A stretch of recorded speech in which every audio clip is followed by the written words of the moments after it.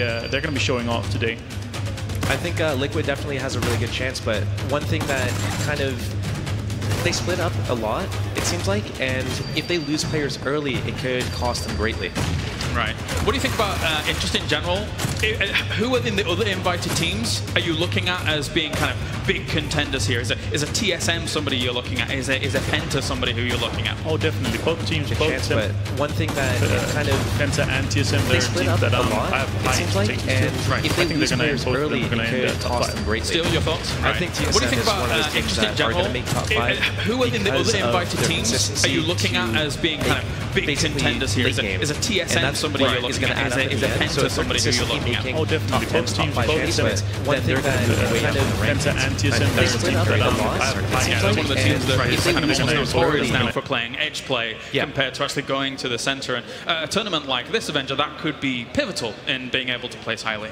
Oh, definitely. I think that if you're going to be making it into the late game, the last 6, 7 teams, I think that we're going to see TSM showing off, being able to make it, actually winning some of those games if they come late game. All right. Well, of course, you know, there was those 12 teams that were invited directly into that tournament. But what about the 8 teams that were able to qualify through the grueling meat grinder that was the qualifications online? Let's hear from some of them as to what they think about the tournament.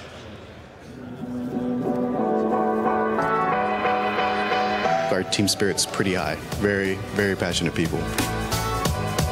You need to use your mind so much. Our tactic is to play smart. This game is also about luck. It's also about skill. If we get both, we should win this.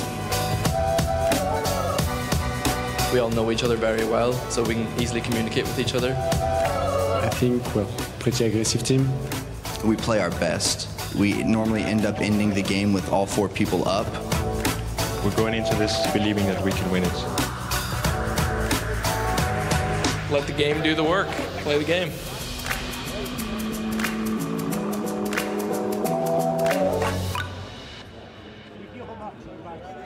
Very excited to see how some of these qualified teams are going to be able to participate, because from my perspective, whenever you've gone into other esports in the same kind of realm of things, when you see those qualifying players and teams come through, they have truly gone through the gauntlet. They've been able to prove themselves against a massive multitude of teams. I think 600 or so teams were in that qualifier. So they have absolute fantastic skill to be able to approach something like a LAN environment. Oh, definitely. And also I think that these 8 teams being able to make it through that mean grinder, I think that we're going to see at least 5 of them in the top 10. Right, right. That's a, I was about to say that's a bold claim, but realistically, when they've shown just raw skill off the back of it, and I think all of them but one currently have now been picked up by a team, and that one is actually Cornshuckers here, who realistically, some Cornshuckers fans out there, realistically, you know, have gained so much momentum for themselves in online play. Oh, definitely. They've been doing really good in PUBG Online Showdown Series. They've been doing really good in Awesome. Yeah. They've been dominating for a long time now. And I think the analogy of meat grinder is the perfect analogy. You're surviving that 632 teams going through a qualifier, and you come out on top. And it's not even like they're just like random teams of just casual players. Like there are some notable players and teams that didn't make it through. Yeah. So to beat out those teams is really impressive. But also that you make it here and you don't have the pressure of having all these obligations to perform and succeed well. That's going to make you free flowing. It's going to allow you to kind of push your way through. That's a really good point that you bring up. You've got teams that haven't been able to get here, teams like Optic, teams like Envy, that have not been able to make it here against some of these teams that have actually qualified. So there's a lot of big names, Avenger. I mean, you could probably name a few more that G2 haven't been able to get it here. Yeah, exactly. Yeah, G2 dominated the second round. They won 2 games, and they have been dominating. And in the final, they just couldn't make it. Very difficult for them. And teams like Havu as well, of course, not being able to make it. Our good old Sauna boys from way back when. I say way back when, it's really not that long ago now that I think about it. I think they got picked up about 2 or 3 weeks ago, and, but they have a roster of full Finnish guys, and they're called Sauna boys, and it's kind of a meme, but they're really good guys, they're really good players, and I think they're going to have a bright future as well. So we're almost ready to get into things. But of course, one thing that's very important between all of these 20 teams as well, of course, is Europe versus North America. Let's go back to it, boys. As still, I mean, that kind of rivalry has been entrenched in esports for a long time, and there's some fantastic teams across both regions here. Yeah, I think the rivalry is always going to exist in esports, and it's not going to go away ever. And I mean, we're in North America right now, so we have the North American crowd. I don't know why I'm saying we. Like I'm emotionally invested. Like, oh, I want this team to win. That's fine. I mean, I can be our sole representative. Actually, no, I don't even need to be a sole representative. I have Avenger on my side. This is fantastic. It's 2 against 1. Yeah, sorry, mate. I mean, although you have the whole crowd, so maybe I shouldn't anger them too much. That should be okay. So overall, guys, what are we thinking? Who are your big favorites to come into this tournament? Who do you think is going to be able to go far? Say like a top 3. No, in no particular order. I'm going to do top 4. Okay. And I'm going to do a top 4 of Contractors, Penta, TSM, and AAA. Okay. No phase in there. Interesting stuff. Steel, your thoughts? I'd pick a AAA. I saw them even last night at dinner. They were watching VODs of the games. And I think that type of preparation, that type of mentality and mindset is really going to carry them far, as well as the fact that they were a qualified team. So I think they're going to be in there. I think TSM has good late game potential, so they're going to ride the coattails of that. Yeah. And then potentially we see a phase in there just because of their online results. Yeah. All right, well, thank you very much, gentlemen, as we're going to go to a short break here in a moment. But when we return, we are going to have our first map here. Remember, 8 maps across 2 days to find out who gets the lion's share of $200,000 in the Intel Extreme Masters Oakland.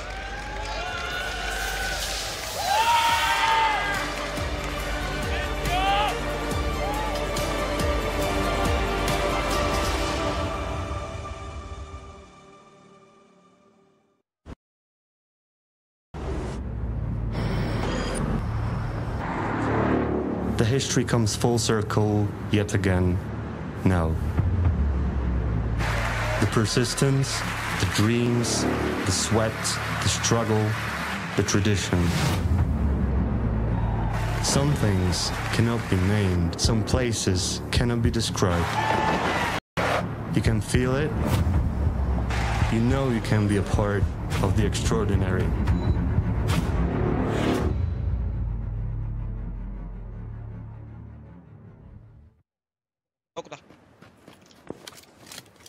Dona siła. Yo!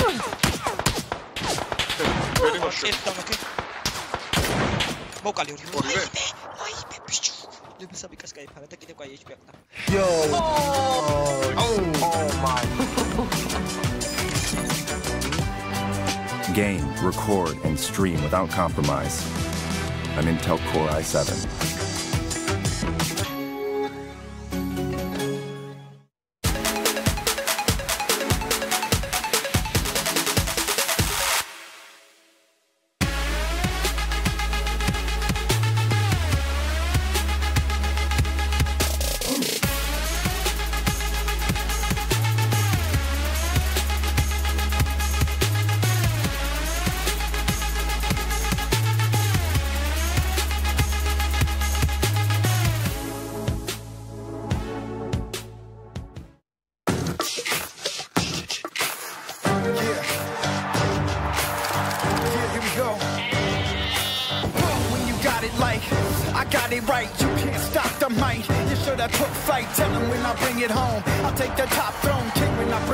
I'm yelling out. Cause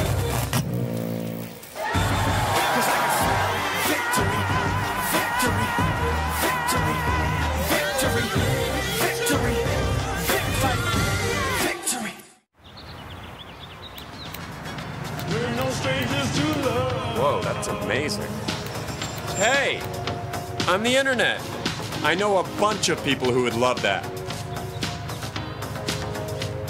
The internet loves what you're doing. So build a better website in under an hour with GoCentral from GoDaddy. Type in your idea, select from designs tailored just for you, and publish your site with just a few clicks, even from your mobile phone. The internet is waiting. Start for free today at GoDaddy. PUBG.sliver.tv. Watch PUBG and CSGO to earn free coins. Pick who you think will win and boost your bet. Earn more coins by answering trivia. Bet correctly to get your raffle tickets.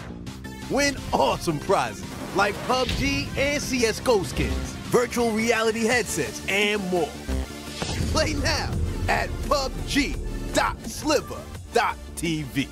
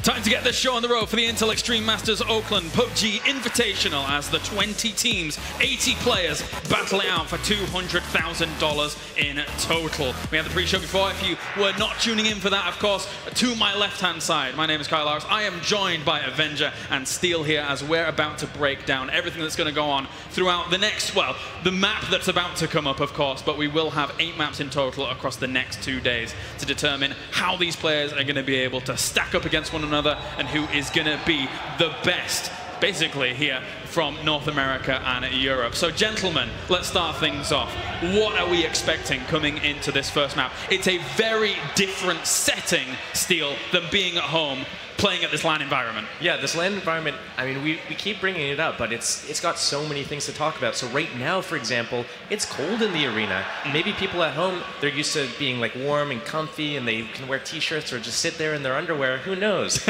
I'm not judging. But here, you know, maybe they need to wear a sweater.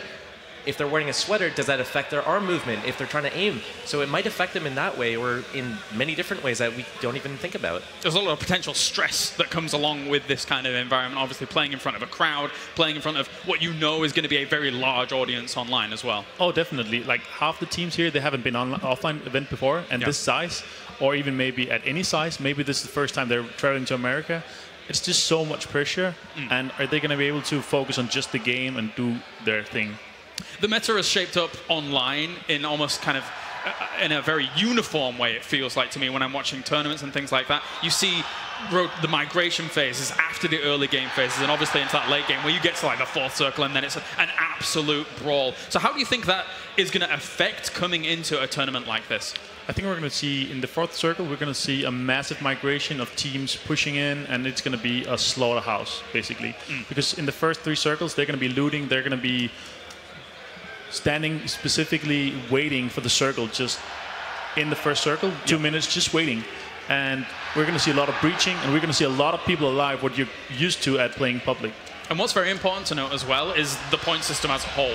You're going from, if you get the win, you get like 300 points, but if you're down at like 20th place, you only get something like 40 points. And it ranges between those two things. But what is also very important is that 10 points per kill as well, Steel. So there's definitely different ways you can approach how you want to play here at the tournament, especially to begin with. Yeah, there's a lot more emphasis on actual standing at the end of the game. At first place, for example, 300 points is the same as getting 30 kills. So kills aren't really that valuable. So if you're a team that relies on doing kills, maybe in the second day, you'll want to try to go for more kills, you know, if you need to get 10, 20, 30 points in front of the person who's ahead of you, so you can up your standings overall. But in general, I mean, whoever's the passive team, I feel like has an automatic edge. Whoever's better at the late game has that edge. Are there teams that stand out to you, Avenger, that can kind of benefit more from that maybe passive start when coming into a tournament like this? Definitely. I think that we're going to see TSM in a lot of late games. And I think we're going to see teams that they've come out to qualify. They're going to be playing their own game. They don't care. They're going to be playing just the same as they're doing online. I'm just curious to see what are the 5 teams like most in the late game. Right, right. And looking at how things are shaping up overall when it comes to how the drops are going to go down, especially between Europe and North America, there is the potential that we have maybe some overlap there. Oh, yeah, definitely. As to what could happen. Can you kind of allude to that a little bit? The North American teams and the European teams, they're not used to playing against each other. Right. There are a few tournaments online that they mix up. And it's not all these teams, they're not represented in all these tournaments. So we're going to see teams, they're dropping, let's just say Pochinki. They're used to drop Pochinki. They're not used to people coming there because the other teams they play on, North America, for example, they are not used to Pochinki. So they're going to be maybe European teams coming Pochinki, and they're going to be slaughtering each other just the first game, and they're going to be wondering what just happened. Yeah, yeah. Are there any other kind of hotspots that you kind of think might be, aside from Pochinki, is Georgia Paul somewhere that might become a South George? Yeah, definitely South George, and Yesnaya as well. Right, right. Because the thing is, and the reason I ask these questions is because this isn't your normal game at home. If you've been watching the PUBG kind of ecosystem evolve as it's been going on online for a lot of the times, you see that the starting phase of it is far more passive than your normal game Steel, with people just kind of wanting to find room for themselves and kind of grow from there. Yeah, so one of the things is it's a squad game, so it's very different from solos where you have people scattering all over the maps. Squads will stay together, and then right then and there, it limits how many places you can go. It's going to be slower. You're not going to see many kills happening early in the game. Usually it's going to be 3rd, 4th circle when everyone needs to migrate to the very smaller circles. That's when we're going to see teams actually getting into engagements. People are going to shy away from the engagements at the start. They're going to want to look for better equipment. You know, maybe get some sniper rifles, get some scopes attached to them, and make sure that you have good enough medical supplies and armor. But less risks overall is definitely something that players are going to do. And it also means that late game, when you have the small circles, there's going to be a lot of people. So a lot of fights happening out at the same time, and then everyone's going to be able to hear all the fights that are happening and then converge on one another. So what do you think about the overall kind of outlook for these guys? Because obviously we're saying that there is the potential for maybe a bit more passive play to begin things on.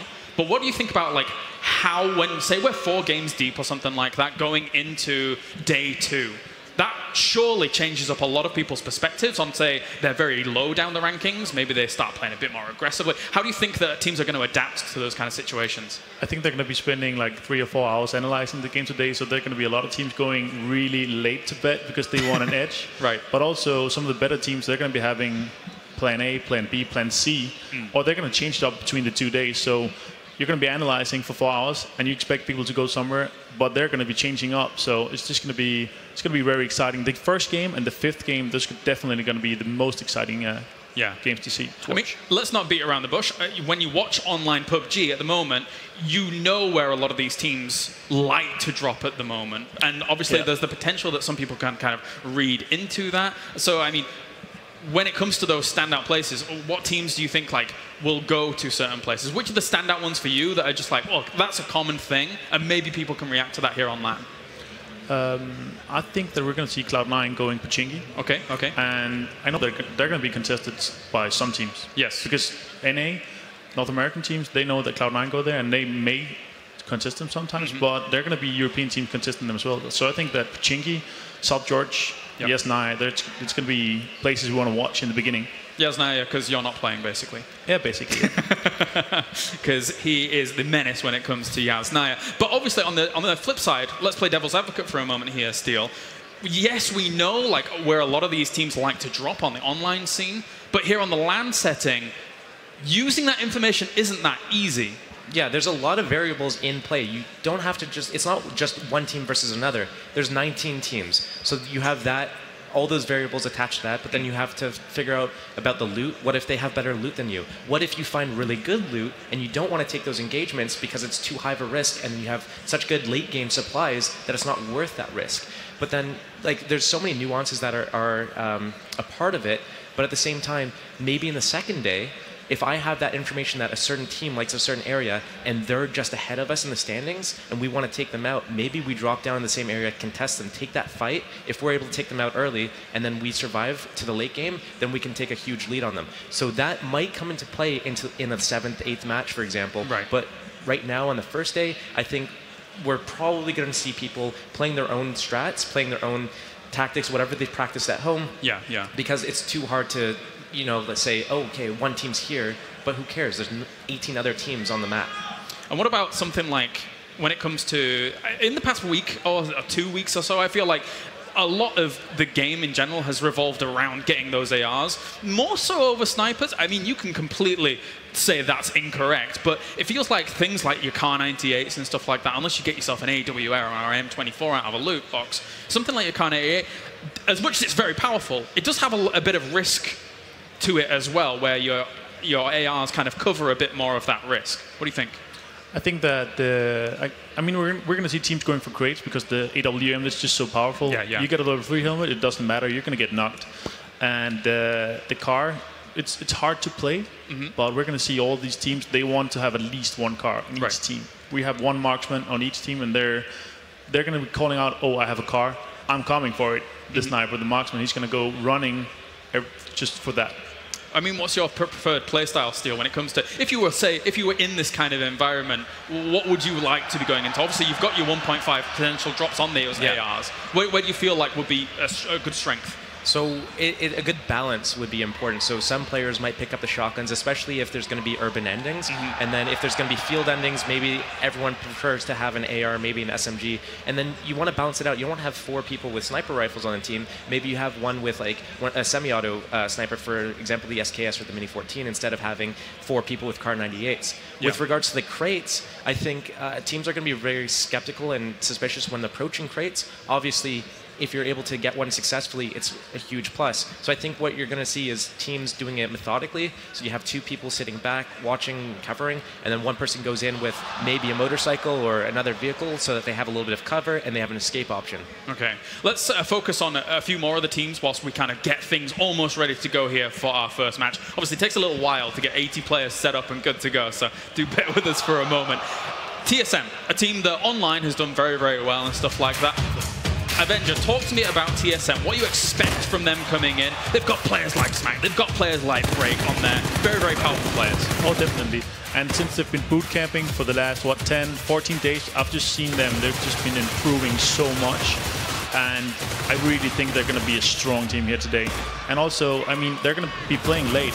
We've seen that online, and they're going to bring that in today. That's what they've learned from boot camp. Yeah. I really believe that they're going to be playing late. They want to get that late game because they're really strong there. Yeah. Is that one of your big picks? I mean, I know Steel, you know, in the pre-show, you mentioned some of the teams that you felt were going to be able to do well here. But TSM, with the mentality that you've explained, like that passive playstyle, is TSM a team that can really thrive here in this atmosphere? I think TSM is a team that could thrive in the atmosphere because they do have that experience. They have experience as a team.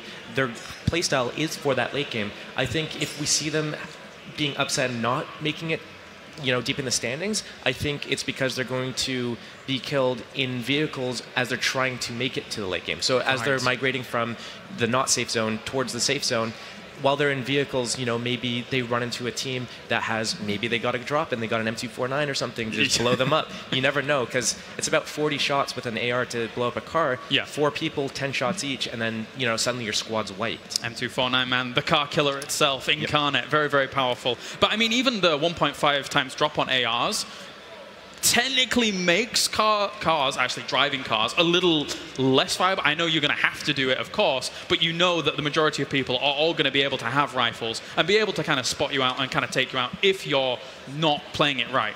Well, you're always thinking, do I have enough shots to actually try to shut down this car, shoot this car? Yeah, yeah. It's going to take a whole clip of you, maybe a half clip if all your team is helping. But I think that definitely we're going to see people shooting all cars. If you're in a safe position to shoot at cars, you're going to be shooting cars. But also the meta is that you have a car each, preferably. Right, right. So you're not going to see people like driving in a Dacia, 4 guys, and then just casually driving to Pachinki, and you're going to be shooting them up unless they don't find these cars. Yeah, but you want 4. Exactly. I was going to say the big factor is sometimes you see people in 3 and stuff like that, but the majority of the reason is because they couldn't find a 4th car, unfortunately for them. And a lot of those spawn points are understood by these pro players, by a lot of people out there as well who are able to play it. So they know where they're going to be, but you need to secure those cars first to be able to then effectively just migrate and do what you need to do, right? Definitely. I think that most of these teams, they have one guy designated to find a car because you want at least 1 car. Yeah. If you're running through fields to get to a circle and you're far out east and you need to get to west, it's going to be a hard time for you.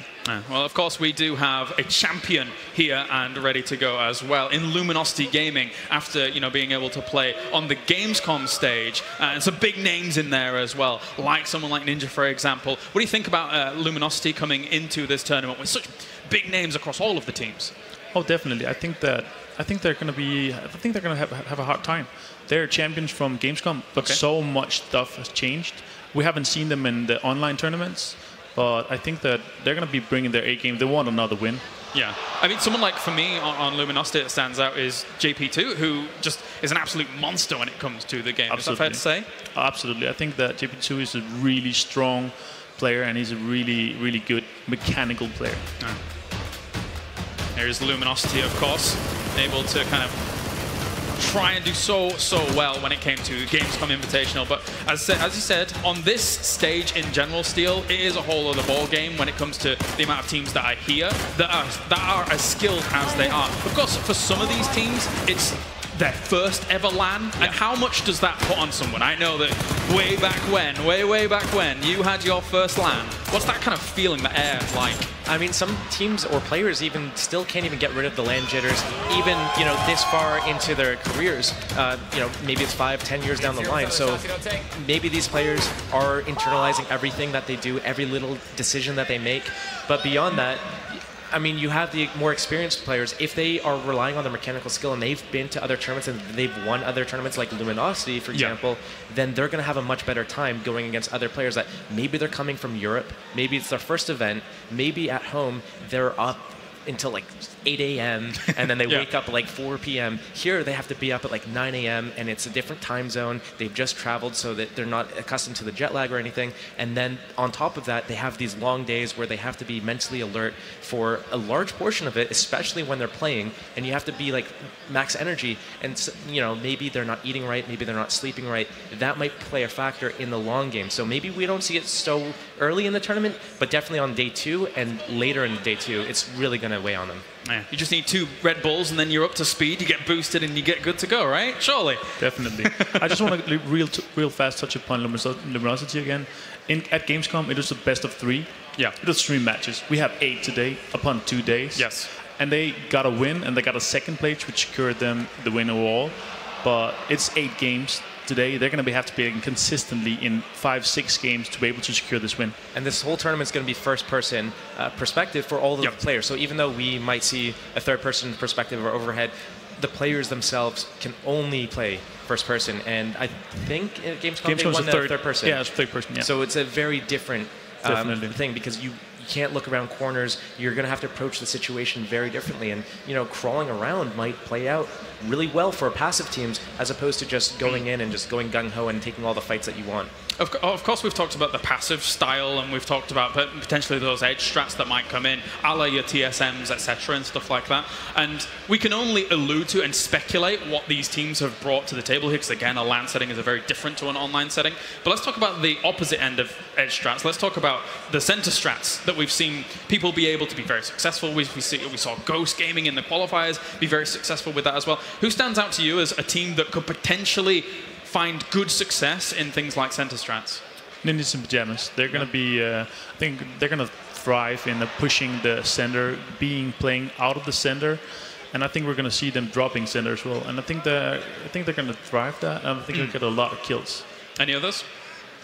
Penta? Maybe Penta, yeah. Penta? Penta, they're going to be an aggressive playstyle, and they're going to go in early. But also, I've always seen them, they've played Edge as well. Yeah, yeah. And my fear is that they're going to be playing a lot of people edge. Usually we see it's a 50-50. Some teams, they come in late, they play a little edge. Some teams, they go center. And you don't have enough compounds for 60, 70 players, which we're going to have today.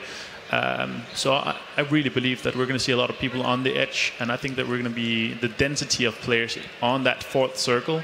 They're going to be shooting at each other all around the edge, and then it's going to be a massacre. I mean, I know that you've mentioned that, you know, the passive play, the style like that is something that will be strong. But if you do find yourself in center and stuff like that, what's going through your mind? Do you feel like there's a lot of pressure on you as a pro player, especially in this kind of environment? What's your thoughts? Well, I'll just preface by saying I think the teams that make it the farthest in the tournament are either going to all have cars, or they're going to ditch the cars as soon as they can. So once they get to the fourth circle, for example, they're just on foot from the rest of the game. Yeah. Because if you're in car, you make lots of noise. Everyone's going to be looking at you. You're a huge target, so if they don't even have to hit you necessarily, they just have to hit your vehicle or take out your tires, and then maybe you're out in the open. Yeah. But then beyond that, I think it depends on the cover and where the circle actually ends. So if the circle's ending in an area where there's lots of tree cover, I think obviously people that play it on foot and are used to that type of playstyle are going to fare a lot better. If it ends where it's just like big open areas leading up to a compound, for example, if we look at Gaka,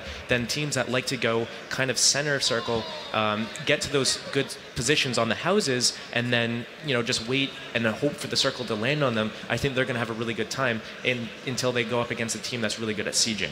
Oh, definitely.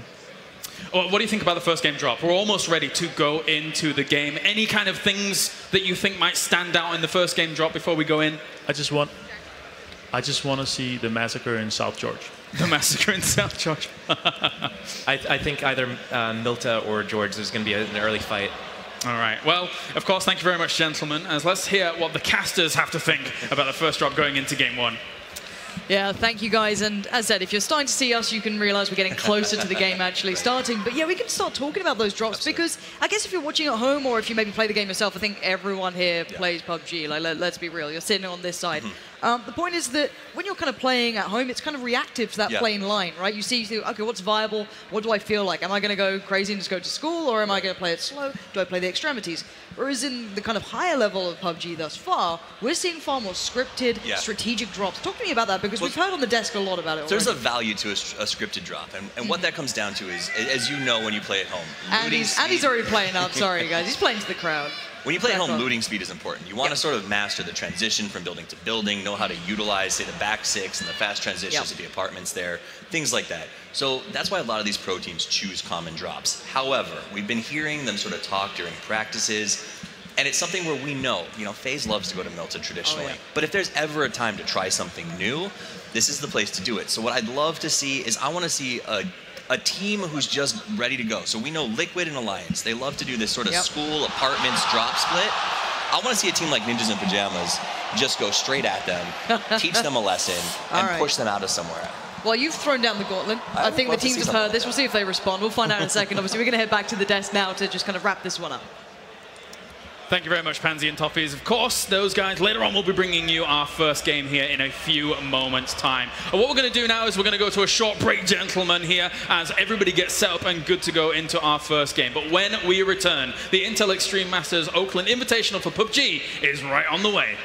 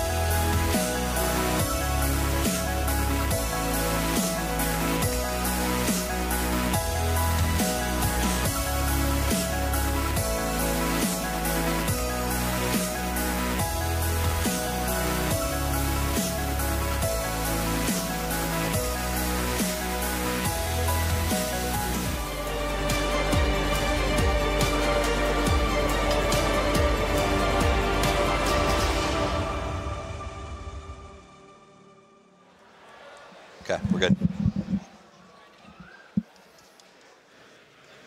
Welcome back, ladies and gentlemen, to the Intel Extreme Masters Oakland as we get things underway here in just a few moments' time. All the players are loaded in to the first map and they are almost ready to go. So, gentlemen, I have Avenge here as well as Steel. And overall, what are you expecting to come into this? Have they already dropped, in fact?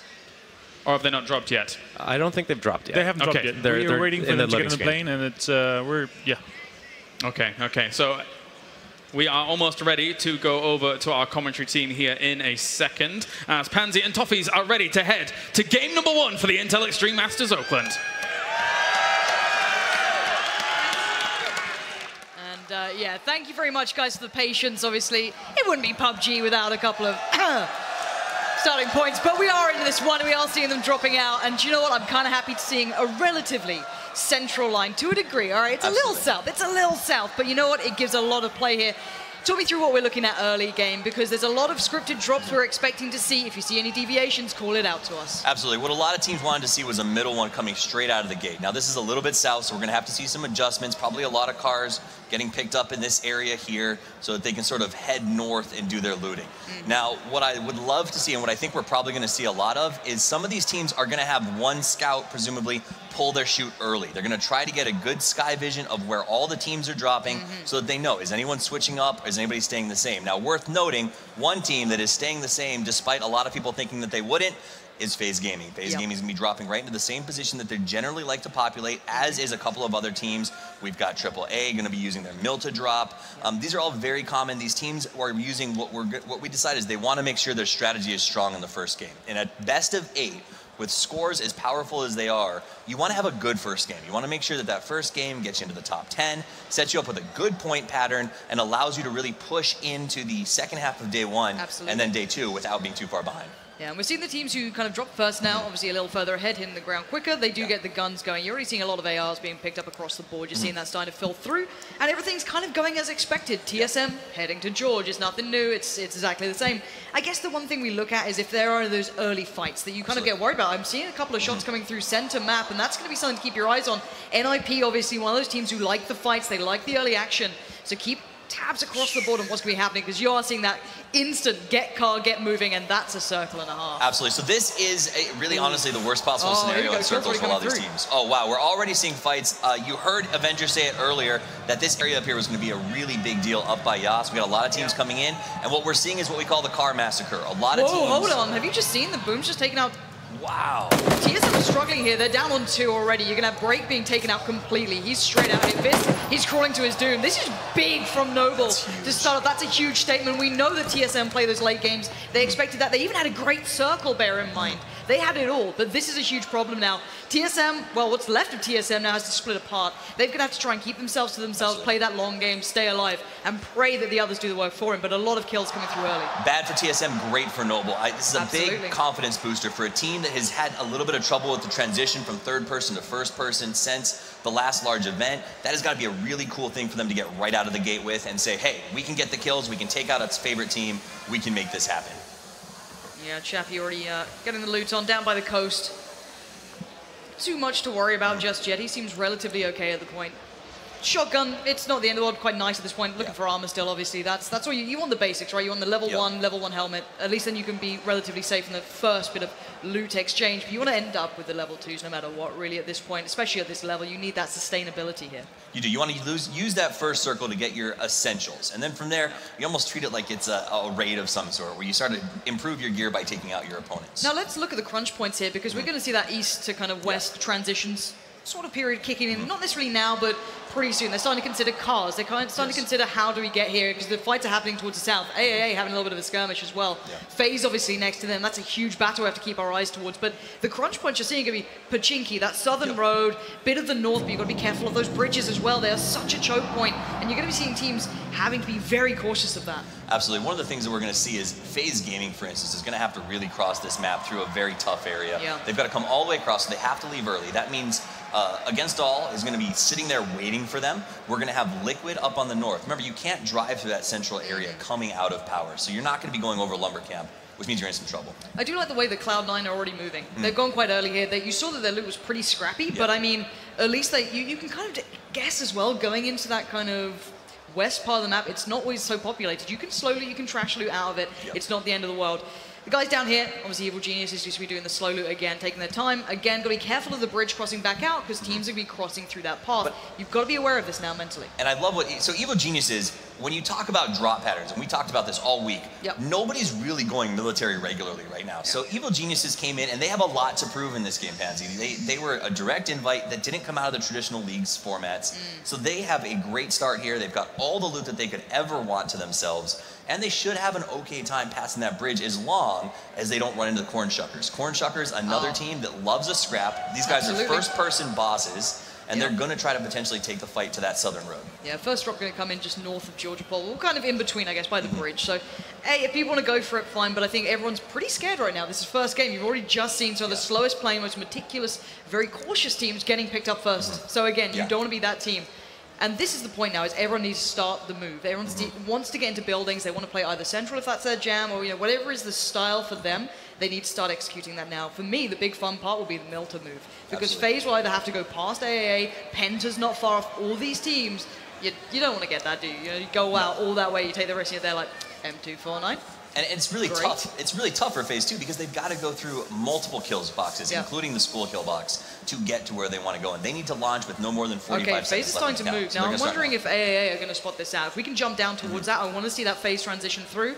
If AAA actually do get a spot on this, because I know, again, these two names, if you didn't watch Gamescom, if you're not, part of that sort of realm, which obviously there's a lot of players in this game who don't know that, you may not know how good these guys are, but they're the ones to keep your eyes on. This is a beautiful compound, by the way, one of my favorites. Really great to play out. Probably going to be heavily contested, or it'll be heavily avoided because it's going to be so popular. Again, keep eyes on that. But the move now happening from a lot of the teams towards that southeast side, you can see the line of everyone as well working their way through the center here.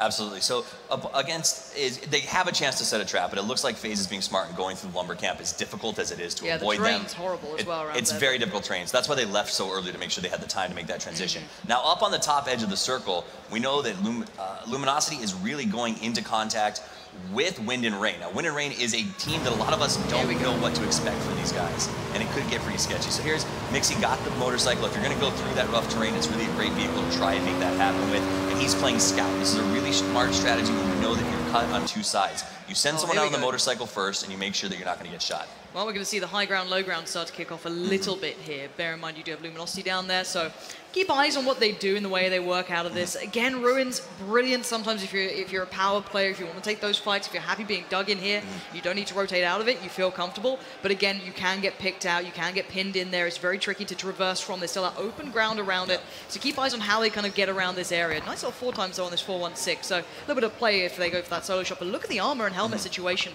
Very limited here for these guys. They hit a rough house, but here's the thing. You saw Luminosity, some of the best shots probably in this tournament, walking away from Wind and Rain. And the reason for that is Wind and Rain very smartly took a good high ground position and had them covered. And there's some things in this game you have to understand is when you have an advantage based on height as high as Wind and Rain does, Luminosity made the right choice. And sometimes winning PUBG is about choosing not to take a fight instead of taking it. No, it's absolutely true. You need to be able to kind of define those decisions very quickly as well. And for Wind and Rain, they can put themselves into position wherever they want to. I'm glad they didn't go for the houses slightly further, I guess, kind of the north of what we're seeing. You actually can't see very well what's going on there. And actually, we are starting to see a couple of these teams having scraps kicking off here. FaZe did manage to find a couple of targets, and it looks like Penta as well going to try and catch a few on the way out, but not going to be connecting this time. And Penta needs to be careful of the time, and FaZe, with a man down, looks like he'll be culled pretty soon. So we knew this was going to happen. They were coming through kill boxes. Penta, one of those teams, if you want to drive past someone, it is not James. James is dynamite on the AR, and he's very good at picking people out of cars, and that's what he did. So we see FaZe already suffering and having to choose, do I try to fight my way back to go for a res, or do I leave a man behind? And it looks like they're just going to opt to potentially leave him unless Fuzzface can make a big transition behind Penta and try to get him up right now.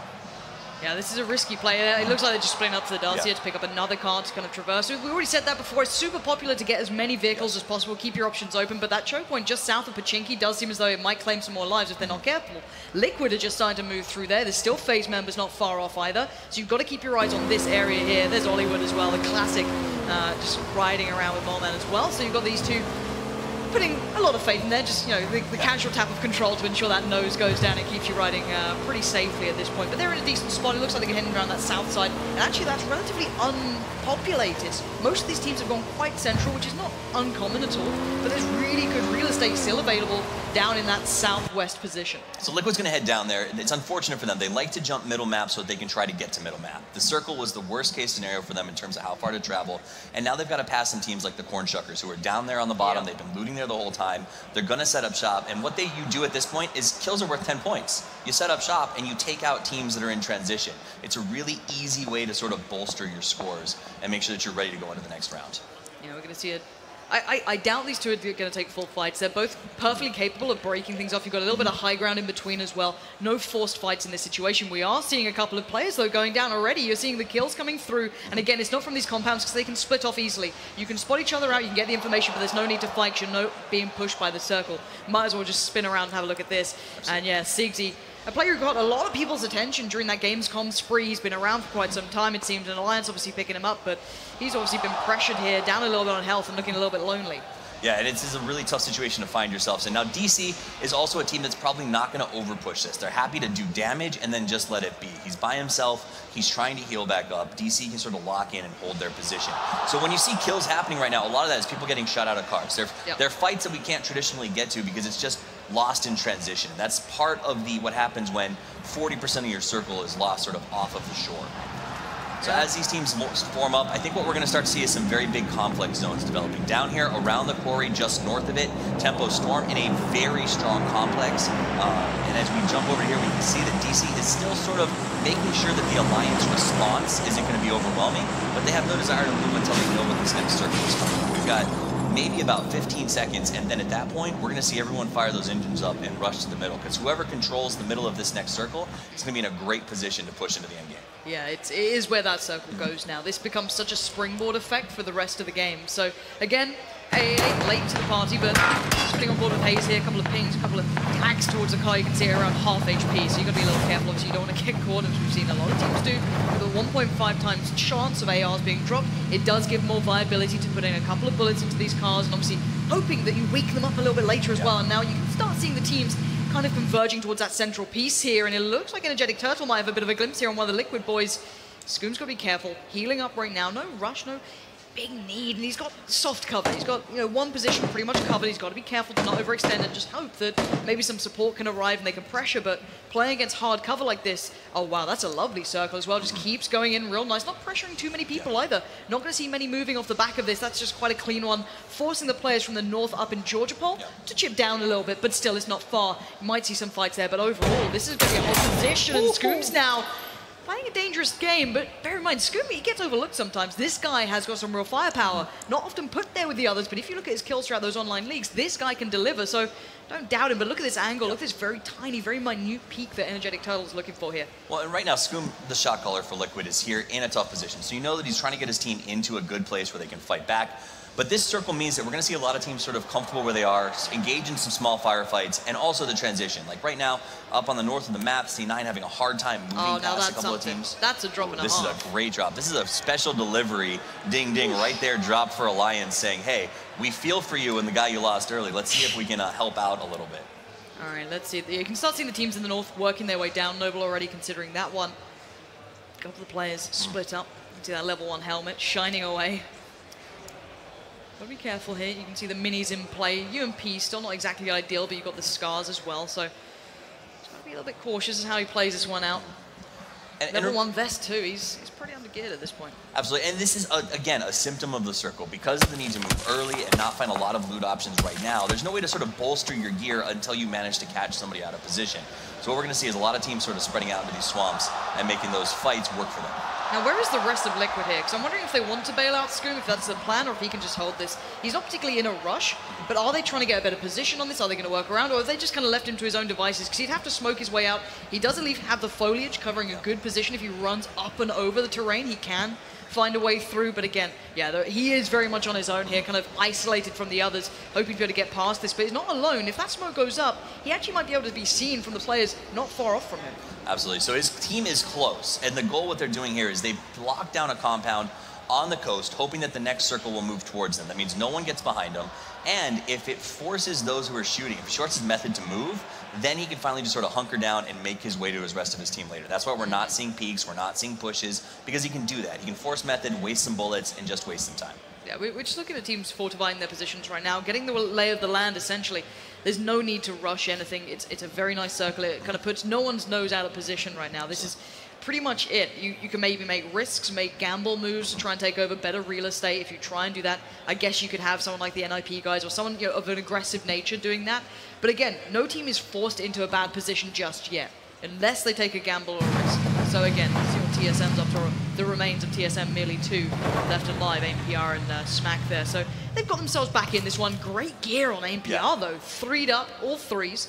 Perfect spot on that one. Loads of 5s on him as well. He's got the Scar, he's got the M16, so he's sitting pretty well at this point. And if there's a team that can survive with 2 and do well, it's TSM. They're designed to sort of make that work, and to have AMPR still up and calling things and sort of moving his team around is really valuable to them. So I expect to see them go pretty deep in this game, because when you lose too early, or 1 even, it forces you into a sort of cautious style of play. And that cautious play isn't the worst thing in the world, because you won't get wiped. I'm curious if EG have noticed a boat coming around. I really don't think they will have, to be fair, but again, this is a fun fight going out. You do have a nice bit of high ground for AAA. They've got the safety of the sea to their back, so again, they've got no worries about that. No one's going to encroach without them noticing. So if EG aren't careful, they might just start silhouetting a little and actually giving away a little bit of the game here. But depending on how they want to fight this one out, you don't want to be taking some fights at this point. Oh, you've got a nice suppressor sitting on that one. Shipboard scope as well. It looks like a 4 times. 8, excuse me. Beautiful. Now that's what we're going to see. Let's see if you can spot anyone out at this point. If they do get a couple of glimpses, obviously EG are the easier ones to spot here at this point. They can kind of work out where they want to go. But again, they're in no hurry either. They can take their time brilliantly on these guys. It looks like they're 2'd up as well, so that's all you need. A nice maybe, I always like to have the full auto and then maybe something to work with. Even if it's a, an M16 just with a nicer scope on, that's always a nice thing to be able to have. We usually see AA running with scopes and ARs, because AA is a team that likes to catch their opponents off guard. They like to move in, catch you when you're not looking, and cost you a player before the fight even really starts. So that's why you see them sort of moving quietly through here and waiting for their chance to engage. In the same time, Alliance is stuck in the swamp. Liquid, the 3 that are alive, have a great spot. The one that's alone, I don't want to say he's dead yet, but he is in really a lot of trouble, because with this circle transition that's about to happen, their Method very well might have to go through Scoom to move into the circle.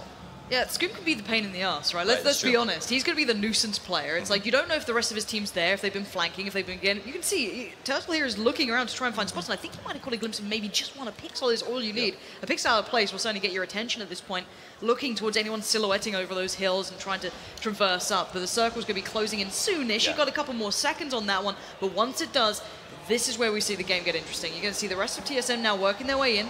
They're on the cars. Not too much pressure from this side. I guess Noble could again start peppering the cars, but they should be relatively safe up in the north. But right now, again, Energetic Turtle just keeping eyes on, keeping tabs, and Scoom just needs to stay alive. It looks like A's found EG. They found him, so all right. Hopefully we'll see how that goes, as that's sort of breaking down on that bottom of the island, taking some nice shots in that way.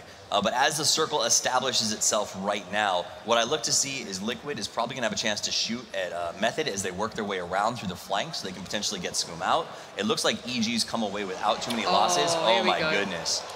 This is going to be a massacre in this section of the island. Yeah. So let's look at where they have to cross through. You've got a bit of the swamp in there, you've got a bit of quarry, there's a car 98. Let's not look at that. Don't care about that one right now.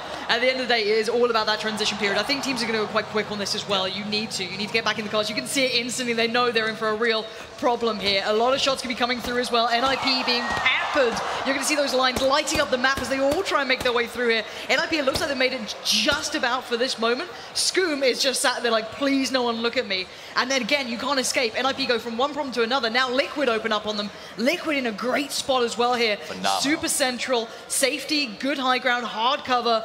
AAA as well. They're playing great in this. They've got good positions. FaZe though. Now that could cause some problems heading south out of the circle, but it looks like NIP have been found. Yeah, FaZe will take their time. NIP is just, X and Borg ran into just a slaughterhouse between AAA and Liquid, and you can see that fight going on. Now, Energetic Turtle still trying to find himself some Scoom, but so far, no luck. They've got the circle so they can hold their position. That said, we know Flamingos are now coming through here. Here we go. Dump's going to spray this one down. Great control. That's one. Oh, no! It's back up. It's just about trying to make it away, but the car's going to do the job anyway. Going to put him out of his misery.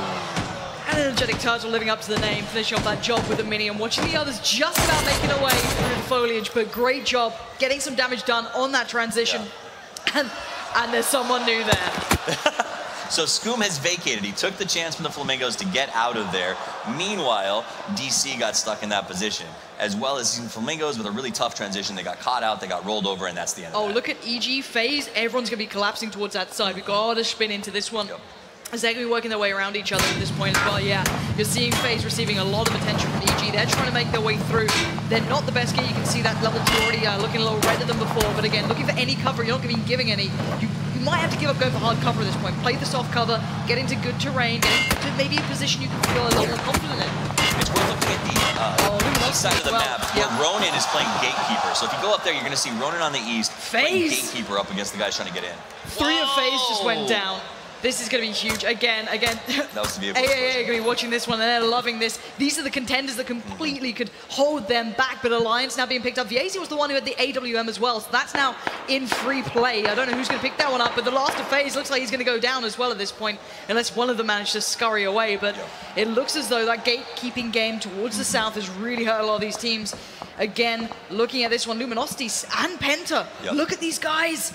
Oh my word, Penta can just be a real pain here. And Sixy, he's been here the whole time. Yeah, he's just been playing this sort of hideout Trojan horse game. Oh God, Sixy, why are you like this?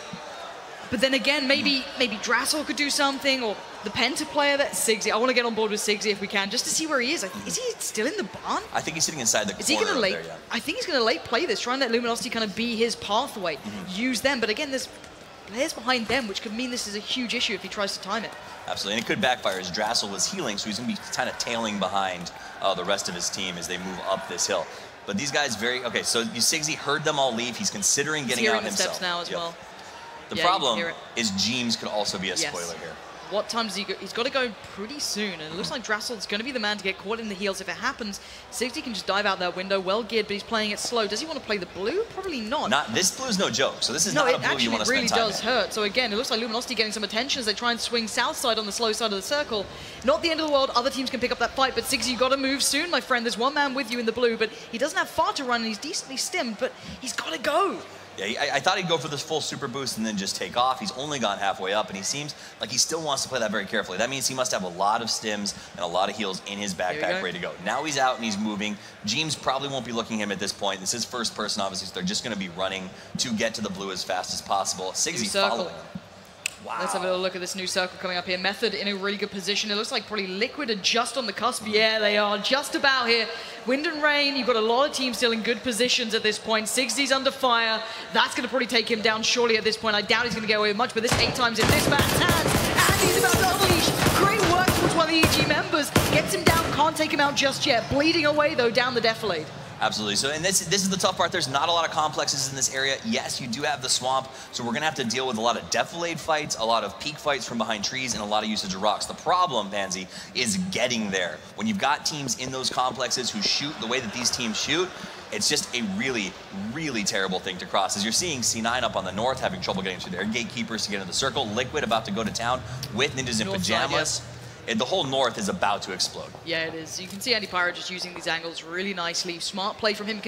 We'll go into detail as what happened with these guys. They found it very hard to get that boot camp in like everyone else, and so you're gonna have a bit of a fight soon on his hands. So obviously well and truly up for it. NIP working their way in, not too scared to take a fight. Let's remind ourselves, and T-Bone on the other side here. Good positioning on this one, but could get banged out, but no, the nade will do it for him. Again, this is really problematic now coming in for the NIP side. They do have a little bit of cover here with Crunch and Sweater into the other building, but this is a small area and the rest of it is now starting to light up. Absolutely. And Crimson, one of those teams that came through qualifiers. A lot of people sort of wrote them off as maybe not as powerful as the other teams, but these guys can fight. And I think they just proved that they're dealing with a team like Ninjas trying to push into them. So very, very clean. Now let's jump to the swamp. You can see how many teams are setting up around here. Oh, no. Oh, Smack. Smack, this could be horrible. Gustav's on the other side. He gets the shotgun out. Oh no, Smack. It's a massacre. Yeah, he just got put down. Wind and Rain happily accept that one. It does give away the position to the rest of the teams, though. Cloud9 are now on notice. They're a little worried as to how this one happened.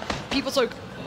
McCoy spots one going past, takes his time. Again, this is patience. You got to pick your fights. You got to pick your poison at this point. It looks like Liquid as well suffering here. AAA managed to pick them up, and this is now going to be the last of the players moving in. You got Noble working their way in. TSM from the north playing very slowly. And well, Shrek Swamp is just lighting up here, isn't it? Shrek Swamp's going a little crazy. And of course, if you're watching this, you're thinking, my games never have 56 people alive at this stage. It's because this is the first one. We want to play for placement. You want to set yourself up for the potential to have a good run today. The problem with that is it means the next circle, when this one closes, which we're about 26 seconds away from, it's about to go real bad. Is he going to Kobe this one? Look at the damage, though. Cloud9 are in a real problematic area, not developer. Looking for opportunities, and he's going to spot a few, spam that away. He's got the suppressor on it as well, but can't find the shots, and he's trying to peek the wood, and there's no helmet on this guy, if I'm not mistaken, so that's a very dangerous peek to go for, but he's quelled the threat for now. Another circle now arrives, centralizing again, and all the fights on the outside. AAA are putting up such a great performance. Noble have just been destroyed by them, but it looks like TSM are going down as well. They haven't had the opportunity to get into the safe zone. They're playing out in the blue for a very long time. Method scores the only complex in this one by continuing to be in it. They don't have to move at all. Everyone else going to run into a whole lot of violence. Look at Liquid, look at NIP, look at all these guys up there. This is huge for them. Don't know if they're going to be able to get away with much here. It does look like Andy is finding his targets. Elusive just got caught. Only knocked, not killed, so there's still chance there. But again, if he's finding these shots and that new circle's now starting to loom, you have to keep that in mind. Crunch going down, Sweater going down. NIP looks like they've been dealt with at this point. Liquid are still alive with a couple of members there. Wind and Rain holding on. There's a lot of teams still in this that maybe you don't expect. And guess who's still alive? Good old Sigsy. He finally made it in, still staring at Luminosity's backs. They're still in this one in front of him. And he's slow and steady, but he's also doesn't have as much in front of him as most of these other teams do. So if you talk about anything going on in the north, there's a huge throwdown going up there. Not Developer still, by the way, fighting it out over here with Wind and Rain. These are two teams trying to sort of control their position, but the problem is that they have to then cross past him. He's holding this. He can be a pain in the ass, and he can back away quite nicely. I guess the foliage will maybe favor him unless they bang out like a dirty Car 98 shot. So again, he does have the opportunity to back before they do. They need to get past, and you can't peek like that. Not a developer doesn't need a second chance to deliver on that one. The slow peek, no helmet, you're gonna get punished at this level. Chipsy does finally find Sigsy, who's trying to work his way around the back lines. And now let's look at this transition period. You've got 25 seconds. Teams now need to make their minds up. That southwest corner, look at that side. It's gonna be an absolute bloodbath. Absolutely. So we saw the alliance threat nullified. LG still trying to get in against DC. Ronan needs to pack up and go and get into this circle right now. Oh, this is not going easy. It looks like AAA thought they'd pick up a clean kill there, but no, Noble still have members alive, and that's that southwest side. Boom now, trying to play the game, trying to play the angles, not give away too much, and on the other side, Shiv, full auto, surely. Gonna be on that 416. No, he gets caught! Great flank coming out from the AAA guys. They know their positioning is so good. This chemistry, this positioning is second to none, and now, oh wow, okay, that Molly's gonna be doing work, but not as much as the shotgun that comes swinging on by, and people are now moving. They've got their running shoes on, and the spray as well. Can't quite connect on the end, but now the blue comes in. The next big threat you've got to get running here. You got to get in the middle. The tick is insane right now. We saw 56 people alive not more than a minute and a half ago. We're down here. Method getting cut to pieces. DC in a really good position. Method super happy as they hurt EG, who's finally trying to slide in. AA finally has secured their position that they can hold for a second and catch a breath. But these poor guys up on top, they just don't have anything that they can do. No, it looks like Luminosity are really starting to suffer. Andy Pyro is unleashing, but he does manage to get found. I'm not sure why, but there you go. Leighton goes down as well. This is the madness of having any compound at this point. Leighton actually getting knocked at this point. 8C as well. Method are suffering here. This is insanity. Who's even left standing from that compound at this point? I think it's Energetic Turtle who was in a different building. Is that Cornshuckers still holding on at that point? Yeah, Cornshuckers has been nice holding work. on. There we go. So Energetic Turtle, the last man, he's trying to hold. He wasn't in the complex. The Cornshuckers is trying to clear and move through, while Energetic Turtle has a good position to potentially cost them because he's in the circle. Well, he was in the circle and can wait it out. This last circle is going to be a low and slow one. So the question is, can Cornshuckers and Method get over this fight and get to the circle? They don't want to lose too many more people. Let's see the angles. These guys have been, the slow burn, right? They've been kind of building their way into this. Andy Pyro gets put down. And now they've got to consider their moves. You know that Energetic Turtle's just going to try and ruin your game. You know that's what he's going to try and do, follow you in, play the late game. How do they work this one out? Do they bait it? Do they hold one back? And again, look at this slow rotate down that southeast side. They're all trying to do it. They go on the slow side of the circle here. That's going to mean a lot of troubles. Again, oh my word. Well, Energetic Turtle has a full side of fire to that entire area. So if you try to cross anything outside of that house from Energetic Turtle, it gets absolutely bananas. And if you go around, Cornshuckers, here we go. This is going to be massive. They're going to be running into each other any second now. They're just steps behind. You're going to see the bullets to the back, and there it is. The instant spin around too late. Ghoul's gone down. The blue's coming in. The spin comes out. Good work taken them down, but I don't know if that's going to be enough. It looks like Cornshuckers have now been just completely culled at this point. If any of them are still alive, I'd be very surprised, but no. They're gone. Here's the final shots coming through. That southeast play on the slow side has just caught 2 teams out. Cornshuckers let everyone know where EG was. EG tried to run for it. DC saw it coming, was able to take them out, make their way inside. Fausto gets in just before the blue closes. They're up against AAA, coming in from the opposite side, and Tempo Storm, the last there. So it looks like it's 3 teams prepping as they push into this, all on opposite sides of the Triangle Road, looking for their chance. What cover do we have? Right, we need to see what cover we've got here. A little bit of a deflate, but Shiv. He's got himself central, but they're surrounded left, right, center. Shiv doesn't even have a full auto gun. He could get completely screwed here with the wrong timing on this one. And there's Dre. It looks like they spotted them out. The fight comes in. It looks like AAA are in real trouble in this point. And now can he get revived? No, surely not at this point. They're leaving Shiv alive, trying to bait in the teammate, maybe drop a nade on him and see what they can do. Trying to use these deflates as best they can, as already AAA are in real problems. First to move and maybe first to die. You're gonna see a lot of them moving outside of where the circle's going to be, trying to find these roads here. They have deflate built into them, so you can use those for wraparound. DC spots out TS, starts taking some shots, so Avian trying to find his target here as he looks around. The problem is there's just so many deflates, and the real problem is that Tempo Storm has 4. And those players, when it comes to breach tactics, or not breach tactics, push tactics in the open, they're incredibly strong. Your boy Dre will find himself out in front here, and this is one of those times when Valiant can say, you know what, Dre, go crazy. This is what they're gonna do. And it does look as though that's exactly it. Already a couple of the Tempo Storm guys getting pressured. Nate comes out, that could be huge. Oh, he's gonna get that could be 2. Can he get the job done? The nade's great as well. Fausto's still in this, and there it is. Incredible work coming through. Great kills. You can see what that means to these guys. They came through the qualifiers. These guys have grinded and grafted through this one, and they've turned up and delivered against some of the very favorites. You've had Tempo Storm coming into this looking great. They looked solid. Really, in this AAA, lived up to expectations. That's not to even be discussed. But again, what a great way to start this one off, seeing a young, hungry team coming into this and delivering. Absolutely. These are teams, especially if you look at the top 5, and I'm sure they'll talk about this and tell you all about it. These are teams that all needed to come in and perform tops, and all of them are here. The only one that I think we heard as a favorite is AAA sitting in 3rd. That was just an absolutely brutal final. And you know what? Kudos to DC, because their usage of the car explosion and the grenade combo was absolutely brutal, because Tempo Storm had every advantage and walked away without anybody alive. Which is really damn surprising. A little low on the kills for Tempo Storm, but really good positioning. That's one that you got to say. They really played the positioning very well. AAA, I think, were the team for me that lived up to the playstyle that we expected, right? Aggressive, confident, willing to take fights and deliver on them, and they did that. I think maybe some teams were a little caught out with how aggressive they were. And how smart they were. They made the long rotation on the water to get behind everyone. They knew where the circle map would require them to be. And even going north side on that kind of late couple of circles, rather than going for the slow burn around the southeast that caught out so many teams. What, EG got caught on that, Cornshuckers as well. You know, there were so many issues that happened, even though they played in theory the right way, but great mentality coming out from these guys, and got to say credit where it's due, they really turned up here today. But let's hear from them themselves, down with Sims with the interview.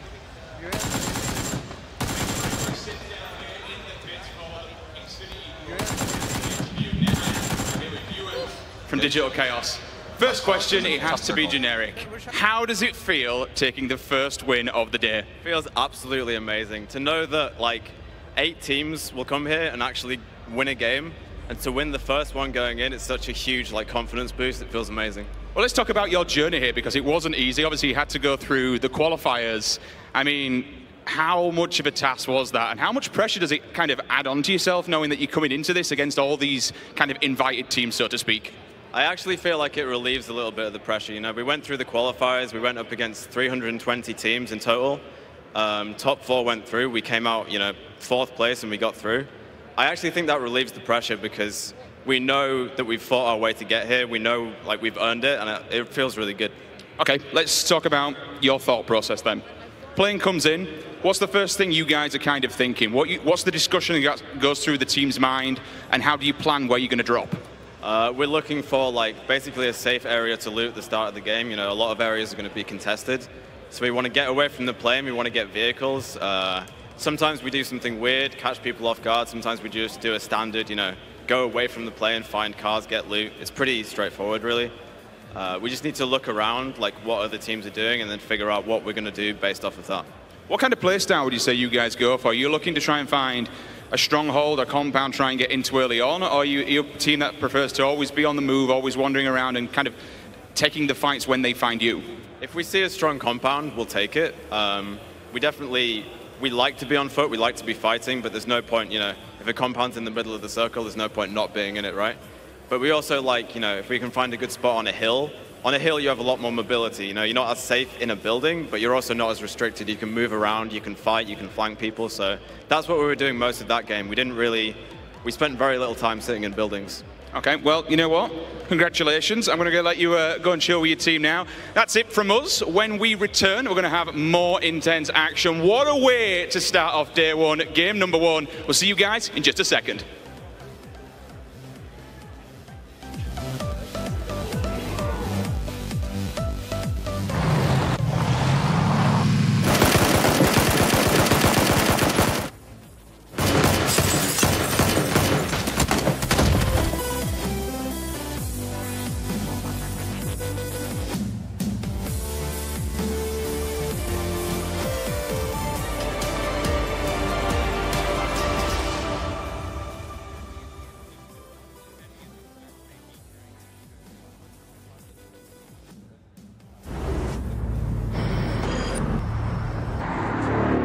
The history comes full.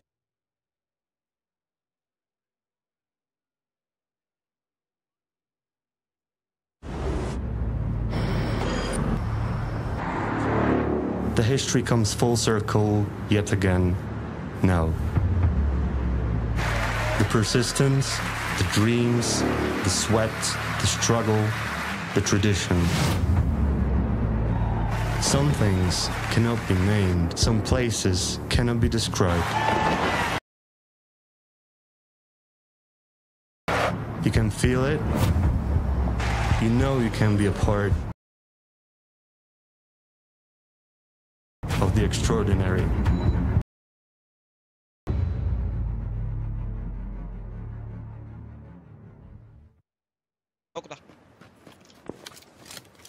Dona siła.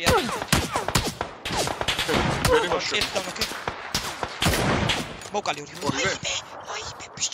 Dia bisa bikin kayak pada kita kayak HP kita. Yo.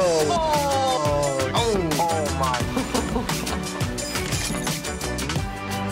Game, record, and stream without compromise. An Intel Core i7.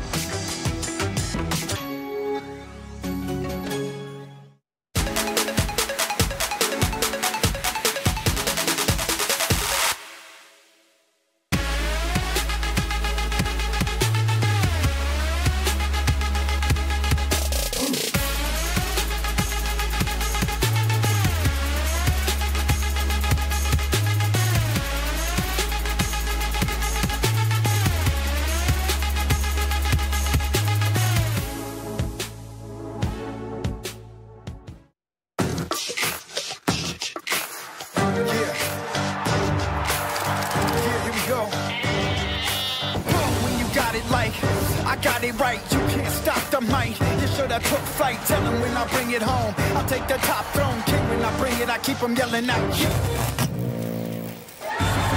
I can smell victory, victory, victory, victory, victory, victory. We're no strangers to love. Whoa, that's amazing. Hey, I'm the internet. I know a bunch of people who would love that. The internet loves what you're doing. So build a better website in under an hour with Go Central from GoDaddy. Type in your idea, select from designs tailored just for you, and publish your site with just a few clicks, even from your mobile phone. The internet is waiting. Start for free today at GoDaddy. PUBG.sliver.tv. Watch PUBG and CSGO to earn free coins. Pick who you think will win and boost your bet. Earn more coins by answering trivia. Bet correctly to get your raffle tickets. Win awesome prizes like PUBG and CSGO skins, virtual reality headsets, and more. Play now at PUBG.sliver.tv.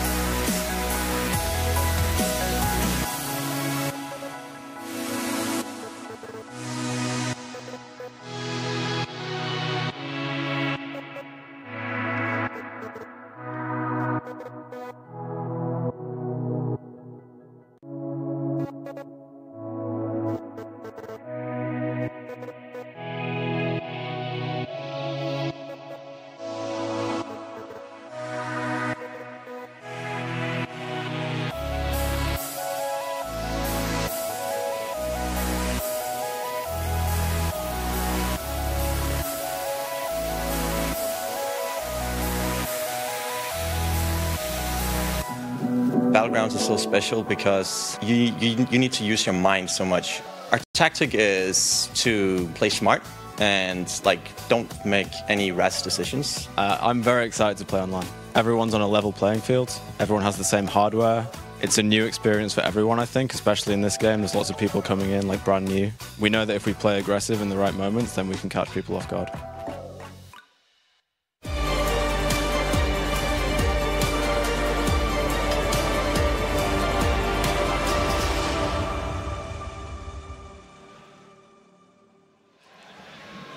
If there was ever a time to raise those PogChamps in the Twitch chat, it's right now, because DC are able to make the victory there with a 15-kill score and able to wreck through the rest of the competition in map number 1. To my left-hand side here at the Xfinity Analysis Desk, I'm once again joined by Avenger and Steel, and that's the kind of way we want this tournament open. What a game to start things off. It was very impressive, especially, not even that, but also where the first circle was, the fact that TSM, from the very beginning, lost 2 of their members so early on. Definitely. I mean, TSM losing 2 guys early, that doesn't come out right for them, and it's really hard for them for that strat. Your thoughts, Steel? Yeah, I think TSM lost players early because they weren't able to make the jump all the way to their normal loot location. But, I mean, really exciting towards the end, especially.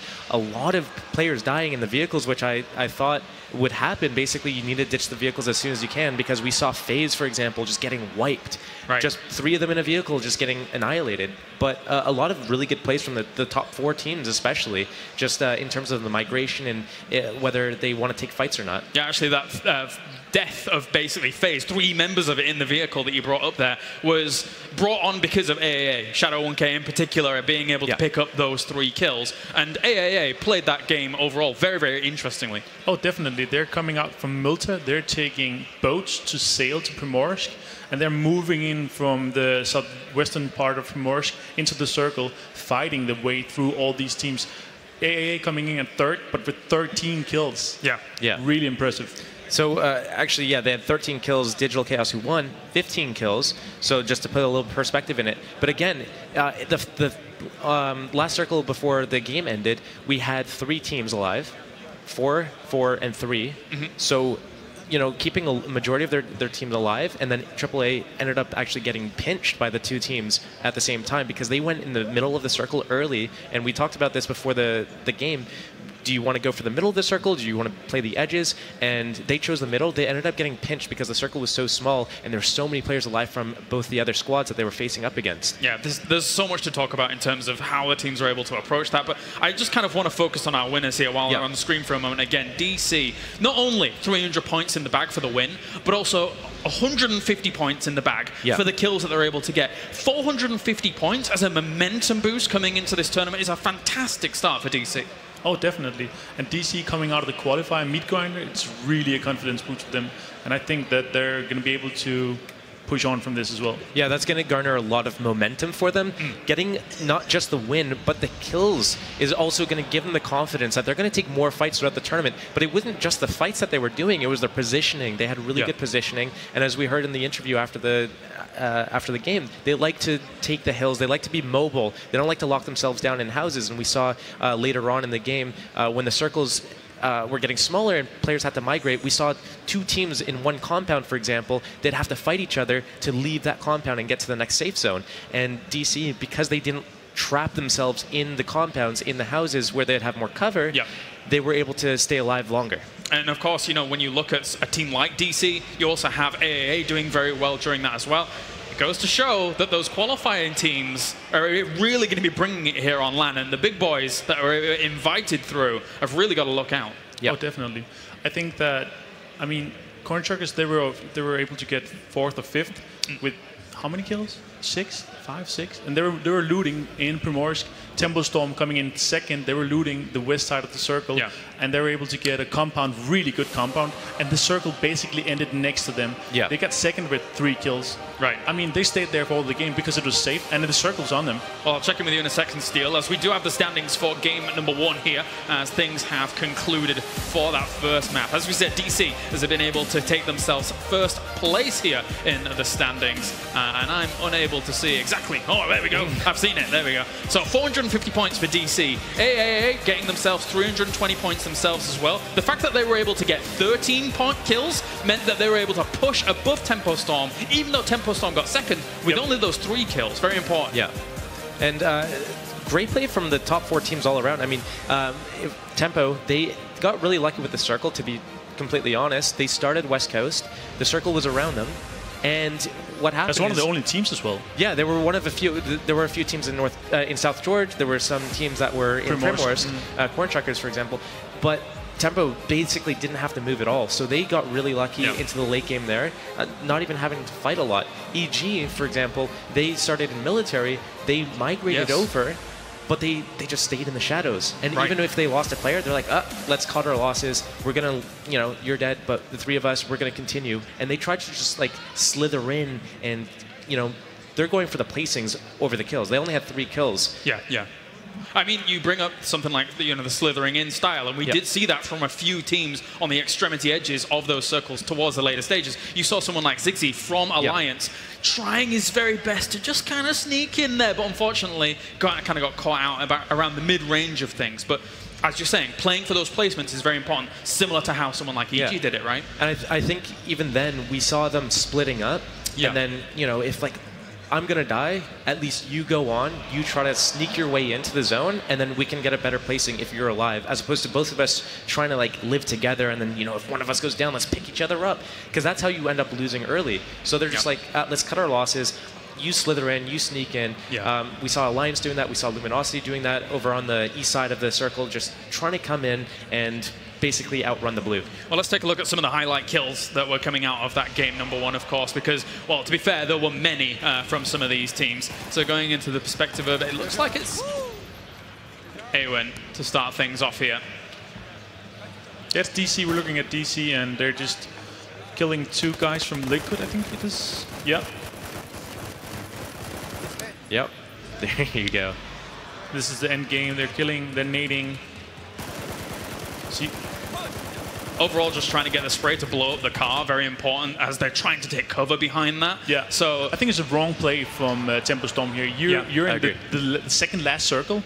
You can just move on foot, either push around or split out.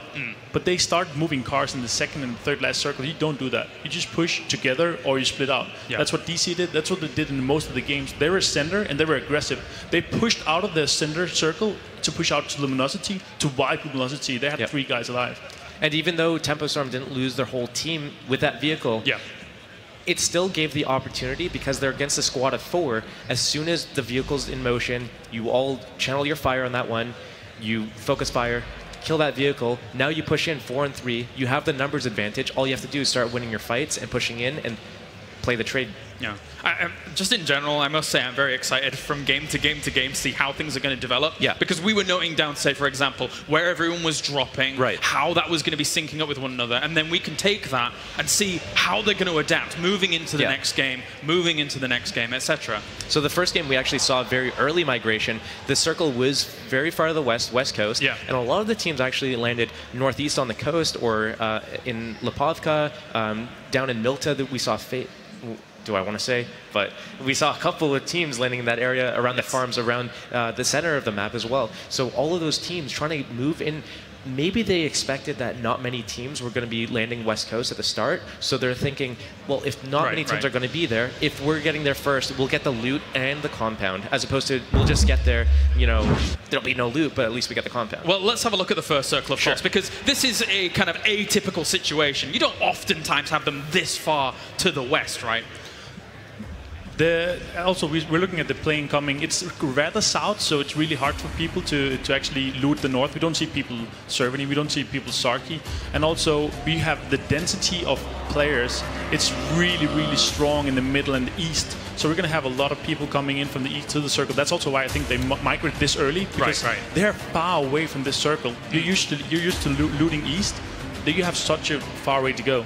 And another thing to point out is actually, we saw at the top of the map here, we saw TSM losing 2 players early because they weren't able to make their final stretch to the north part of it. And then, that kind of hindered them the rest of the game, because when you're down in numbers like that, you need to kind of play really safe. You need to go for the long game. But if you're, if you have 4 players alive, you can take a little bit more engagements and play a little bit more risky. I think as well it's important to note that Tempo Storm had all the room in the world to play with in this starting circle, right? Yeah. Oh, definitely. Tempo Storm, they're in this compound where Valley it is. This is where they start looting, and this is where the third, second last circles they actually end as well. And it's lucky, yes, but also they don't get a lot of kills. They end at second, but they don't end up second overall. Yeah, they were just able to kind of hold onto these positions strong and move around very, very well in that first circle. So, yeah, it was interesting to see how all the teams were going to adapt to that, as you were mentioning, the early migration to try and get over there and deal with it. But a very odd situation for these guys to go into at the very beginning. And that's kind of what it comes to in a tournament like this, right? The crisis management style of being able to deal with these slightly unusual situations that you kind of presented with. Yeah, and I mean, for example, we saw AAA, they were boat hopping all the way in. They come around the West Coast, they get into a compound, and then they start lighting teams up. And they start, because of their good positioning, because of the good rotations, and utilizing the boats, which we didn't see, I don't think we saw any other teams utilizing that. They were able to get themselves into a really good position for the late game. They got a load of kills, which got them a lot of points. 13 kills is 130 points. And then they were close enough to the final circle that they were able to close out top 3. Yeah, great start to the tournament, and very cool to see how the stories between all these teams are going to be shaping up from map number 1 to map number 2. We're going to go to a short break, but when we return, do not go anywhere, as map number 2 here for the PUBG Invitational is on the way.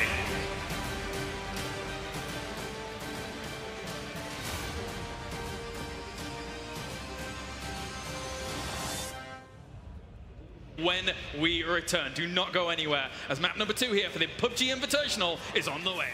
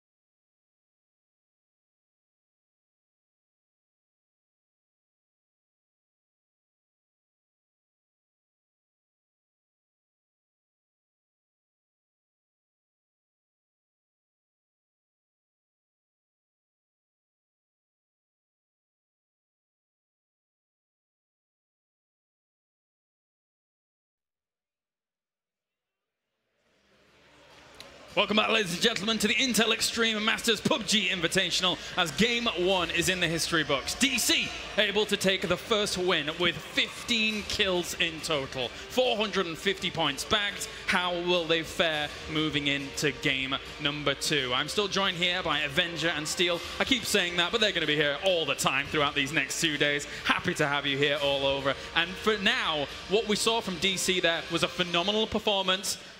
Whether or not they keep it up going into the next game is debatable because of how the circles are going to work out and stuff like that. But looking at how DC and particularly AAA, those two teams were able to perform in that last game, that's certainly a strong statement moving forwards. Yeah, it's a very strong statement, and I think that they're just going to continue playing their own game. And it feels like most of the teams here did come in with whatever plan they had from online. Yeah. They just applied it here. And I think we're going to see this going forwards for the next few matches, because the only early conflict we really saw was TSM losing a couple players early, and there might have been a couple of other fights. But for the most part, everyone was kind of left on their own, did their looting, and then migrated. To that point, I mean, Avenger, when you look at that, are you thinking that some people might kind of change up their positions? Obviously, TSM very well known for going to things like Georgia Paul and stuff, but if they're losing out on people like that, with these kind of points in mind as well, what do you think going into the next drop? I think also it's really depending on the plane. Okay. Because if we see a plane that they can't get to North George, for example, like they were last game, I think they're going to do something different. I don't know what, but I have speculations. But definitely seeing these DC guys racking up 15 kills is really a strong statement moving forward. Yeah, you could see Wind and Rain there. They've got themselves 8 kills, about 10th place, I should say, while that was going on. Meanwhile, unfortunately for a team like TSM at the very bottom there, looking to try and pick up a bit of momentum. So TSM isn't the kind of team that's going to settle for that last place by any means. They're going to be coming out and trying to get themselves a much better placing. Right, but with how the game is inherently, you're going to end up having some really good results and then some really bad results. It all comes down to, when you have to move, are you going to be unlucky and run into some opponents? And that's what happened at TSM. They never lucky. They ended up running straight or driving straight into the opponents. They didn't really have a chance to make it to late game. So they're going to try to probably ensure that they do make late game. Maybe they're going to drop a little bit safer. Maybe they're going to look for vehicles earlier and then go to their desired loot places instead of trying to float all the way. And of course, a team like Liquid, not getting the most amazing positioning there or whatever, but they had some pretty good circle look when it came to, say, like the third circle, etc. But they moved really well, and they took a really good compound in the first and the second circle, but they were not lucky. They got breached a lot of times. They had to move, and they were just really lit. Difficult times. Any maybe predictions before we go into the second game? We're almost ready. I think Digital's in a really good place moving forward. I think they're going to go another top 5 game here, for example. And AAA. AAA. I believe AAA. Yeah? You think AAA is going to be able to do well? Oh, yeah. Yep.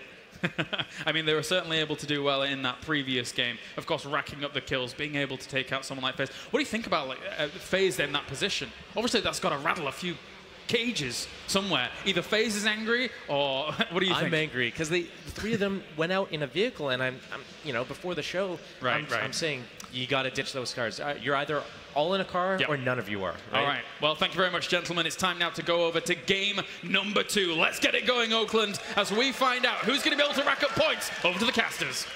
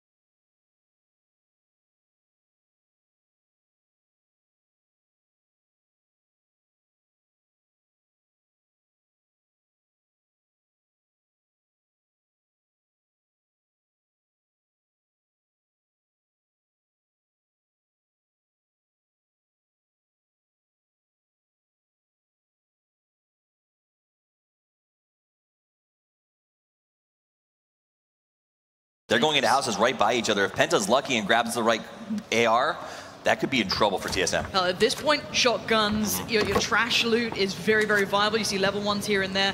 I think they're already level 1 up armor. I can't see right now, but I'm pretty sure I saw a level 1, maybe a helmet or 2. This is the scrappy fight. Keep your eyes on the north. I know there's going to be action going throughout. I want to see if they're aware of where these guys are. It looks like already Froz has got a bit of a tag going on, so there has been a bit of a scrap here. Very early game. Both these teams are tipped to be top 10, so again, you're taking big risks here. Absolutely, and for some of these teams that didn't perform the way that they wanted to in the first game, getting some extra kills out of this early game can really help them bump up. We saw how many points extra DC. We saw AAA finishing in 2nd place over Tempo Storm because of points. So points are huge in this tournament. And I will say one thing for TSM. Normally, they're very good at isolating areas within the North Georgia polls sort of thing. If you ever play this game and you go to North Georgia a lot, you know that it's kind of compounds, right? There's areas you isolate it between. No helmet on Ultra yet, but level 1 up. At least vest-wise shotgun. He's going hunting as well. He's looking for what he can, but obviously you're sweeping and clearing as you go. Looking at the rest of the map, though, this is a lovely circle, at least in my eyes. Very happy to see this. Let's pop that map up as soon as we can and have a look at that so you guys at home know it. Nice and central. That's what you want to see. Keep a lot into play. Not too much water. Absolutely. And, just keep it building for these teams. That's very, very good to see. Tons of loot points. Nobody has an exceptionally long distance to travel, which means they can go into fighting the way that they want to go into fighting, and that is going to be huge. Also looking at teams like Method, good positions now. They can slow loot through Pachinki. We know they love Pachinki. They used to do that with Raptor. That's nothing new. That's very much a classic for them, so they'll slow loot their way away. The east side will be fun. There could be a crunch to happen there once that first circle swings in. Curious where those rotate spots are, where they like to transition towards. I do want to point out school and what's going on there. Ninjas in Pajamas did jump into Alliance's traditional landing place, took over the school, pushed Alliance north into Razak, and they themselves. And so Liquid now is going to have to sort of be very careful out here as they loot what we sort of call the Liquid compound in that area. Hook's got schooled himself. Yeah. Can you just take a second to appreciate one guy in school with a center plane? Alliance likes to try to do that, but what Ninjas did is they dropped in multiple players, scared Alliance into Razak, and now Borg gets to just walk around like the king. No, he's a scary guy. He's homecoming king, and he's not letting go.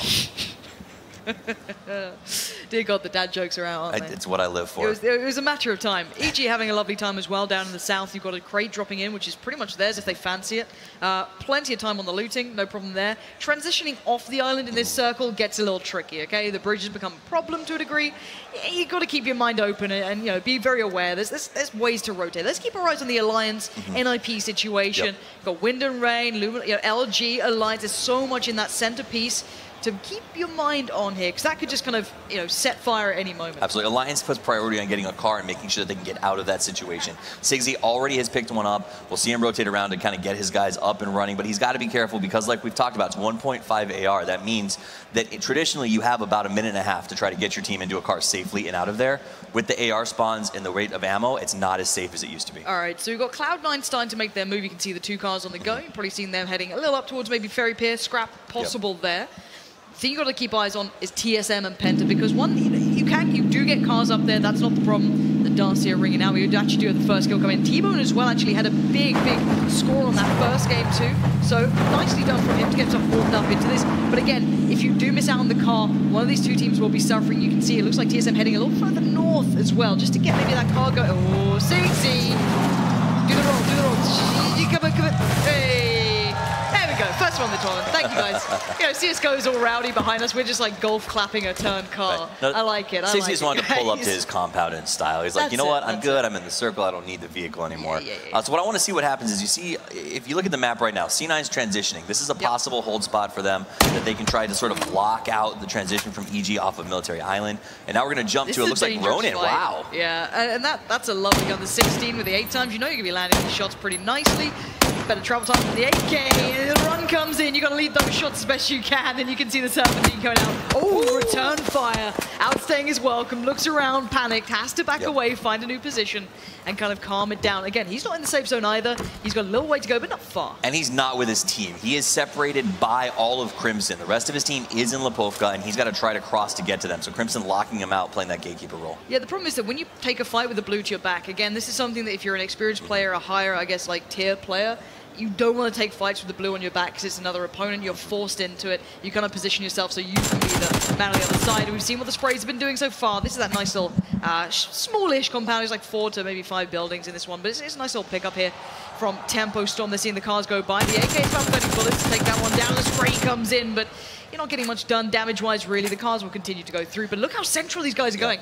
Pop up that map if you can. No one's playing really extremities on this. Look how central these guys are. And there's NIP, obviously, they're going to be working their way down. Probably the furthest south, or some of the most furthest south teams, but these guys are going very much in the middle, looking at kind of like your Pachinki fights coming out. That's going to be a big one. Method, Luminosity Gaming, they're going to be in there. Wind and Rain, got to spin onto that one too, because the shots will be coming through for them pretty much right about now. Absolutely. Ninja's Pajamas got a good complex here. We just saw them take that over. But this whole middle area, it looks on the map like it's very condensed and everybody's on top of each other. But really, there's probably about 200 meters between a lot of these teams, except for FaZe is now pulling up on Ninja, so that might be a problem for them. Meanwhile, Pachinki is still in the circle, very comfortably held by Method. They had no contest to take this place. They needed a game like this to sort of get themselves, I think, back up and running the way they wanted. Absolutely, and it looked like Luminosity were eyeing it up for a while, but they've just kind of gone, there's no point working into this. It's very hard to work your way into Pachinki if you don't have someone stepping towards it. And look at this, only one player lost so far. The caution really begins. You know, you know how pressured it is when you're at home playing this game, let alone here with the audience, with the crowd, with the noise, with the real money on the line. So again, these guys keeping themselves ready. In this one, you can see Cloud9 not far off. You're going to start seeing everyone kind of getting these houses, fighting for them, contesting. But you still have the northeast side. You've got that still fighting. That's with T-Bone up there. You've got Ronin up there. And you've got the northwest as well. TSM, Penta, a couple of Noble up there still as well. I do worry a little about Method. So Method's in Pachinki. The problem with Pachinki is getting out is very difficult, and that may cost them big time. It looks like Digital Chaos got 1 man, 2 men just sort of standing here. So that'll be a pickup. He's got the rest of his crew coming. But this is dangerous. Liquid have probably, they've got a nice position up here. Look at these bikes as well. And they might hear this car coming soon. It's just off towards the kind of like northeast side. Yeah, you're going to hear them respond now. This could be an absolute shooting gallery. Scoom's still going to be picking up some meds. Thanks, Scoom. Don't worry about helping behind your a team. rock. Yeah, it's something we're used to now.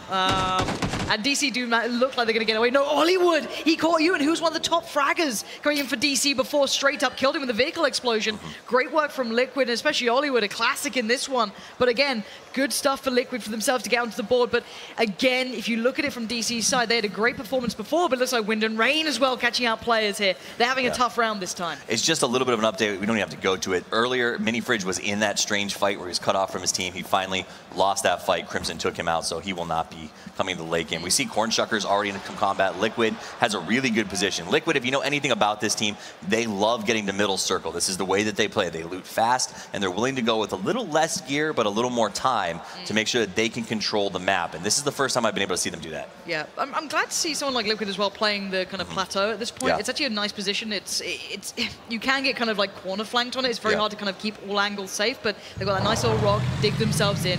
Good area to catch people transitioning, and this is a highly centralized map. If you keep your eyes on this one, as I said, there's still about 200 meters between most teams, but you can see that big cluster starting to form. No one's playing edge games. Fairy Pier's out of it. No one near Quarry, no one Gatka. It's very much focused and centralized towards this kind of south side of the main island. And you see Cornshuckers right now because they did go to war with Alliance, but Alliance did the right thing. They left, they found a new position. So we're going to jump on over and see what Austin's got some good shots, so he's doing a good job. This complex is very strong if you can hold it aggressively and get there early. So they're going to lock that up and make sure that, you know, they're comfortable going into the circle, as we see. No one on the outside of this thing.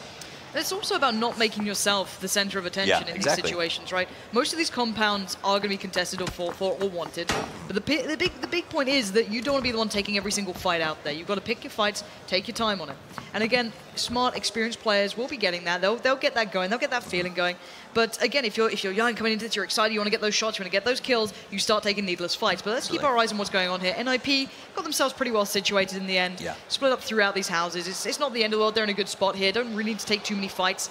And I like the way they're not all in one house. They're split up nicely. Again, it's not too surprising to see like 2-2 splits. Method, love that. Big fan of it forever, since the very start. And speaking of Method, Andy Pyro's managed to find Ninja. That's two big names finding a fight there. Car 98 coming through. Andy, you know what I mean? He's the kind of thunder before the lightning, right? He's the guy who will always be kind of leading the way. A very, very important player for Method. So I'm glad to see him warming into this. Nice to see him get a headshot. The downside of the headshot at this point is that usually they're far enough away that their teammates can get them back up. You're going to see the transition right now by JP2 to make sure that he gets Ninja back up and gets him back into play. You need to have your best fraggers on their feet in this game. That said, Andy Pyro not letting up. He's watching watching every angle. If anybody can really cause a lot of trouble for Luminosity and take away their helmets, and that's a big deal. When you land that headshot at this stage of the game, it means later on, their best fraggers are coming in without headpieces, and that is absolutely terrible to deal with. Now, Penta already made their move away from Georgia Pole. That was a bit of a scrap earlier on you saw going on, the fight over there. It looks like TSM are taking their time. We know that they're not too adverse to playing in the blue a little bit. They're one of the teams that really kind of brought it to the forefront before. So again, not too surprising, but they will need to make their move pretty soon. You know, AIM will tell you, Wow, why rush to middle when people can do your work for you? If I stay in that pocket between blue and white, I don't have to take as many fights. I can take a lot of loot and be ready to fight when on my terms. Here we go, Moleman as well, going to claim some more players. This is good for Liquid. They're in a good spot, kind of soft cover, not too hard. They don't have buildings, but they don't necessarily need them. And again, this is central. This is just central circles closing through 75 players alive, and it won't be forcing fights just yet. It's the circle after this that is going to make things just set on fire. That's when the explosion happens. Do a backflip. Very careful. He didn't. Surprising that when there's money on the line. I don't know why. But this is a lovely platform. Good positioning. You do manage to keep a lot of tabs on this. You've got to be careful that you're not just kind of silhouetting with that, just the headshot showing. People will happily take that. The upside of this position that FaZe is in is if you look behind him is a really wonderful rock formation that runs the entire coast. So if you need to fall back, that ridge has at least 3 defilade pockets that are impossible to push. It does look as though we've got a bit of a scrappy battle coming in, and Penta right in the thick of things. Ultra there. Is that, oh, he's got caught right out. Yeah, he's in real problems. It does seem as though we're seeing a couple of these teams. I think the crowd's favorite, I think we can call them right now, doing some work. That's great stuff. Penta really suffering under their hands. It does seem as though there's still a couple of players for Penta alive, so they're not out of it just yet. But Froz, what's the plan? How are you going to get back in this? It looks like Cornshuckers are hungry for this one, and they're pushing for it. Cornshuckers want it bad. The only option that Froz has is either to ghost or try to move around the outside and get a flank that lets him fight 1 by 1. CS, known for their skill in first person, known for their shooting, known for their love of ARs. These guys are the kind of guys who run 2 ARs because they want to do it. Now, where's that other member of Penta? If we could switch onto him if possible, I really want to see how he's going to try and focus one out. If he just tries to bail, if he tries to run away. TSM going to slow play it. They're working the way, and that's not the story here. It does seem as though Simsy now got headshot with the punch, so taking him down. And it does it, Froz is out of there. He got a car, he bailed, and I don't blame him. But it's from one bad spot to oh no, Froz! He didn't look at him being punished. NIP is sat there. There's so many teams around him. He does have a little bit of a cover from the defilade, so he's in a... Whoa, are you kidding me? Are you running for this? Bull, this is cruelty. The nade comes out. He's got a Molotov too. He's just going to chuck that out and then back away. Froz is going to be okay for now. 4 times comes out on that Scar, tapping away. Froz is just going to sit here and just start sweating bullets, but he's okay for now. He'll hunker down. He did the right thing. What he did is he fell back from the fight, looked for a flank pick, didn't get it, and saw that Cornshuckers downed his team and just exited the fight. Yep. Oh, this is going to be fun. We've got a couple of players, Ghost Gaming sitting in the same compound as Alliance. It's well divided. You don't need to take fights on it. But if that circle goes one way or another, it's going to cut this one up really good. And this is a very popular, where you see Sigsy sitting right now is a very popular house to sort of get inside and hold up to. So we're going to see if that stays central. If they have to hit the circle, they got to deal with a lot of teams pushing into them. Ninjas and Pajamas also in a really good spot right now. Yeah, 71 alive. Now, can you imagine if this circle goes to the military island?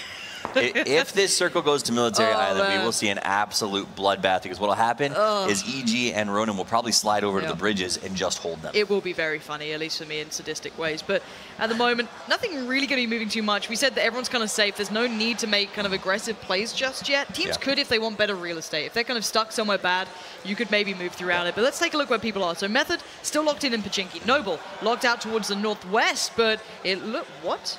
What? Look at that kill feed. That's interesting. FaZe? Okay. You good? See, sometimes you need loot, Sometimes you gotta do what you gotta do. Just cull out the team and then get screwed. I don't know what's happened.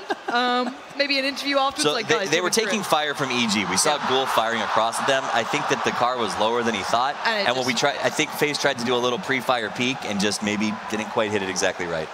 Oh, something went terribly wrong, but we are waiting on that next circle, really, or anyone to make these kind of weird choices. TSM finally moving their way in towards that northwest side. We do have the northeast, pretty sparse, actually, on the outskirts. So TSM can find spots. They'll be fine. I hate this house, by the way. It literally makes me so sad for no reason. I know you guys don't really care about my personal feelings, but Break himself, how's he still got a level 1 helmet after being in the north of George for so long? But yeah, just a little bit of bad luck, and again, they're just going to work that edge. The problem they run into is TSM follows a similar style as Noble when it comes to edge pushing, and they're right next to each other. So they're going to spend the rest of the game popping shots off as they both use the same strategy to move towards the middle. Yeah, I'd like to check in on the loot that we're seeing from Noble as well, because they were, you know, I think they had like Southside George as well, so curious to see what they've got loot-wise, if they're kind of well geared. We see the 16s out there. Method, though, in a good spot. You've got at least a mini there with Leighton. You've got the Car 98 on Andy, so they've got a fair bit of range.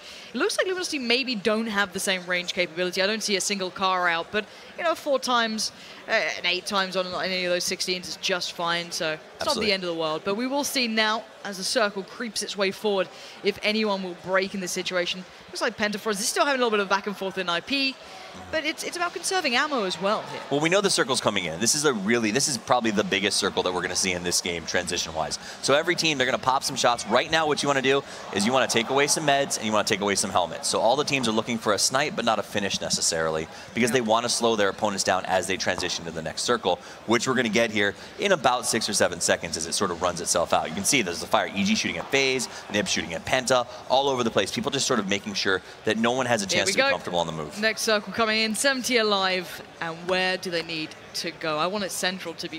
Ooh, okay, right. So TSM, gift from the gods. Noble, happy. Method, happy. It's the second time Method's I want to see back on that map if we can here. It looks like FaZe has been kind of picking at from the EG guys. That's who needs to move. FaZe got to move in, tuck in, not the end of the world. NIP, Penta, AAA, all these guys, Alliance, they've all got to get moving. You can see the fire now coming in from that southeast side. Still pretty central. AAA are in their cars and they're en route. Flamingos and Crimson are going to have a great chance to shoot at just about everybody on the map. Flamingo's already lighting up FaZe as Jempty tries to get to the inside, but it's going to be very difficult for him to deal with. Wait, TSM are going central as well. Everyone's going central in this. They all have positions. Oh, Froz, do you want? Just walk away, buddy. We won't look at you. We'll ignore it. All right, didn't happen, guys. As a collective, we'll forget. But everyone's going central. Method are going to be lighting everyone up here. This is going to be intense. NIP steps away from Cloud9. Frex here is just on the other verge of this. And the peak comes in. That is going to be an absolute bloodbath. Frex is just keeping eyes around. He's trying to see if there's anyone flanking, anyone trying to make an escape. Scoom going to find some of these guys coming out here. Drassel finding Hayes. This is what I mean. And Andy, in the meantime, is going absolutely crazy. He's taking down Scoom. Chappie's kicking in. NIP are really in trouble. AAA just going to drive on past. Don't even look in that direction. That's what you hope. You hope they distract while you make your transition. Method in such a good spot. Method can see that entire field. And remember, there's almost no cover in some of those open spots, so they've got a really great chance to take these guys out. C9 has grabbed control of this hill. It's a big hill for them if they can try to lock it in. They've used cars to block the uphill shot where they have a little bit of a risk coming from the east side, and they can hold this. Andy's going crazy in this one. Breaks in a fight, so TSM and Method right now taking fights. Break does manage to find the kill as well. Drassel still going towards DC, so they're having a bit of a tougher time here. And there you go. You're seeing these shots come through. Hollywood delivering on all fronts. Crunch as well. McCoy here just tucking himself in and waiting this one out as best he can. Let's look at the positions. Method, Central, Wind. What the hell? Wind and Rain are just somehow in the middle of that one. AA slightly on the outskirts playing the hill game, but they are not alone up here. At least Monkey, his shot's going to come through. He's worried. He's a little nervous. And you'll notice TSM has actually made a pretty good push into the inside because they used the cover of the last fight. Noble caught in a fight out with Ninjas in Pajamas. And as you brought up a second ago, AAA, we see Monkey right now. They're using low hill cover, no cars. They're going to slide on foot. I much prefer this. Monkey knows that it's very unlikely that anyone's going to be coming from that open field at this point. It's highly unlikely. You're kind of safe. You're playing that soft, smart cover game. And then going to be kind of occluding yourself from the top hill. So he can make that pinch play. Yeah, X is on the other side. You kind of want to get around that. You kind of want to make the play. Hey, look at them closing in. Look at this pinch. X is kind of screwed here. Where's the rest of the team? I don't know if they're even alive here. But X, NIP are playing high ground, and X has been left alone. And I'm not sure if AA are fully aware of the positions. I want to see if X is aware of theirs. Borg and Crunch on the top hill looking down. And AA, we know these guys are out for blood. They love a good scrap. They are damn good fighters too. So they love a good scrap, but they'll never give up the advantage in order to try to take it, right? So they're going to wait till X shows himself just like this.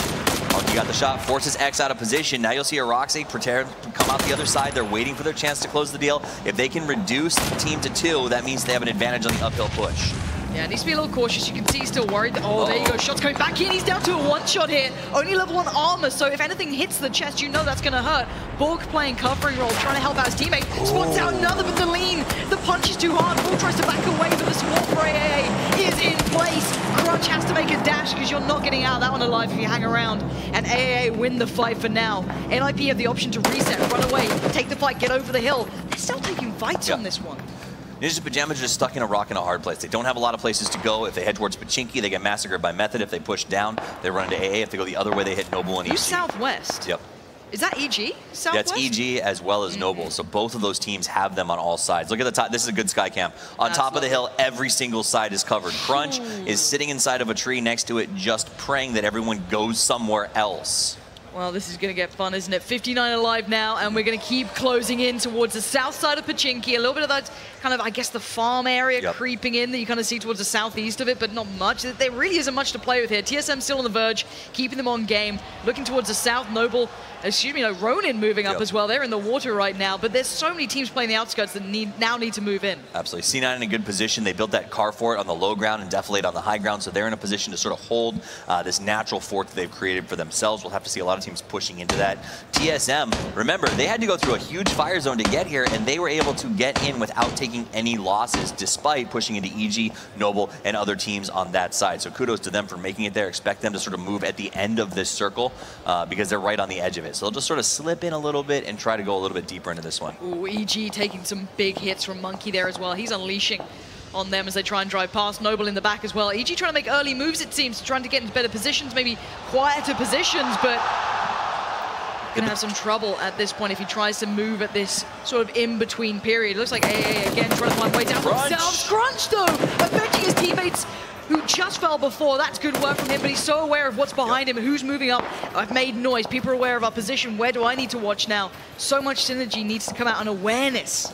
Tempo Storm on the bottom causing a lot of trouble. EG's trying to make that long drive around, but every time they do, they get gate kept. Tempo Storm in one of the best gatekeeping positions in this circle, as we see Crimson also doing the same thing over on the east side as well. C9, great spot. Method, great spot. These teams are going to be the ones that we look to go deep in this tournament, or in this round right now.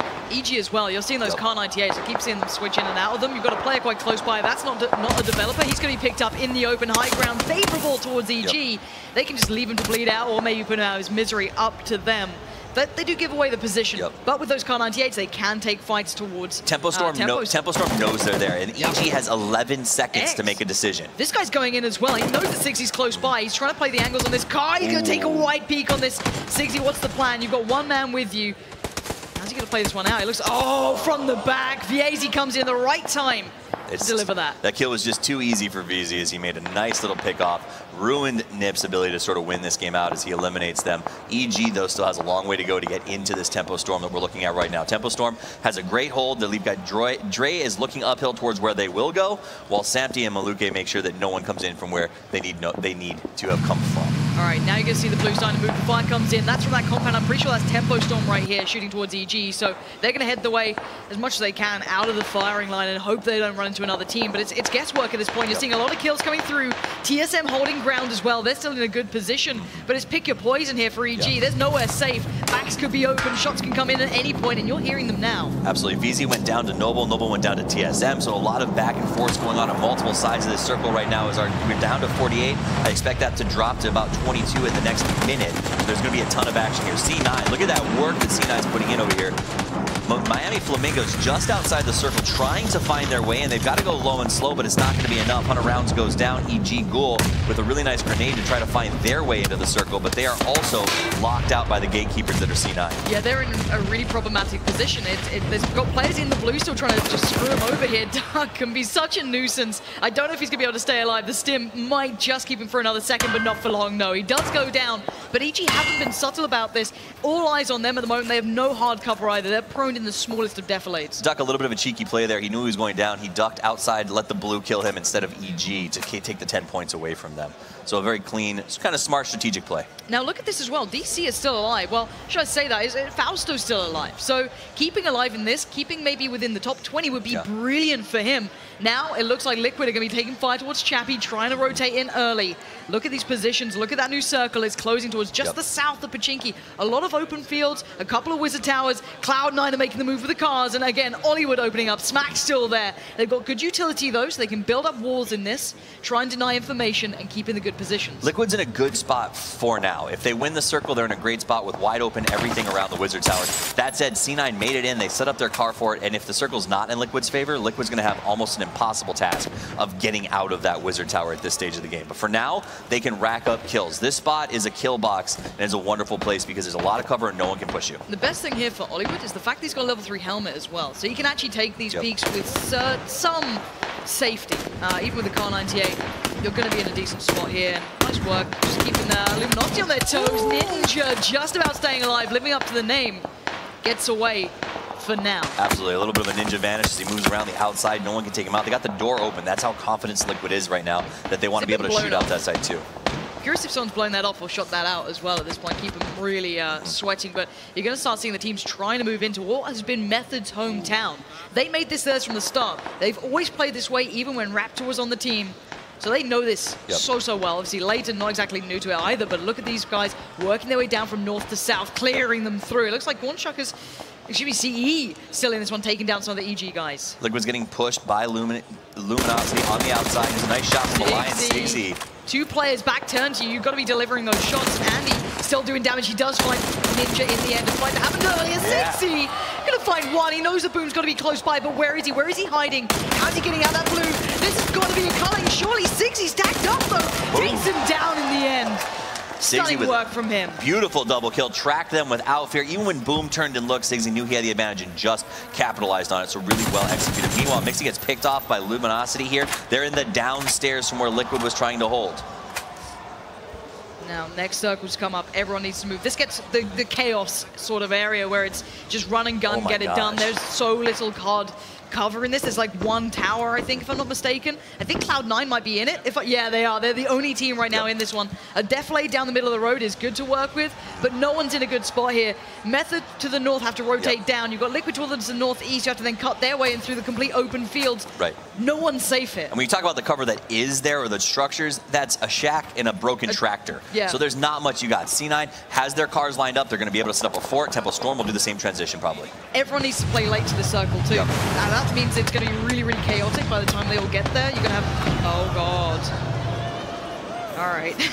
So, Cloud9 needed this. They needed this circle and they needed this position because they need to get a couple of kill points, and this is going to be allowed right now because Liquid, who's their #1 threat in terms of positioning, is coming across a wide open field.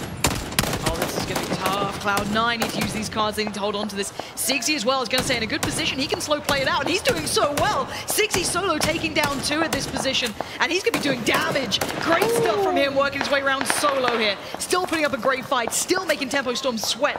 He is not letting them get away with anything. Hollywood putting up numbers too at this point. We saw him in that Wizard Tower doing damage as Cloud9 now try and make that fort, try and make it their own, scared of every angle. As that blue moves in, every team now needs to get in those cars and try and make something happen. Melk here just trying to look for a pixel out of place, but he's surrounded on all fronts. TSM bringing in all 4 counters, Warnshuckers, everyone's starting to go down. Energetic Turtle gets Hollywood out. Fosta dies outside the play zone, so that's that DC drop. Method finally gets inside, but they take absolute casualties trying to get in there. No res is available. There's the finish coming out from C9. He gets a nice knock, finishes Turtle off, and gets everybody else down. Hollywood is doing some serious work. I don't know where this guy is, but TSM are holding on by the skin of their teeth. We're down to the top 10 here. Look at this one. FaZe still up, TSM still up, Cloud9 sitting pretty here too. They all need to start going now. They need to stim up, get ready. You can see the helmets are getting screwed over here. Smack's been taking a beating. So what we got 1 minute to figure this out. C9 is inside the circle. TSM knows that they have to take out FaZe and they have to be able to make their push on the follow-up. Tempo Storm as well. So as all these teams prepare to move into the circle, C9 in a good hold position.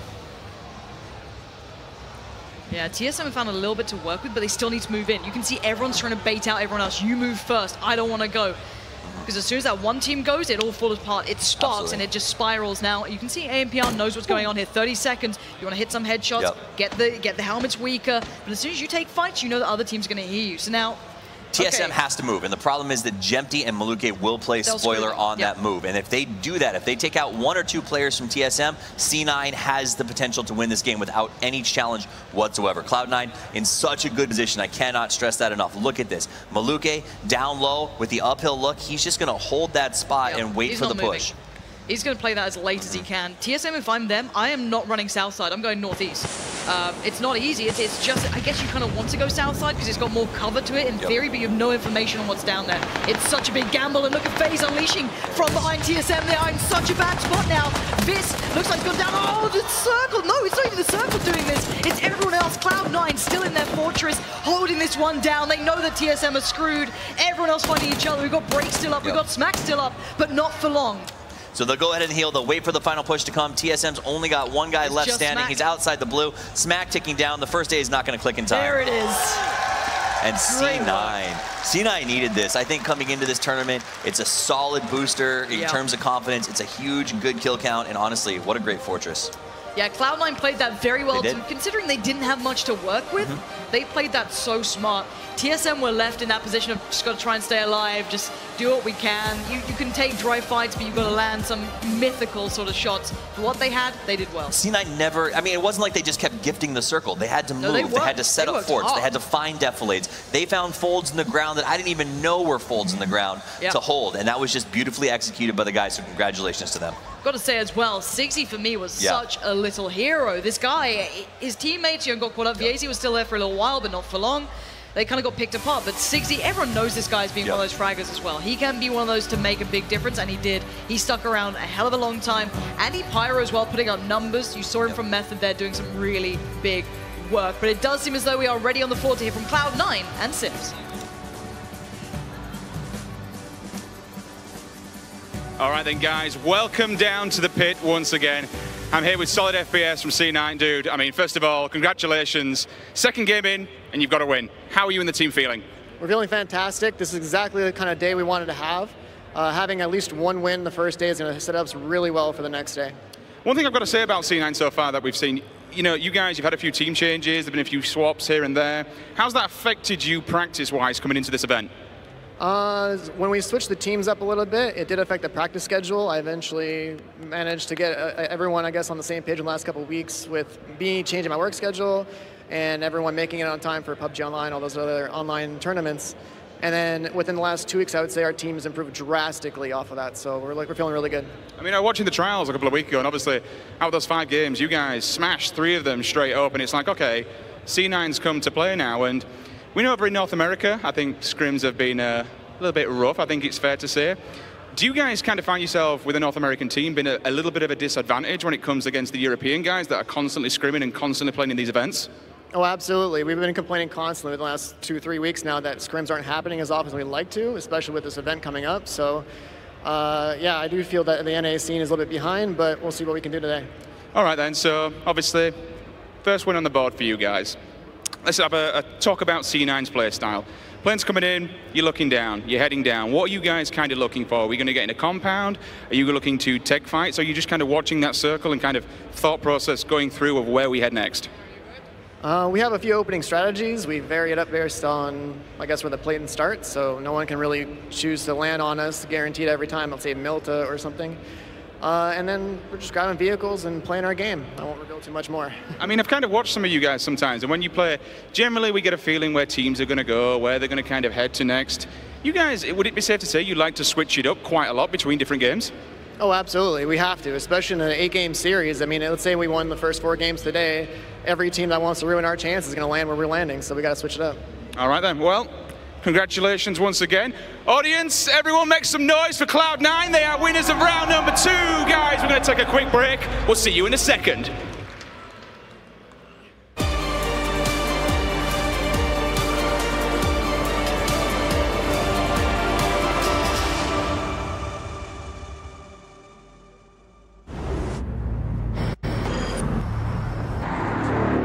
The history comes full circle yet again now.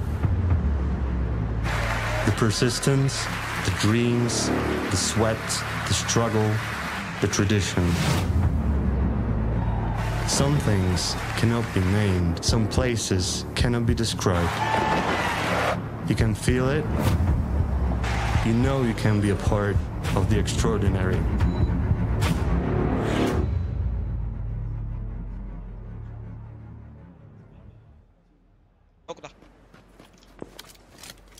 Don't shoot. Yo!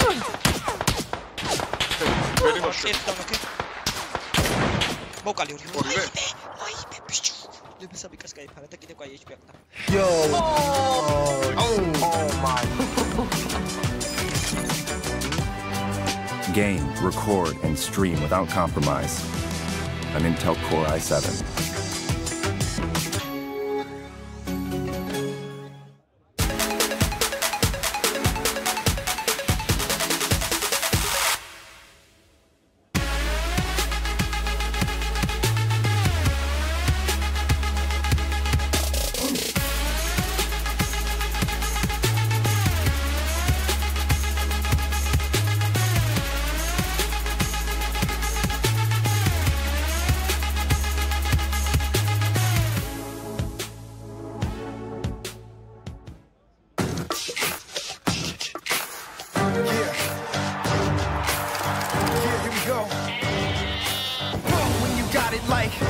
got it right, you can't stop the mic. You should have took flight, tell them when I bring it home. I'll take the top throne, king when I bring it, I keep them yelling out. Yeah. Cause I can smell victory, victory, victory, victory, victory, victory, victory. We're no strangers to love. Whoa, that's amazing. Hey, on the internet, I know a bunch of people who would love that. The internet loves what you're doing. So build a better website in under an hour with Go Central from GoDaddy. Type in your idea, select from designs tailored just for you, and publish your site with just a few clicks, even from your mobile phone. The internet is waiting. Start for free today at GoDaddy.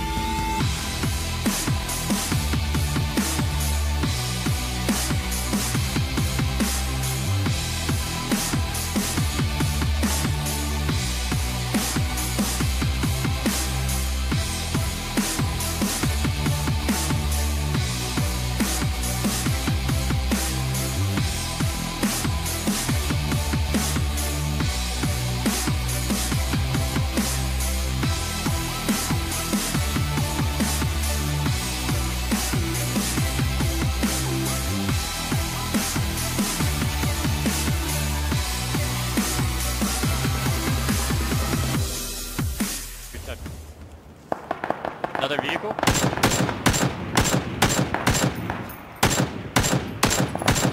I knocked out Valley at 210 southwest, just to the right. I downed him. Nice. Finish him in the road. He's in the road. They're all getting knocked. Can't see him, can't see him. Medic out here. I got him.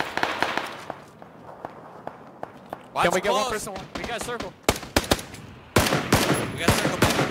The track's still, just chill. He's moving now, chap. He's dead. There's a player at the UAZ. Yep. Don't get knocked. In the open. I stole it.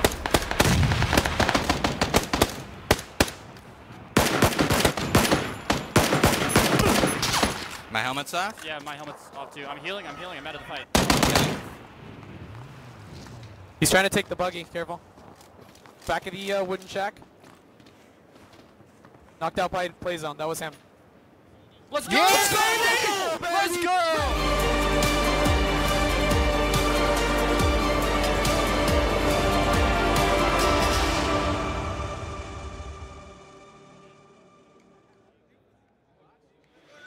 The GoDaddy post-match breakdown. That's right. Welcome back, ladies and gentlemen, to the Xfinity analysis desk as Cloud9 sends themselves into the stratosphere for game number 2, able to pick up the victory there on the second map. And we got a fantastic glimpse there at the very end to see into their comms and kind of the emotion that was riding off the back of that victory. They've got to be very, very happy with that win, even the 9 kills that came with it. Yeah, the 9 kills, obviously it's not as much as 15, but the win is going to propel them a little bit forwards here going into the third game, and great late game positioning from them. Yeah. Also, not to mention, you saw people like Tempo Storm being able to take a 3rd spot once again. And considering that they got themselves, was it 2nd off that previous game as well? Tempo Storm is in good standings already. Oh, definitely. Tempo Storm, they're looking really strong already. I'm really looking forward to see the overall placements. And C9, 3 wins in Curse Trials out of 5 games. And now today, taking the second match is really strong for them. Yeah, very good start. So let's kind of start at the very beginning. Ziggsy flipped his car. We can forgive him for that. It's a normal thing in Huddersfield, where he's from back in England. They do it all the time there. But aside from that, we got a very nice center circle, which we were a little bit worried there was the potential it may have gone down a bit further to where water was. Didn't happen, of course. We got a nice Pachinki circle going on. And from there, those circles worked out for some, in particular, teams that were able to make it far in the tournament, in the game even, I should say. Oh, definitely. We see when the circle is okay, we actually see TSM being able to come into super late game. And yeah, we look at the circle here. We see the circle ending on Pachinki here, and there's a lot of teams east that have to push in. But Method, they're straight in Pachinki, and also a lot of teams that have to move from the eastern side of the map and into the western side, and the circle is just. It's really strong. Yeah, and another thing is EG and Ronin, for example, here, we're taking a little bit of a gamble that it would end on the military island. And, you know, there's a likelihood that, you know, in the remaining 6 games, there might be an ending here. So if they take the gamble that, you know what, it might land on their side, then, you know, we're in a really good position. A lot of the teams will either have to take the cars across the bridges, which is going to be a huge fight, or they're going to have to figure out if they can get boats. But it did end up on the Pachinki area, and TSM had a really good location for a few circles. They barely had to move, and that propelled them right into the late game. Definitely. We also see C9 here taking a really early position on the ridge here, and it's really strong. And it ended really close to them, and they were able to rack up some kills, but they were playing really good up from that. Yeah.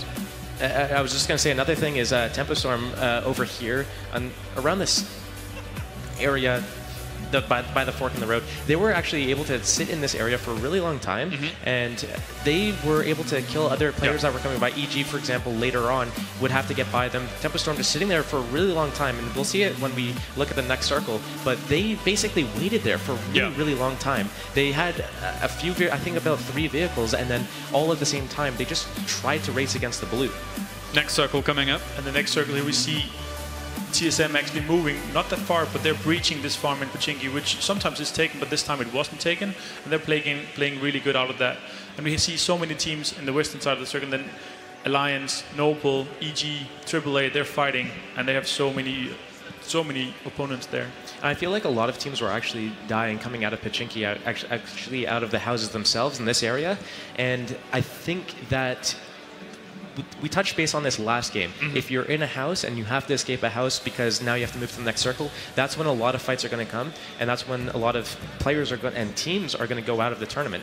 Or not out of the tournament, but out of the round. Out of that round, of course, yeah. So overall, TSM really got some good... I mean, we saw them doing TSM things up towards the top left-hand corner when they were sat in the blue for a long time. But from there, they were able to get good edges of the circle each time that was coming in. That really helped them a lot when it came to getting a high place placement and high finish there. What was it for Cloud9 that was able to back them? Was it their initial placement in some of those circles, or what do you kind of attribute it to? Oh, definitely the initial placement in the circle on this ridge, and they were not lucky with the zone, but they played the zone really well. Yeah. It didn't land on them, but they moved super early into the circle with their cars, and they made a fortress multiple times, and it panned out for them. The last circle, it could have been on TSM side, on the Tractor side, or on the other side with them, and it was with them, and they had a really hard time, TSM, pushing from that. Yeah, and another thing is C9 actually went to Pachinki in the first game. This game, they opted not to go to Pachinki, and that's where the actual end circle landed.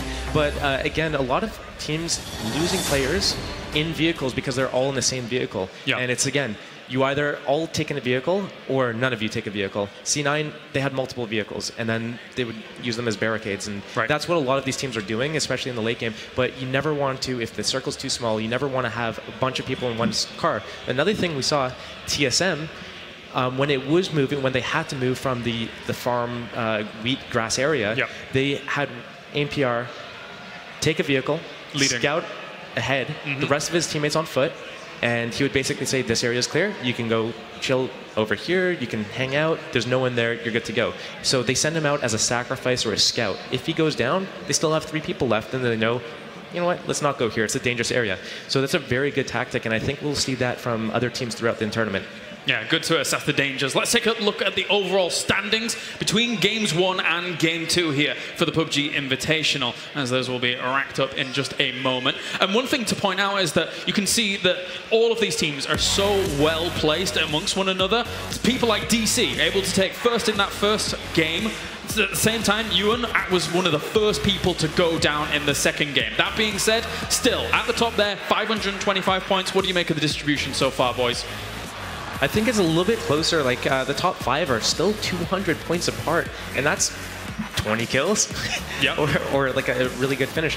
DC, obviously, they got top 10 again this game, so if they're able to keep up the consistent results, then they're going to have a good lead. But C9 already almost catching up with one good win, so the 50-point disparity between those two, I think C9 is in a really good position here. And also we see TSM coming up from 20th to 7th place. They were last game. They lost 2 guys really early, and they were not able to play their game because the circle was not in their favor. Yeah. So overall as well, looking at that top 10, no phase at the moment, guys. What are we thinking? It's been a bit of a hard road for them so far in these first 2 games. There's still 6 games left. If they win 2 of them, you never know. That's right, that's right. There they are currently sat at 13th place. And they got 4th as well. They got 4th in this game, which will rack up some points, and they're not far behind. But and also another note is Cloud9, they got 9 kills this game. Liquid got 10th with 9 kills as well. They were the zone was brutal for them. Yeah. They had to move open field twice, and they couldn't really elaborate from there. I think one thing to talk about is Penta right now. They're in dead last place, and they're one of the teams that I think you thought would be top 4. And you know, I honestly, I thought they might do pretty well this tournament. And right now, dead last.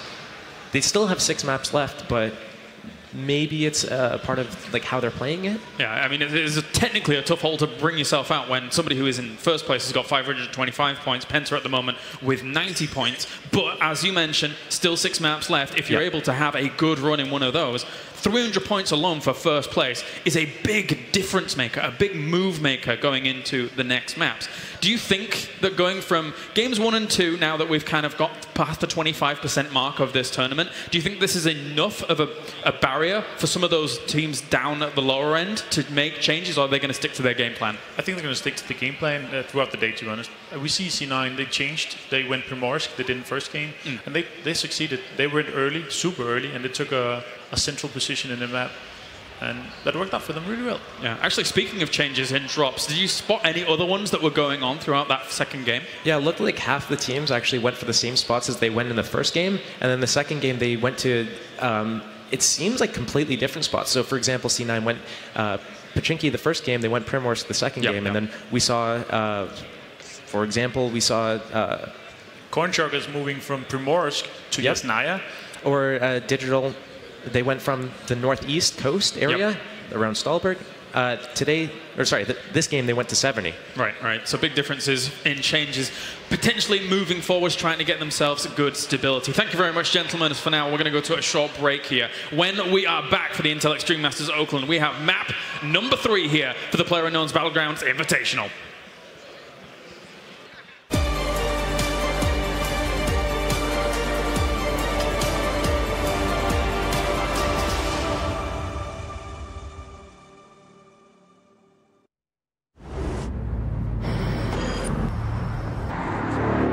the history comes full circle yet again now. The persistence, the dreams, the sweat, the struggle, the tradition. Some things cannot be named, some places cannot be described. You can feel it, you know you can be a part of the extraordinary.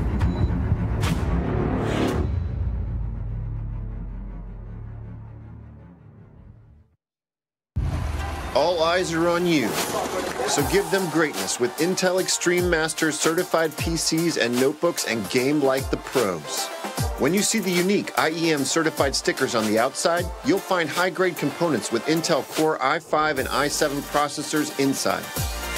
Every purchase includes in-game content and supports the prize pool of Intel Extreme Masters. Game like a pro, because the world is watching.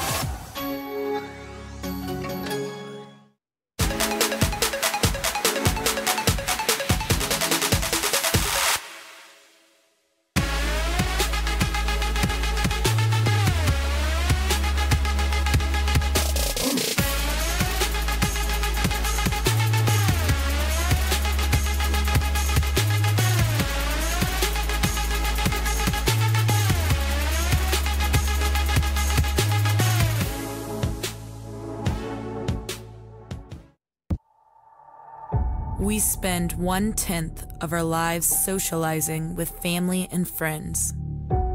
We spend 1/3 of our lives sleeping. We spend almost half of our lives sitting down. So if sitting down is so important to us, shouldn't we make sure to sit with the most comfort? Then there is only one clear choice.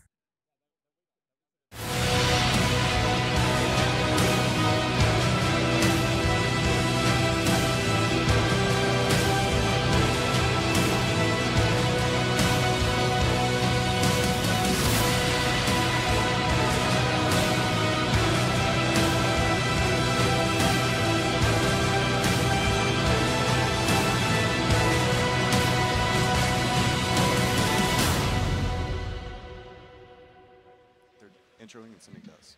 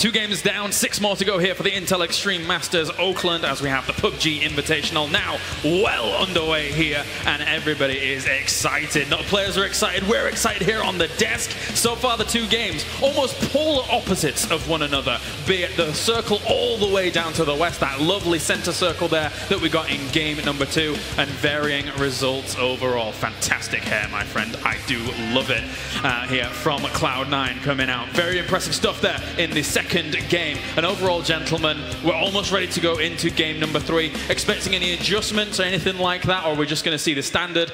And likewise, how do you think we're going to see some of these teams perform? Maybe some of the ones down to the lower end of the results so far. I think they're going to do the same. They're not going to change up mid-game because they don't have time for it. Right. They're going to do it tomorrow. They're going to keep doing their stuff because it's plane dependent. It's not the same plane.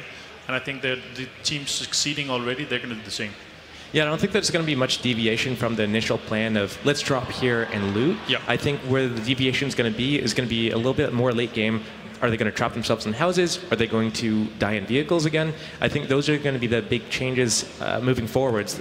But early game, I think it's going to be the same as the first 2 games. I mean, we're seeing people on those migrations, especially down when it's getting smaller and smaller, to actually having a really hard time being able to establish positions and get themselves in a good spot. Is there any way for these teams to combat those kinds of adversities that they're currently facing? I think that when you face 2, 3, 4 teams on your way to the circle, you just have a hard time. And that we saw that as well. We saw that from Liquid. They're moving open field. They rack up 9 kills, the same as the winners, but still they're moving through the field. They're moving through other teams, and they're getting kills, but they're also losing. Well, let's take a look at the standings to get everyone up to date with what's going on so far, so you know exactly who to look out for in game number 3 as we move on forwards. Currently, DC, 525 points at the top with that first victory to start things off. Up the rear, we have Mr. Tempo Storm, and then we have Cloud9, who are able to take the second victory as well. All important, though, Tempo Storm's consistency, very showing. Yeah, I think their consistency is going to carry them in this tournament, and that's what we thought TSM was actually going to have moving into this tournament. But still, they went from 20 to 7th. I think that if we have a circle that comes to them, it's going to be really good and really strong for them, because when they get late game, they get super late. We see them here at 2nd place. And also, Digital Chaos, they only get 75 points. Right. But they're still first. So the 450 points from first game, it really shows on the overall leaderboard. Well, of course, we had a fantastic 2 games even, I should say, to start things off. But of course, we had a lot of qualifiers as well, covered in part by Demon and Matrim. Gentlemen, are you excited for game number 3? We absolutely are. It's going to be fantastic. I think we've already set the scene, and you guys have set the scene. Like Digital Chaos, amazing first game. But we want to talk about the guys that are down the bottom, because there is some big names. And by the way, let's go to it. Let's go to it straight away, Matchfilm. Penta, down the bottom, a very aggressive team, 0 kills. That's in 2 games. insane. Like, at this point in the game, we've already had 2 full rounds, so about an hour and a half of play, and they haven't been able to track down any kills at any point inside the map. Something's got to be going wrong with their transitioning. They've got to go back and really establish what's going on, figure out why they can't secure these kills. Naturally, you can potentially see maybe 1 or 2 times where they had a kill that was stolen from them, but they need to finalize those kills and make something of this. They really need to fight their way up from the top. Like, they're right now in that 20th spot, and they need to secure something, some type of positioning, get that transitions down, get some kills. Anything at this point we need to see come out from Penta. Yeah, I mean, obviously there is another 6 rounds to go, but you know, that bottom, it's getting clustered by some big names. You know, Ghost Gaming down there in 19th, Luminosity in 18th, NIP in 17th, FaZe in 16th. I mean, what is going on down there? Some of the big teams that we were expecting to turn up have not performed so far. And obviously, you know, we've been talking to the teams throughout this tournament as like, obviously we were here yesterday having a lot of discussions with them all. We've pretty much figured out where everybody was dropping, and we nailed it game 1. Yeah. We were all patting ourselves on the back, but the thing is, are they going to start adjusting now? I mean, we're looking at Penta. I'm looking at FaZe. Obviously, FaZe, everybody knows to go Mill to Power. Mill to Power is theirs. But 16th place, is it time to say, okay, switch to tactic number 2? I think at this point you have to. We've already seen that a little bit of modifications come in. We saw whenever TSM did that drop in game 1 and came across Noble. They haven't gone back up to Georgia Pool since then. A lot of these teams are already starting to make some level of modification based off of that. Naturally, it's all going to depend on how the plane comes in. Yeah. But we're seeing a lot less teams than we normally see go towards that Georgia Pool area. Usually you can see up to like 3 to 5 teams cohabitating in Georgia Pool, making a nice little neighborhood where they don't really mess with each other. This time around, it's like one team in South Georgia, one team in North Georgia, and you just don't come near it. So we're going to need to see how these teams are going to have to modify their drop patterns or potentially just try to bring out entirely new ones, because we're seeing a lot of teams play on a kind of drop pattern meta from about 2 months ago, where we're seeing some teams that are coming down and splitting really far apart, and that hasn't been working necessarily as well as we saw back in the day. As right now, a lot of people are kind of coming into groups and just saying, no, this is ours, you don't come anywhere near us. And I think that that's going to become a predominant factor as we move through here, and seeing how these early game drop points really affect the later stages of the game. We're seeing EG on your screens. So far, they've really been one of the only teams that are going on to Sosnovka Military Island. We haven't had a circle going there. We thought it might do.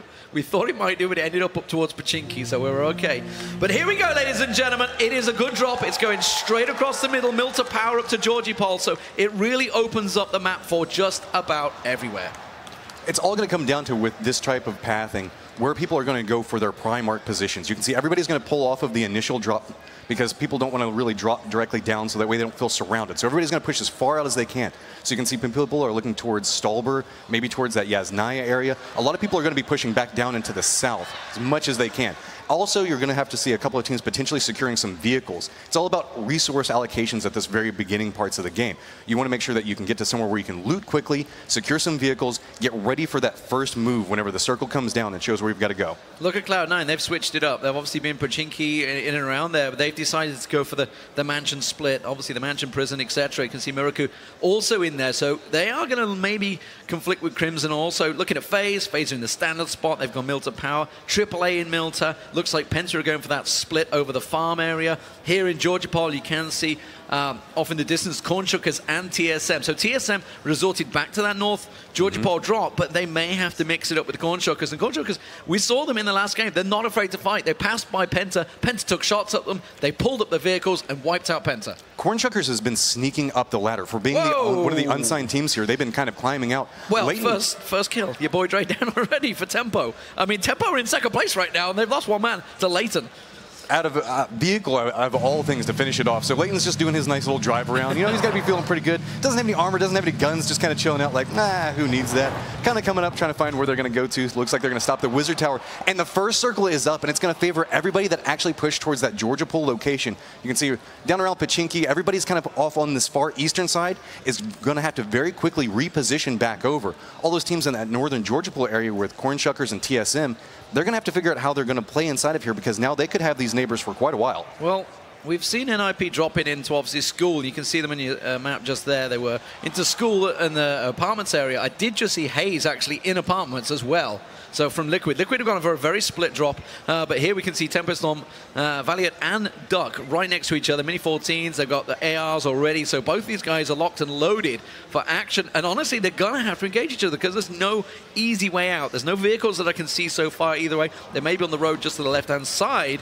Meanwhile, also Gems. Gems has got another Ronin player. It's not a developer right above him. Penta, they need kills. They have no kills so far, so keep your eye on this one. It's Duck going to take the first couple of shots there. Doesn't really land anything. Takes a hell of a beating. He's going to get pushed, but he gets the knock on Valiant. And Valiant goes down. Gems gets the first kill for Penta as well, as not a developer goes down. And this is going to be extremely influential. We've seen one person go down from each side of this. We're seeing a lot of quote-unquote trash looting that's coming out right now. Everybody's trying to separate out.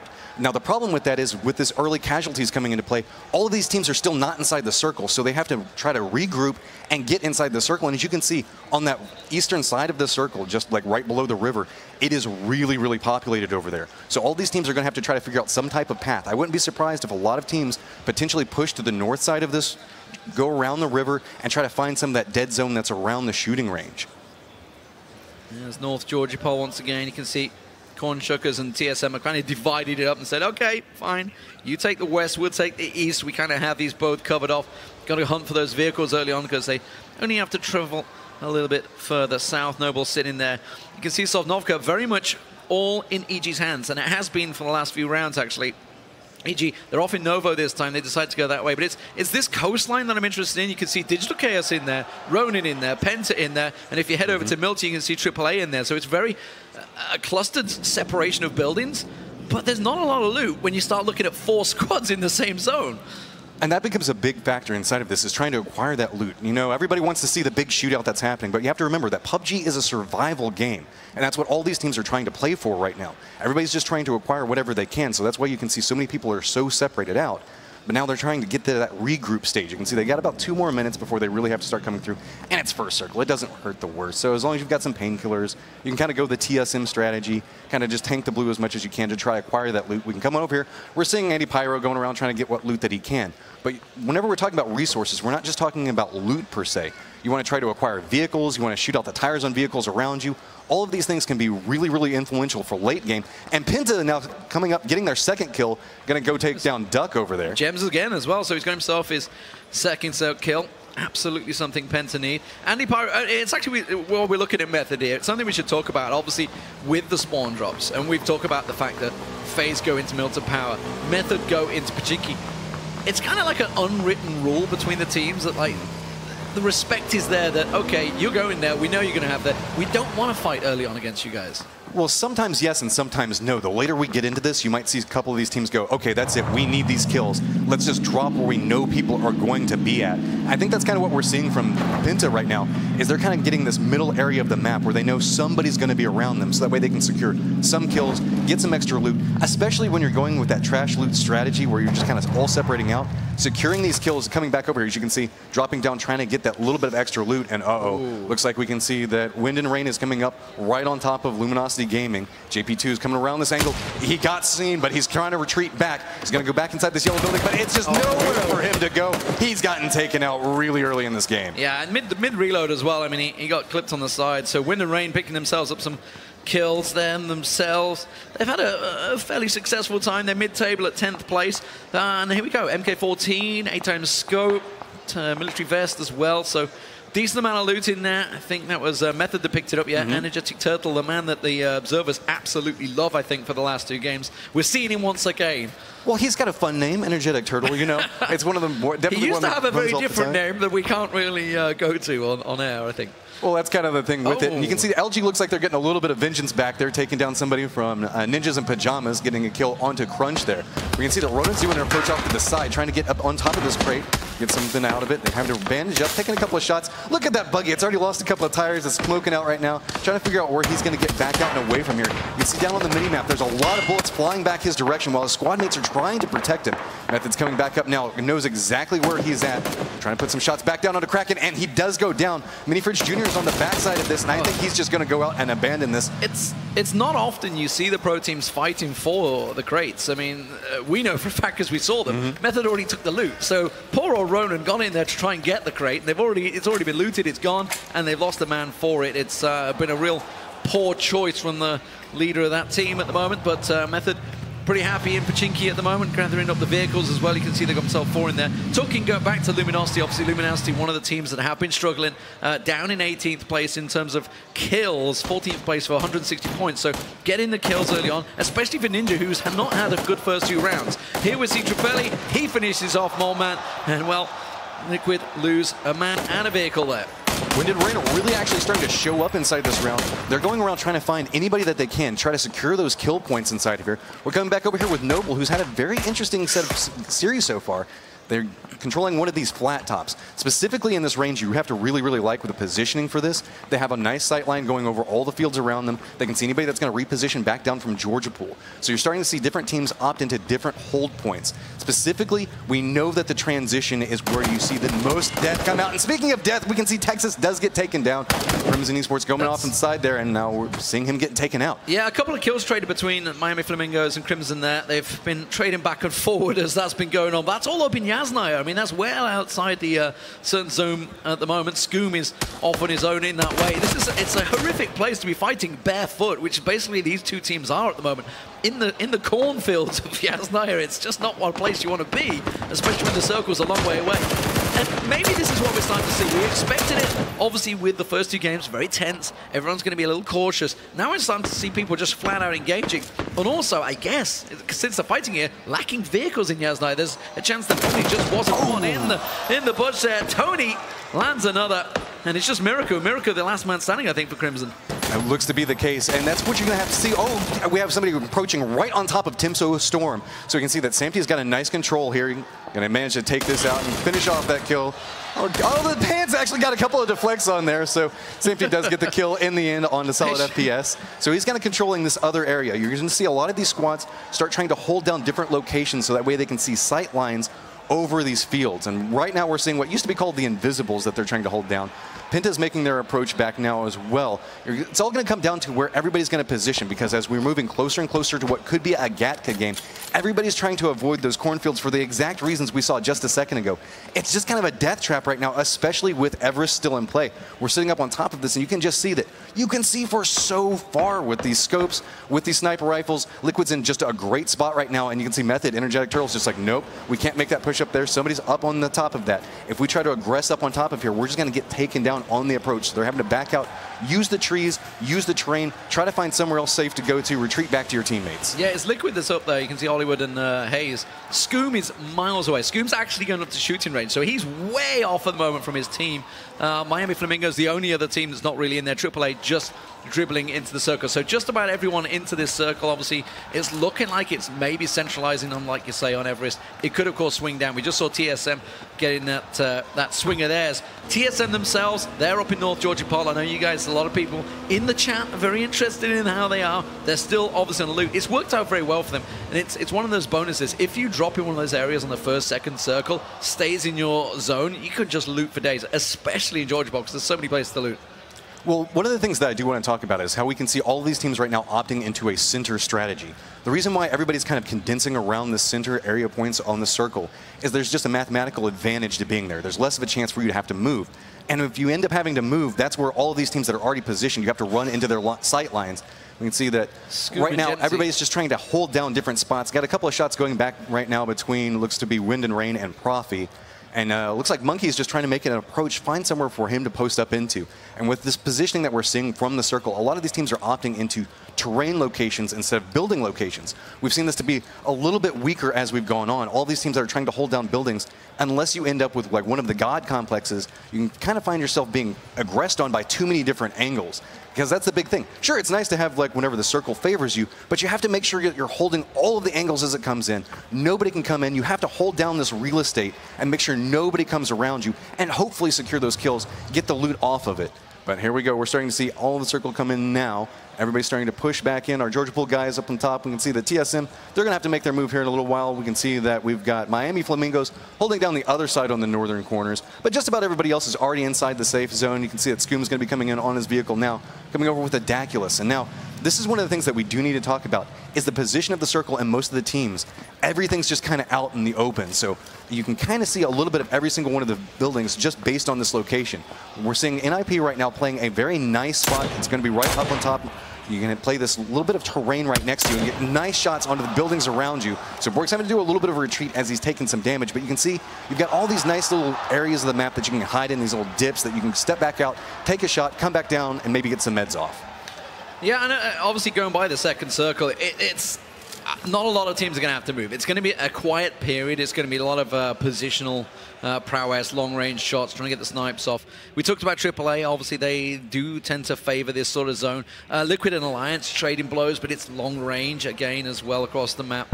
Everybody's kind of in a pretty comfortable position. Here's the split screen at the moment for Digital Chaos. You can see these guys, positional-wise, they are actually down south of Gatka. They're looking in towards Chopsticks. Actually, just south of AAA. There, you can see Jockey's. If you look at Jockey's position, he's the one that's scouting right now. He's taking shots from Penta. They're heading in towards Gatka.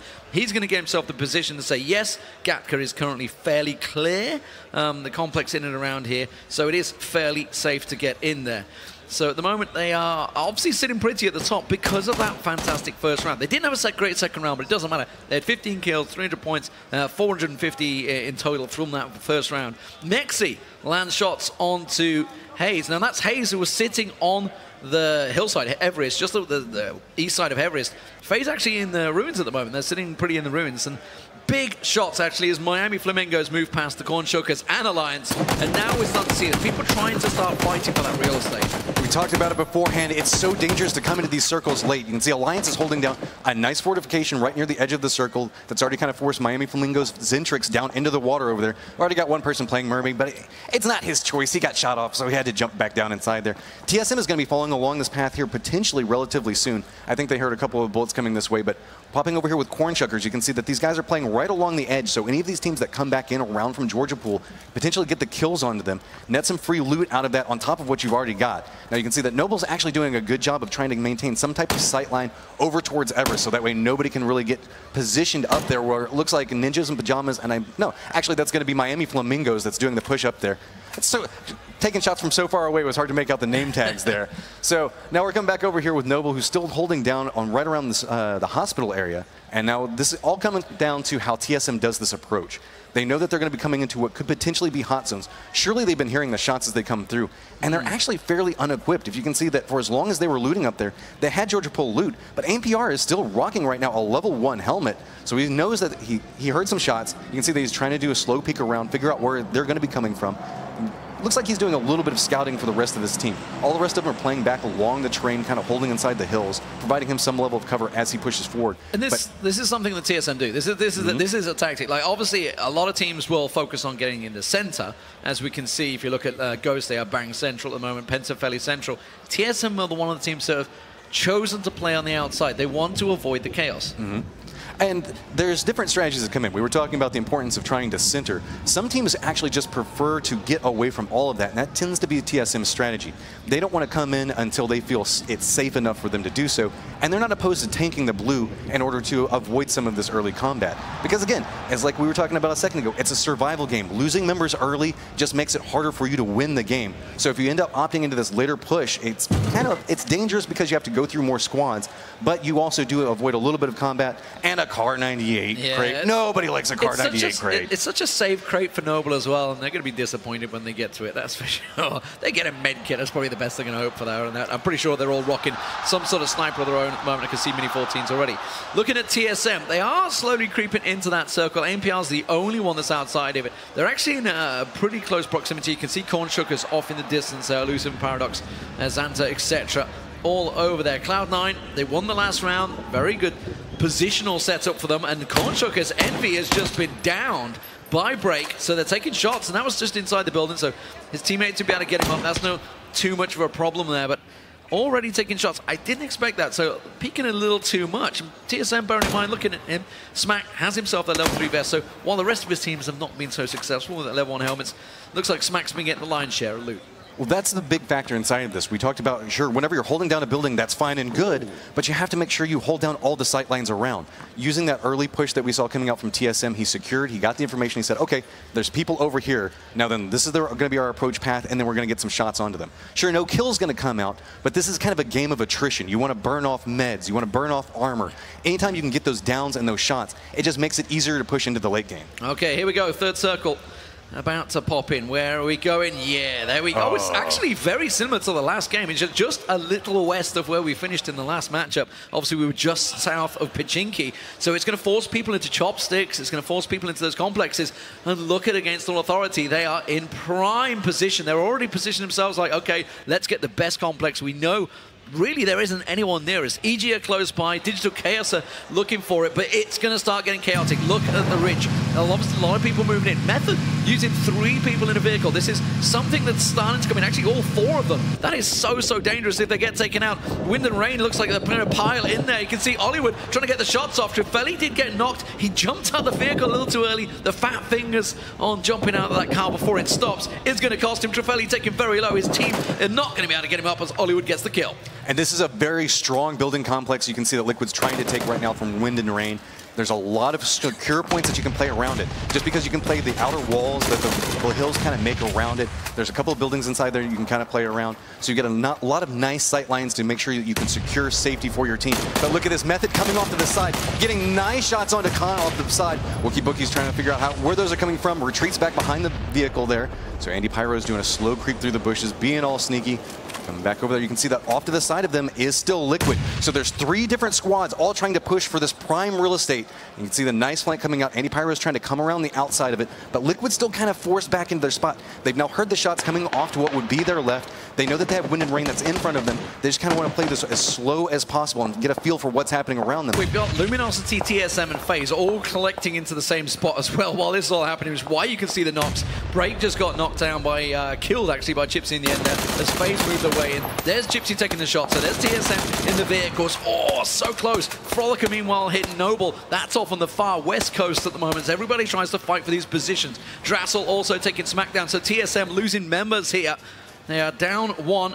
If Smack goes down, that will make it 2. Anti-Pyro continue to try and push on Wind and Rain here. Gustav getting hits. Wookie Bookie taking hits. The spray coming out, but Anti-Pyro not really connected. Meanwhile, 80 does. He gets himself one onto Gustav, and Wind and Rain, they're getting picked off from left and right. And it's all about this slow push that we're seeing coming out from Anti-Pyro. The rest of his team's trying to hold down one area, kind of forced. You can see that Wind and Rain is kind of being forced back, trying to hop into some vehicles, but it's just not going to pay off for him as Anti-Pyro is trying to net that spray. Can't quite secure it, and is he going to be able to make it away? No, a vehicle explosion is going to take him down. Simsy stole the kill, though. Simsy stole it there as the vehicle kill explodes. That's not going to be too happy, but FaZe, they're starting to pick off kills on Luminosity as well, so they're in trouble. That's FaZe, they're creeping in from Ruin's side. They're starting to work it towards just the west side of Pachinki at the moment as they creep in. Here's Alliance, they've been in a good position in Penta and Chopsticks at the moment. They are going to start taking nades. It's like, while you're good, you're down in that low position. You can't really take a great deal of 2 shots, and obviously grenades coming your way are going to be like homing pigeons as they try and land down there. Penta taking a knock there. Look at this. They are really in trouble. Alliance going to try and push up. We saw how good VZ and Sigsy could be on the flank in the last match. This is just a catastrophe right now for Penta. You can see on the minimap how many people are down. They don't know if they should be going for the reses on it. 3 people down from the squad right now. The push is coming out and coming their direction, but we're now back over here at this other yellow complex that we were talking about beforehand. Liquid's still trying to push in onto this. Method took it. Method did manage to force Wind and Rain out, and here we go. Alliance does step right back up, and you can see Simsy's just going to take a whole bunch of bullets, and I think that that is going to be it for Penta, and they are having a rough series today. That is not going well for them. They did get a couple of kills early on, but that is still not a high finish. Still 52 alive, which means they're way outside the top 10 at the moment. Scoom, as I say, Liquid were in that complex. They've been forced out by Method, so Method brute forcing their way in. It is a very good complex. As you just saw there with Scoom, there is just that little lip that looks into the yellow houses, so it's a really nice complex. I'm looking towards this next circle, and oh my word, EG are right in the middle of it. It's going to force AAA to move. They're down at South Chopsticks, so they were looking towards Alliance. And you can see, looks like Tempo Storm, once again, who are doing very well in this tournament so far, are in a great position. Chappie just comes in. He's scouting for Cloud9. It looks like he's well much on his own and looking towards the rest of his team. They are way away. It looks like Frex has been already hit, so he actually may be the last man standing now, as well as TSM creep in. TSM been playing on the edge, but they are in a great position right now. FaZe have to push in behind them, but look at the west side. Everybody's starting to creep in, and they're all going in towards AAA. Here we see Method. They had that complex early on. They fought so hard for it, but they have to give it up. It's just a point you have to retreat back up. You got about 1 minute and 18 seconds. Everybody wants to move early because with 48 people still alive, you don't want to be the last group that's trying to push into the circle. But with this, we're seeing so many small fights that are happening on the outside. Oh, McCoy's vehicle is on fire, about to explode. He does manage to get out and away from it. McCoy's been doing a good job of being the survivor for Ghost Gaming right now, trying to make it back over the rest of his team. You can see that Proppy's off in the distance, trying to put a little bit of pressure onto Evil Geniuses. Meanwhile, a teammate's just coming through. Define Legit's just on his motorcycle, just cutting through as fast as he can, but does get taken down by himself, gets knocked out from falling. Motorcycle things. We're not seeing it on the screen, but AAA are literally in the middle of a firefight right now. You did see Ghost Gaming took up a couple of kills. You see also Digital Chaos coming up behind them, kind of like wedged between them, as it were. EG still have this great complex in the middle. The only team that really has a set complex, and they're going to be the ones that get pushed. You can see Ghost trying to work their way in there, but it is the Corn Truckers getting picked off the side there as Nomi manages to get himself the 1 kill. Method are leaving it late to move in. They're picking off the Miami Flamingos. They've already taken down Team Liquid. They've already taken down Wind in the Rain. They want more kills. And, you know, it doesn't matter if you don't get that first place. If you start racking yourself up 10, 15 kills, it can help you. FaZe and TSM, they're engaging off the side as we watch McCoy trying to get his teammates up. You can see on the kill feed that Corn Truckers are losing players for Rocksays from Against All Authority. It is all happening. It's always in and around the 4th and 5th circle. that's where all of the catastrophes just start happening. We can see now that Ghost Gaming has finally managed to group back up.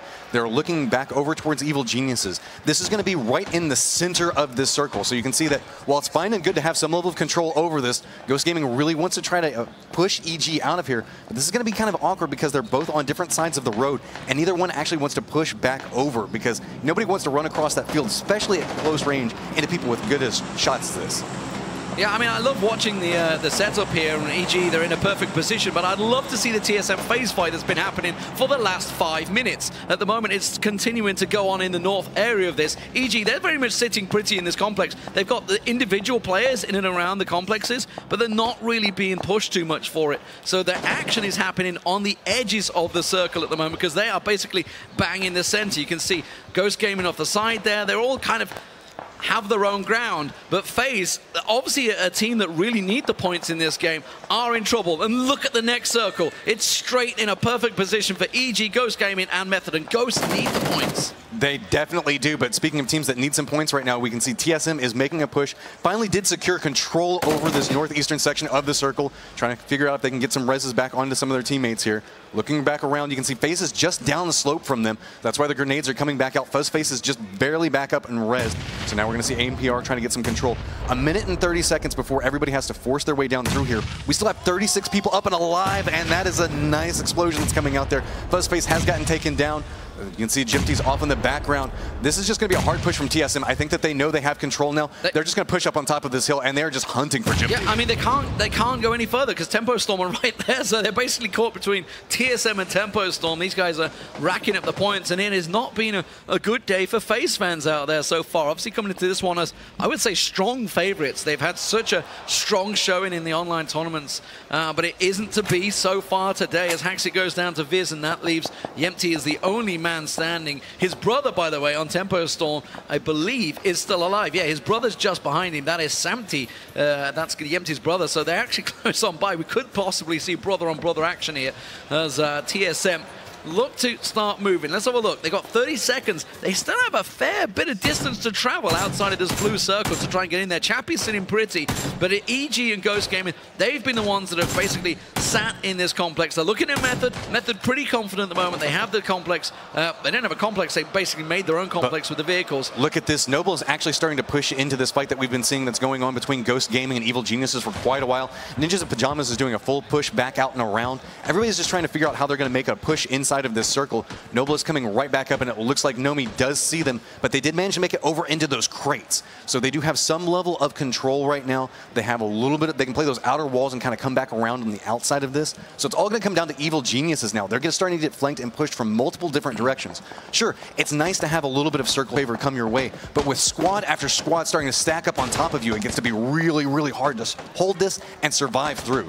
Oh no, I think Viz just got knocked out of his vehicle, or dropped out of the vehicle rather in the translation. That's not good. Chappie getting tagged up, but does get taken down. It's McCoy that lands that kill, and suddenly everybody moves in. Noble are getting pushed. Monkey comes in and around there, so AAA trying to take their position. They're still sitting on the edge. They still have 3 members alive, AAA. Remember, they had a very good finish in the first round, but didn't have too much success in the second. The circle comes in, and Method are perfectly in the position once again. They positioned their vehicles in there a long time ago, and now everybody has to cross very much an open field into the hands of Method. Method could rack themselves up a lot of kills if they can deal with Alliance, who are currently behind them.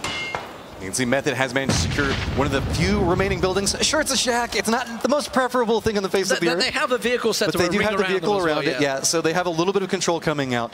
Now, the big thing on it is all of these squads that we saw that were holding down those yellow buildings beforehand, they're going to have to disengage and come up into this area. And that's probably where a big firefight is going to be occurring at. You can see a couple of downs have already started coming out inside of here. Noble's pushing right up on top of Ghoul. They're trying to make their way inside of here. Meanwhile, Nomi's trying to provide a little bit of cover fire. Daculus really wants to push inside of this. They know that there's several squads that are around here, and they just have to fight their way inside of this. Multiple people for Evil Geniuses are actually, well, one person's down off to the side. Nomi's trying to do a run forward right now. So TSM are pushing. You can see AimPro, he's coming in behind Sweater. Smack's just been taken down. So AimPro, the last man standing for TSM as they move in. Sweater also down. The rest of his team not going to be able to help him out, so he will be finished off, I feel, by AimPro. There are two sides. Is it Sweater and Crunch together? I would assume so. AimPro's the one that's trying to creep up on him. Is it? No, it's not. It's X actually that's with him, and he has managed to get him up. Here comes Ghost Gaming. They have started to make the move outside of the complex that they're in. Obviously, EG sticking in there because Noble's in their back. AAA, meanwhile, they're creeping their way in towards the circle. Aim Pro once again looking to try and get himself some shots off there. Ghost Gaming take him down in the end from range. It's a fight that he wasn't hoping to get engaged on, but Ghost Gaming, they needed a big round and they're starting to get it here. Looks like EG are in trouble now. It's a case of do they get in there? And this is all because Method have been completely distracted by Alliance. Now they've taken him down. Now the kills start rolling in. You can see Ghost Gaming starting to pick up a lot of kills. They've not had the circle advantage too much in their favor, but they are starting to work it. Now AAA, who've been sitting quite pretty on the edge, don't have a great deal of cover. Look at them. They're in open fields on the left-hand side. You see Ghost in there, Define Legit and Profi, who've been looking for kills throughout it. Well, Define Legit has found them. McCoy, who's been the last man alive for them for the last 2 rounds, has gone down outside the zone. And suddenly, with 12 alive, we have 4 squads in there. It's Method, it's NIP, it's Ghost Gaming, and AAA. And we saw that with that fight that was happening down in the southeastern corner where those yellow buildings were at, they just couldn't disengage and took so much damage from the circle as they were coming back through. We do see Ghost Gaming does manage to survive through it, though. Well, the circle just changed. Method now have to move. They haven't had to move for the last 3 circles. They've been in a very good position, but they have to come across. But look at AAA. They are absolutely scrounging for any sort of cover, but they're belly crawling in there while everybody fights. Andy Pyro finds himself the kill on Sweater. X is the last man standing there. Ghost Gaming have been picked off. It's AAA with 3 alive, Method with 4 alive, and NIP with just the 1. It's AAA, the only team at the moment that are in that circle, but they have no cover. They are on a repair road. It is a bush Wookiee for Shadow. Hey, sometimes just hiding outside the bushes, that'll be fine. They do have a little bit of a ridge that they can play along, so they're just kind of slow pushing inside this. They know that everybody's going to have to come down around them, and they seem to have a good idea on where Method is, just due to how all the gunshots come out. Here we go. You can see Leighton. He's going to get piling across. The newest member of Method is going to get spotted out by Shadow there. Oh, he knocked himself as he came out. Shiv did take a shot, a single bullet on the vehicle, but I'm pretty sure he downed himself there, jumping out of that car a little too early. X is already moving in for it. X is coming across. Shiva just got down by Energetic Turtle. It is going to be Shadow and Monkey, the last 2 that can stand for them. Monkey, you can see with nothing left. He gets down. Shadow, the last man standing. Looks like it's going to be NIP that get picked off as well. Method should surely take this unless Shadow can go absolutely huge. 80 finds himself the shot, and it is one man, Shadow, who just lays in wait, finds himself 1. Can he get the other 2 as he pushes on? The blue is on him. It's going to be hurting so much. Just 11 bullets in the gun as he finds Energetic Turtle, and Andy Pyro has to get the reload. Goes for the first aid, and it is certainly doable. Energetic Turtle is going to be in the zone first. Shadow has to move, and look at this. Andy Pyro absolutely has him down, dead to rights, and Method clocked themselves up a rack of kills. 17 kills in that round for Method. Absolutely brilliant round from them. And again, we're seeing a very strong performance coming out from our top performing team. Method was definitely needing those kills to come through there, and they were needing that win. And that is just going to shoot them straight up through the leaderboard. Additionally, we have been talking quite a bit about AAA, or Against All Authority. They come out very strong in this, not netting as many kills, all things considered, but a couple of these teams that we haven't really seen showing up on the leaderboard, such as Ninjas in Pajamas, Ghost Gaming, Noble, they do all secure top 5 finishes with several kills apiece. Meanwhile, FaZe down in 10th, Penta way outside. This has not been a good day for them. Obviously, there is another 5 rounds to go, so still plenty of time to pull those points back. But wow, what a round from Method. You know, they dived into Pachinki. It was center map. It's why you go there. It gives you a really good advantage. They were pretty much in the circle for a large portion of it. They were in and around Chopsticks. Remember, they fought. They took down Liquid. They fought. They took down the next team as well. They just pushed their way in. They didn't have it easy. They had to fight their way through it. Wind and Rain as well, they took down, I believe, as well. So they really have fought for this first place position.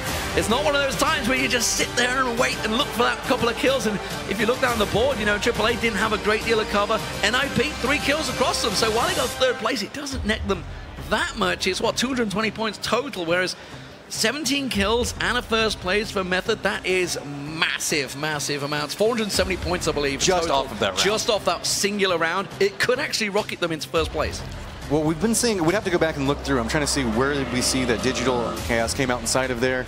Looks like they didn't make it into the top 12 that round, not from where I can see at. So that's definitely going to open up the leaderboard. We do still have one more round inside of here. So we're seeing a lot of variants come out inside of where the teams normally play at and where they're starting to place into. Naturally, we start to see at this point some level of control start coming out from one of the teams. Like they're saying, hey, I've got this, I've got this. But now we're actually starting to see the teams separate out. Well, guys, you've seen the man performing so well. It is Andy Pyro standing by for the Xfinity interview with Richard Sims. Thank you very much indeed, D-Man. Ladies and gentlemen, round number 3 goes to Method. Andy, first question then. How's it feel, man? Chicken dinner under the belt, day number 1. It feels good. Yeah? The same old feeling. Seriously, I got the same feeling as games gone. It feels good. It's good performance, clean performance. It feels good. We knew we could do it. Now, let's talk about your kind of journey here. Obviously, you were one of the invited teams. You've been to a team house. You've been practicing together. Obviously, you've made a team change. It was a substantial team change when you kind of swap out a team captain, you swap out the in-game leader there. You know, when you come to that point, there's a lot of work to be done. How's this affected you and your team practice, swapping out your captain and bringing in a new player leading into this competition? Everything just went better. We got someone who listens, and I took the shot calling play mainly on the teams, and then the team talks to me, and we trust each other. So we actually got the spirit in the team. Everybody trusted each other. It just works 4 minds as one. Kind of looking at you guys, you know, everyone's kind of been changing things up a bit. We know you guys are big Pachinko fans. Sticking to your guns, though. At the moment, you're kind of sticking to that one tactic, kind of go there. I'm assuming you guys have got something in the bag. Should you need to go somewhere else and do something else? Well, basically, we've been training Pachinko so much that we hold in the strong point. Unless someone challenges us, then we're gonna use the experience in Pachinko to actually get it out. We got plenty of plans, but we're using them one by one if it's necessary. All right, then, final question. Obviously, you're a big streamer. You've got plenty of people behind you. To everyone that's kind of subbed to you, donated, supported, followed you through your journey from the start to the finish, what do you got to say to all your fans out there and at home right now? Oispa Kalia. Ladies and gentlemen, Andy Pyro and Team Method, congratulations once again, guys. We're going to a very short break. Don't go anywhere. We're right back for game number 4.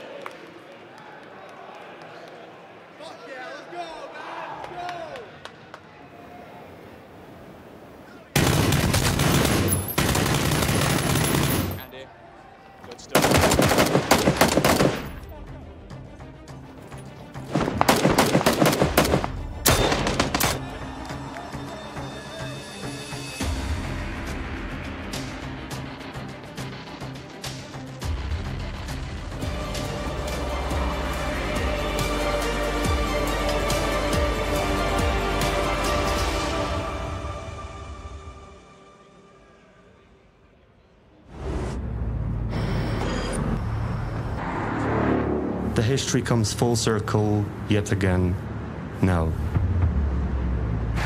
The persistence, the dreams, the sweat, the struggle, the tradition. Some things cannot be named, some places cannot be described.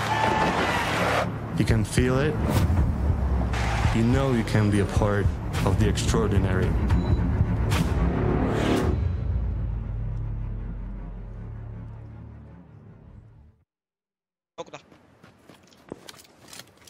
Dona siła. Yo!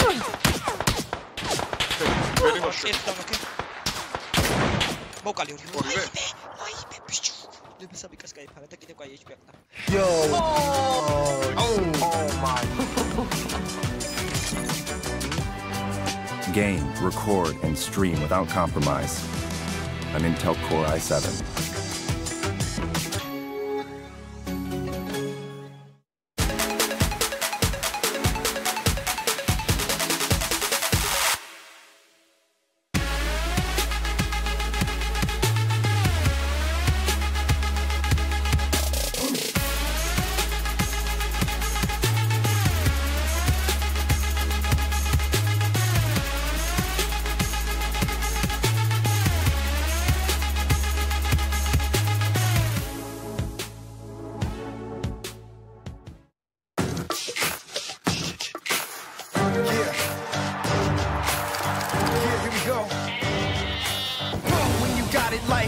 I got it right, you can't stop the might. You should have took flight, tell them when I bring it home. I'll take the top throne, king when I bring it, I keep them yelling out, yeah.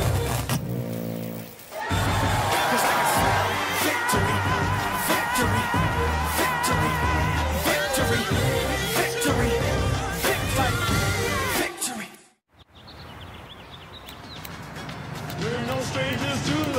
Whoa, that's amazing. Hey, on the internet, I know a bunch of people who would love that. The internet loves what you're doing. So build a better website in under an hour with Ghost Central from GoDaddy. Type in your idea, select from designs tailored just for you, and publish your site with just a few clicks, even from your mobile phone. The internet is waiting. Start for free today at GoDaddy.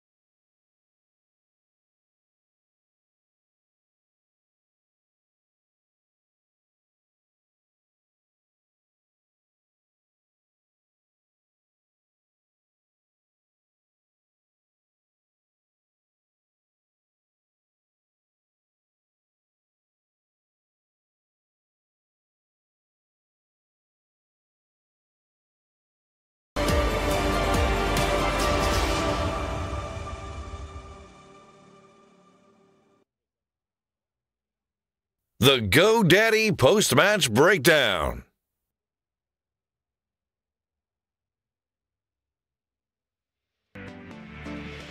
Method find themselves the master plan there as they're able to take the victory with 17 kills, backing themselves 470 points and being able to propel themselves up the leaderboard indeed. Welcome back to the Xfinity Analysis Desk here as I am with Avenger once again as well as Steel. And there's a lot to talk about. There's a lot of comparisons I want to make from the first game especially as well when it came to that first circle. Quite far west, but it seemed that the teams just in general were able to adapt to that much quickly, able to migrate over there quickly and set up effectively.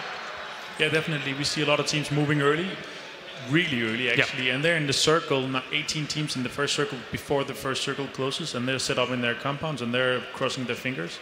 But I really think that moving on to the next circle and you see really eastern, southeastern circle, it's a really tough time for everyone just northwest there.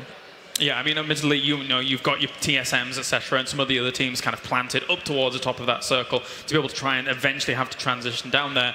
It was initially favoring them, Steel, with that western circle being as it was. But overall, as Avenger's mentioning here, there is a difficult time trying to transition down to those bottom spots. Yeah, transitioning down, especially in vehicles, you're going to get caught out every now and then. And I mean, for the most part, it seems like all of the teams are getting in vehicles at the same time, and then they're migrating all together. And if everyone's in a car and they're all driving separate cars, no one can shoot. Right.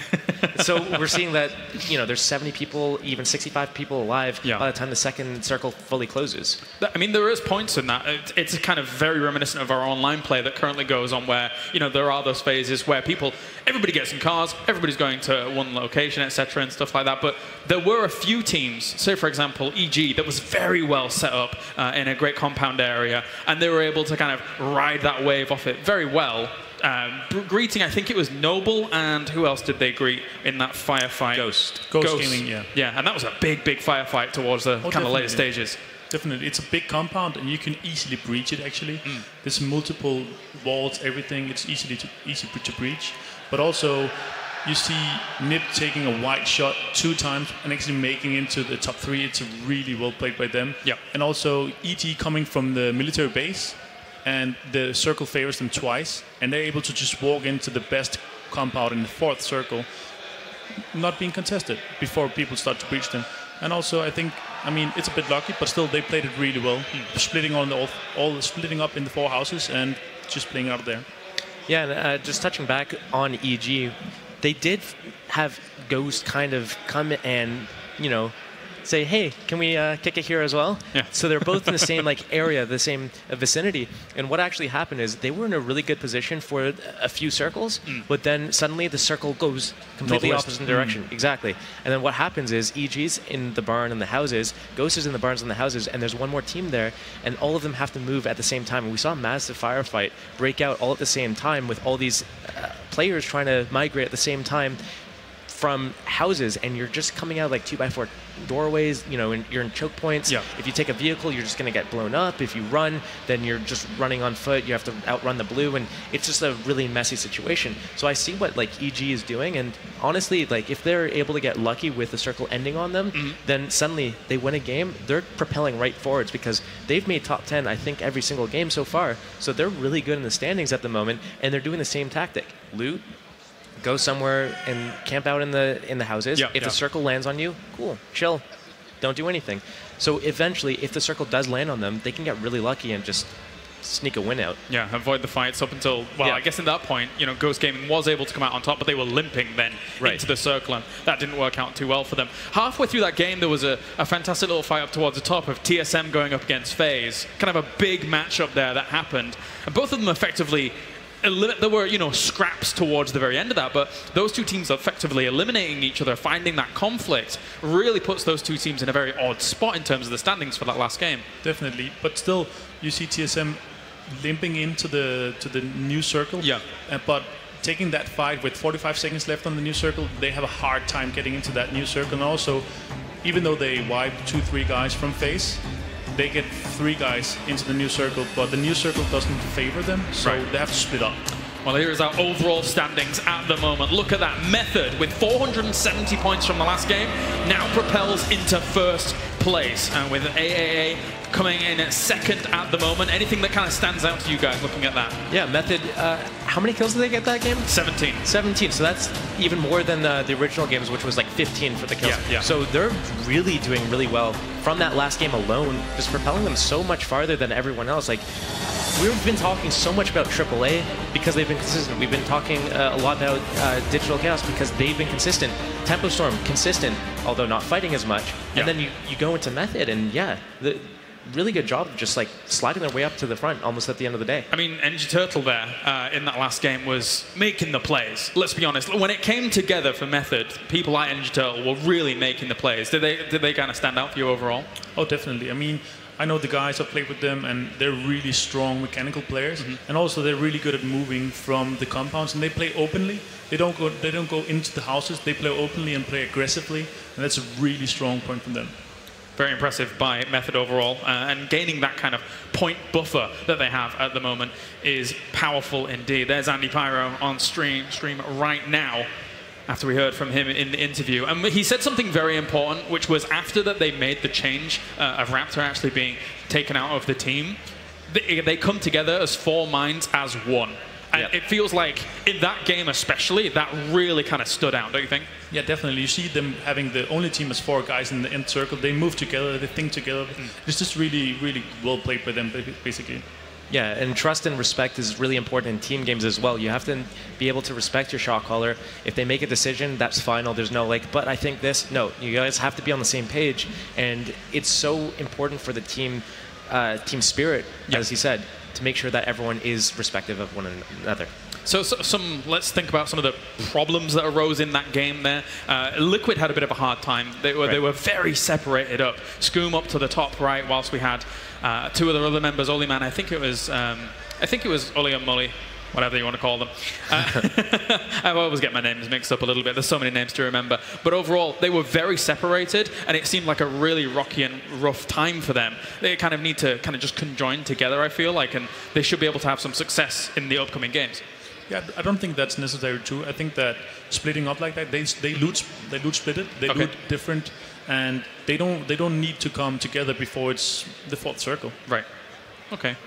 Yeah, I mean, we touched on how they like to loot before the show went on, and it was basically they like to split up.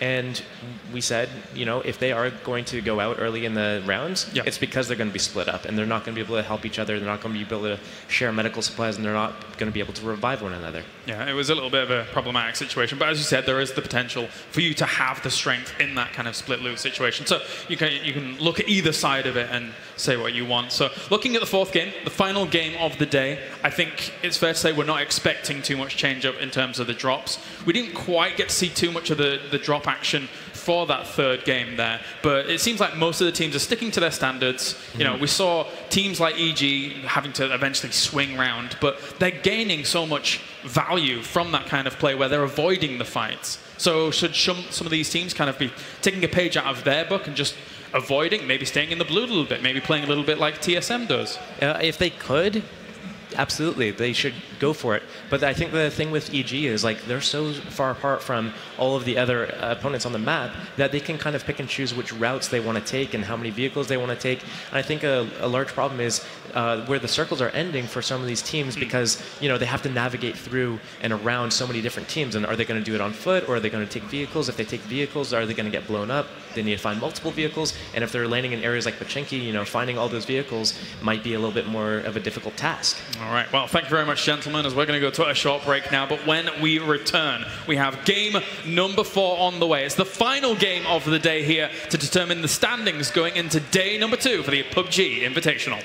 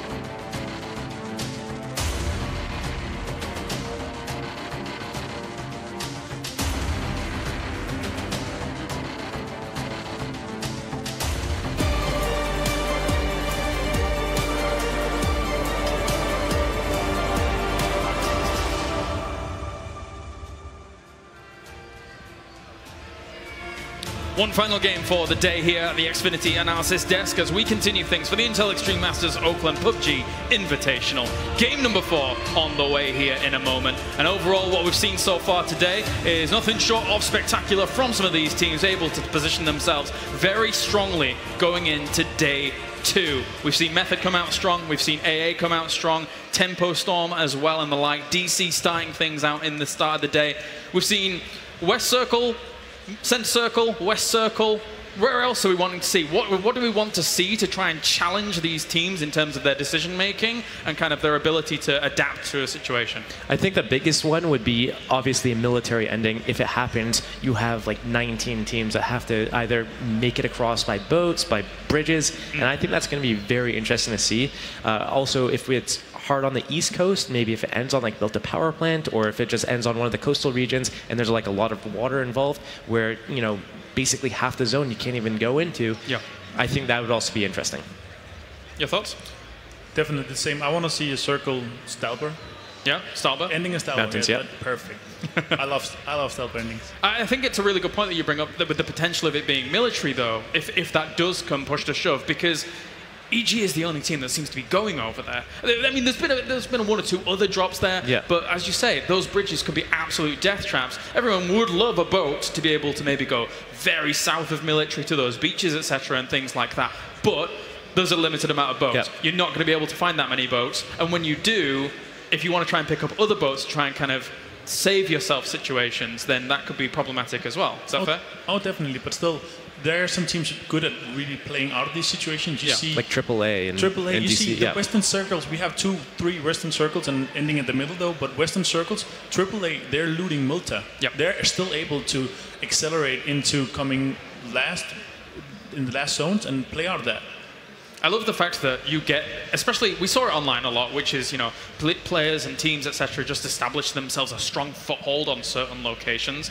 And I feel it's awesome to see that things like North Georgia Pole or very far North Georgia Pole, that's TSM land. And in places like Milta, that's AAA land and stuff like that. So do you think, though, going into the next day, day 2, there are going to be teams that want to challenge those positions? Because it gets kind of frantic and frenzious when you're so far behind in points and maybe you have to do something a bit desperate. Yeah, like I said a few games back, tomorrow when we see what the standings are, if a team needs that edge or if a team needs, like, let's say I'm in 2nd place and Avengers in 1st, and I want to take him out of the game, I'm going to drop down where I think he's going to go and I'm going to fight him and I'm going to take him out of the game early so he gets basically no points. Yeah. And then, you know, however well I do, I can take the lead and then maybe secure the entire tournament. So tomorrow is when we'll see that. I don't think today, or in this last map, I don't think we're going to see that just yet. Right, yeah, you got to stick to your game plan as you were mentioning before Avenger. Oh, definitely. But I don't think people are going to do ballsy moves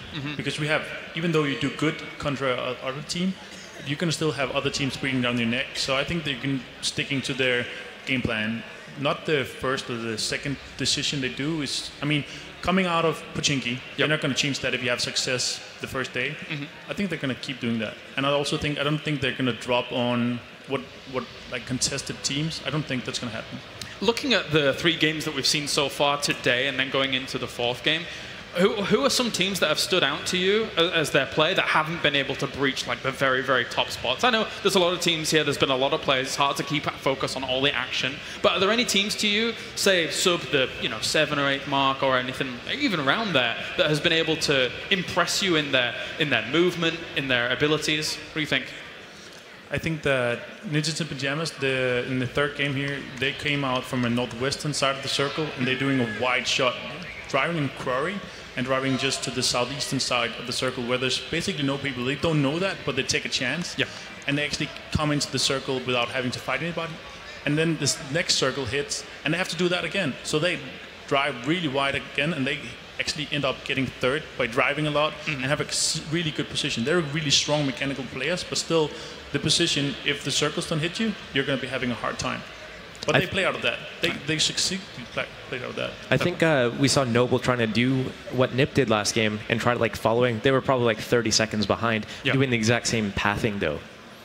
So Noble's one of your guys to kind of look at maybe? Or I think they are a little bit too slow in their decision making and actually like acting on what they need to do. I guess right now I know I've been talking about them a lot, but EG really has been consistently like top 7. Yeah, no, they have. So, you know, moving forward, if they get lucky with the circle, especially if it's like a military ending, then I think they have the potential to do really well in a game. But, you know, consistent top 7, top 8 finishes throughout the tournament, they're going to be in a really safe and secure point. I mean, something that you were highlighting was the fact that Nip was able to take such wide angles in some of those last circles. Twice? Which was very important for them to try and kind of get deep in that run.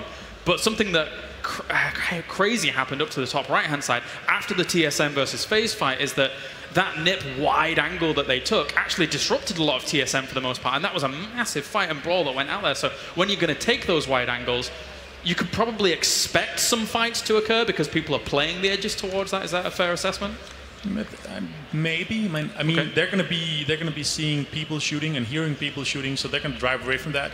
But we also saw a lot of people waiting, and they're, All right, well, thank you very much, gentlemen. It's time now to head over to our commentary team as game number 4 is live, the final game of the day for the Intel Extreme Masters Okland.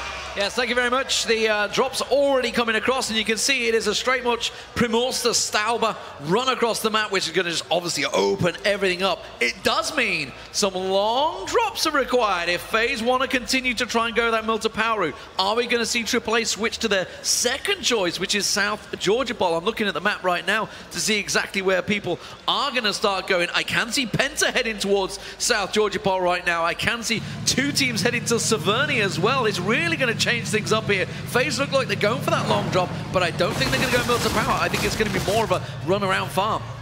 Well, this is like one of the perfect circles for the last game. For the day, we're going to see a little bit of everything that you could potentially want. Everybody's going to be able to separate out, get some solid loot. Nothing is too far away. We're coming over here right now with Cloud9. As you can see, they've kind of opted into this southwestern corner of the map. They're just trying to get a little bit of loot. They've all kind of separated out, and they're looking for different spots.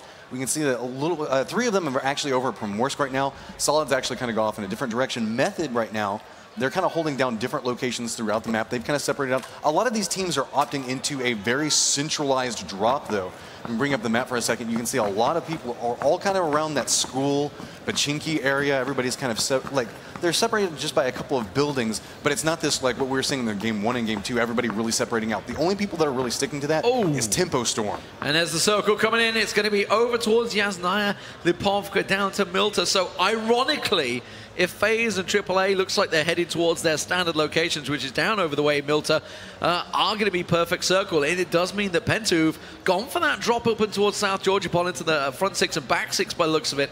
Over towards Noble as well. And the first knock comes in. It is Texas from Crimson knocking Wind and Rain stab. And I did just actually get a chat with Wind and Rain in the break there as well. And just like, oh man, we got pincered. We got pincered between Method and Liquid. It wasn't a fun place to be. So they, they felt that Method, sure, they absolutely deserved it. It is going to be the first kill of the game, and it's coming in very early. But if we go back to the map, obviously we can see these guys are looking for this kill. We can see the split. Cloud9 are down in Primorsk this time. EG, they are heading over to military base, but it's definitely changed up a lot of drops for a lot of teams. And a big part about this is remember the way that the airplane came in. It made it to where that Milta area was not on an easy drop path. Yeah. So a lot of these squads are going to have to get in vehicles and very quickly mobilize back over here. You can see right now it's just going to be Corn Shuckers that are making their way back down as we immediately jump over with Wookie Bookie caught up in a fight. Yeah, I mean, it's the fight continued. Wookie Bookie was sitting on top of that church for a long time.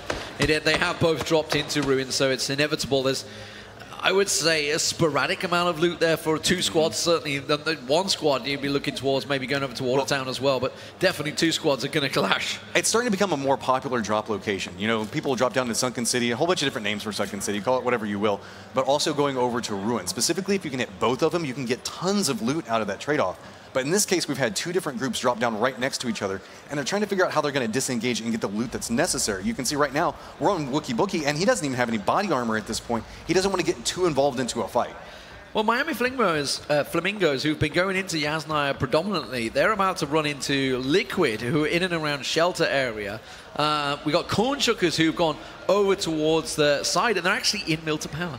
The FaZe realize the Corn Shuckers are in their land. I mean, actually, looking at where they are positioned, they're actually behind each other, over and behind us. But there's Miami Flamingos, and they do run into Hollywood. Hollywood gets down for Liquid. So Liquid losing players early. They've not had the best of luck so far, Liquid. They've been running into teams everywhere they go.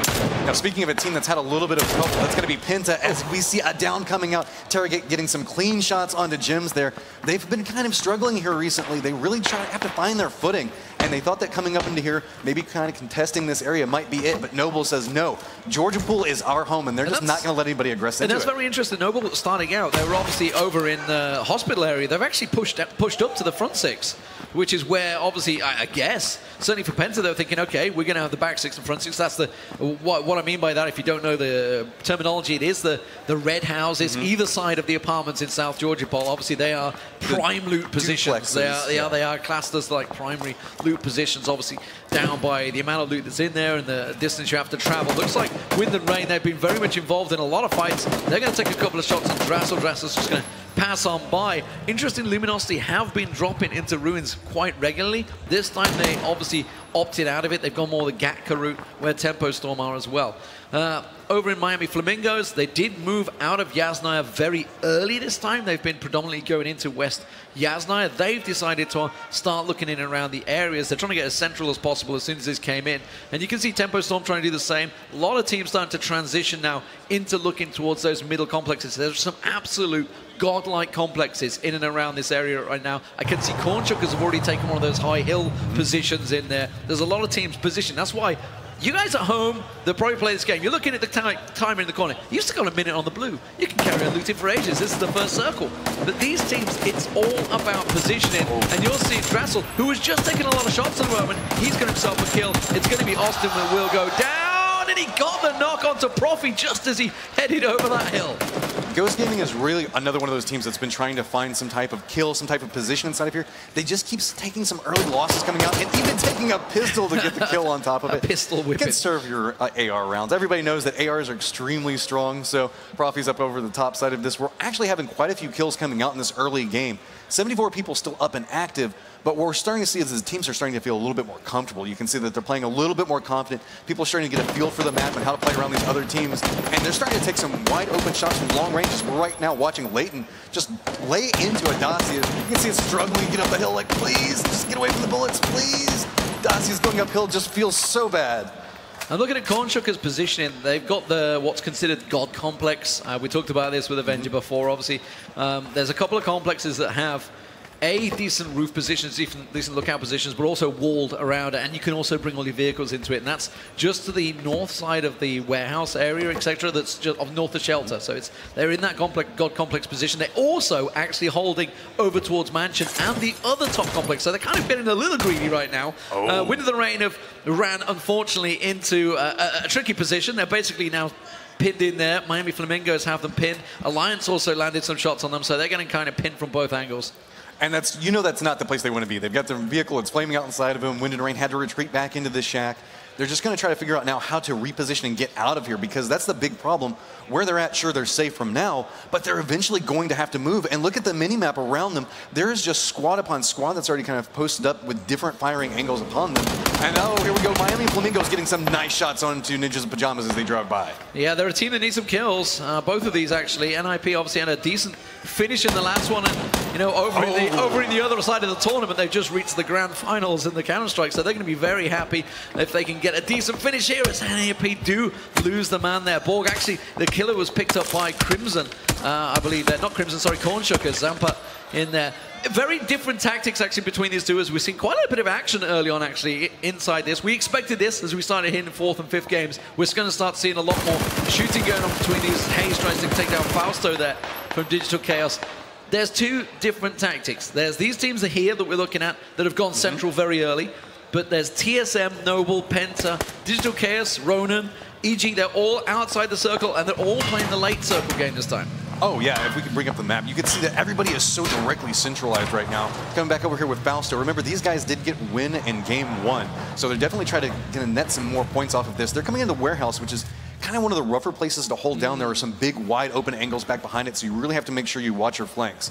So we're going to have to see how that warehouse play comes around there. But everybody right now is so centrally located. There's those outer teams like TSM we've talked about before. Noble still on the outside. Evil Geniuses, they're still down at military base. But everybody is just really trying to collect in and get as close to center as possible, which is going to be kind of interesting with everybody is centered up. If they have to reposition back out, it's just going to be a bloodbath. I mean, this plane is basically the cross from Primorsk up to Kameshki has definitely changed the way things happen. AAA have actually worked their way into Milta and are quite happily looting while this happens. Method, they're still obviously the #1 team right now in the tournament. They're still sitting in Pachinki. They're continuing their loot path. Now you can see Miami Flamingos. They're realizing that they're desperately trying to find some ground to find their home. They've been in Yasnaya. They left Yasnaya so early on, and they've still not been able to get the prime position. 2 people on this bike, it's very, very dangerous. You're heavily exposed. They're passing by wind and the rain there, who are sitting there, but I think they're more concerned about basically keeping it alive in that little complex at the moment. You can see they're very much pinned. You can see by their teammate, Tony V. Now, is this a full flank going on?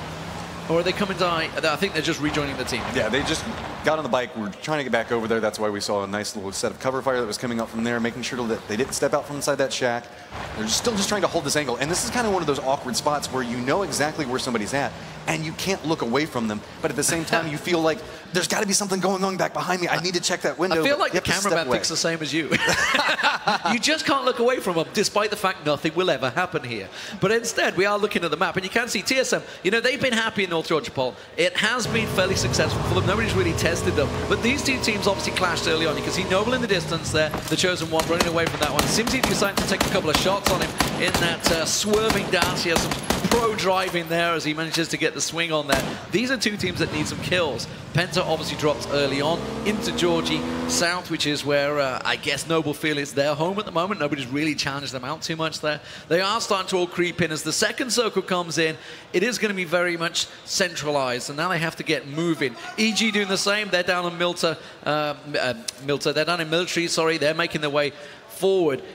For me, I'm interested to see how FaZe are going to do, because FaZe have obviously had very poor games, I think it's safe to say. Poor first 3 rounds. A couple games to start, they this time haven't gone Milta power. They actually had to get the sporadic looting in and around the farm area in the south of farm. So they've had to work their way in.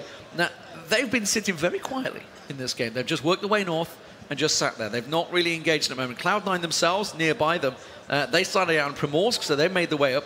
And Method actually have left Pachinki and gone south. So rather than actually moving in towards the center, they decided, okay, we're going to play the edge game. And that can be good and can be bad, especially if you look at right now on the map where Ronan was playing up at. They were in the far northern area up around Stalber and Kameshki. And you can kind of play around there and get a lot of free loot, because a lot of teams don't like to go up into that area just due to the fact that if you're nowhere near like where the next circle could be at. But in this case, it's really playing off from everybody. Now this is where it gets really, really bad. All of these squads that have been playing towards the edge are going to have to push in against that western side of that circle. At this point, you kind of go, okay, do we push down towards Milta? You don't want to drive straight in because you're like, okay, surely there's going to be people posted up around there.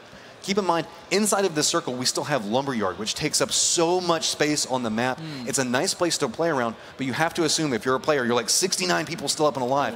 Can't make sure we play around that area. You got to move around. There's a couple of very good complexes in this situation. I'm just looking at one that's free, and it looks like NIP are going to get there first. It's just to the east side of Mansion, and it looks like NIP are going to get there first. Styling there a little bit, Texas. Oh, he learns it.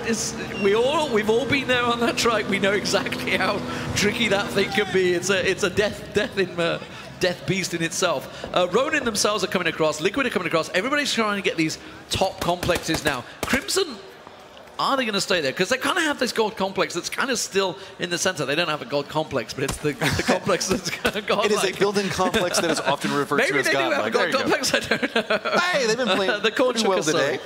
Yeah, they have a great position, but everybody's kind of creeping their way across. Everybody's still in the circle. There is quite a few shots as the transitions come across, as we can pan out and see. Everybody's starting to make the moves now as everybody works their way in. TSM, by the way, way up north, outside the blue. They're gas running it as effectively as you'd like to call it, way outside. They're actually up in Severny at the moment. They're going past Severny. They're way out of the map at the moment, so they're really hoping to just outrun the chaos. And we can see right now, one of the downsides of that warehouse we were talking about beforehand, there's a squad post up right back behind Digital Chaos. They have to make sure they're constantly watching those angles. TSM's finally making a little bit of an approach in. Look at Method on the map. They're actually going out and going all the way around Pachinki. And they don't. You can tell that they're like, okay, how are we going to push back inside this? So they're going to circle all the way back up and around. Again, this is one of the early circles, so it's not the worst. We're coming back over here with Crimson. They actually have their vehicle that has been destroyed right next to them. It's got the flaming wreckage. Now they're going to have to figure out how they're going to get out of here. I mean, they have an open field either way. Corn Chuckers are like, ha, we have you pinned. But they are in the circle, so they've no reason to move. They just basically have to watch the flanks and make sure they don't get Plenty of out. reasons to move, but none of them good, you can say the least. You know you want to get out of there, but look at this. You can see Corn Chuckers. Envy's just got a straight line of sight onto him. They can retreat back up that hill, kind of, but that just gives line of sight. But off to the side, Miami Flamingos are right next to him, and you can see Digital Chaos still inside that warehouse as well. This is going to be one of the little hot spots, is different squads might have to reposition back through. And oh no, one of their vehicles is rolling away, one of their potential cover sources. Well, this is the God area, the God position, as you can see. They got it's a flat roof building, but it has walls all around it. You can see they've got the vehicles in there. They haven't got all 4 vehicles in there, but they've got most of the vehicles in there. They could do with a vehicle just there, but I guess they were pretty short because they moved into this position very early on. FaZe have just got themselves positioned just to the west of Prison, so they took over that complex there.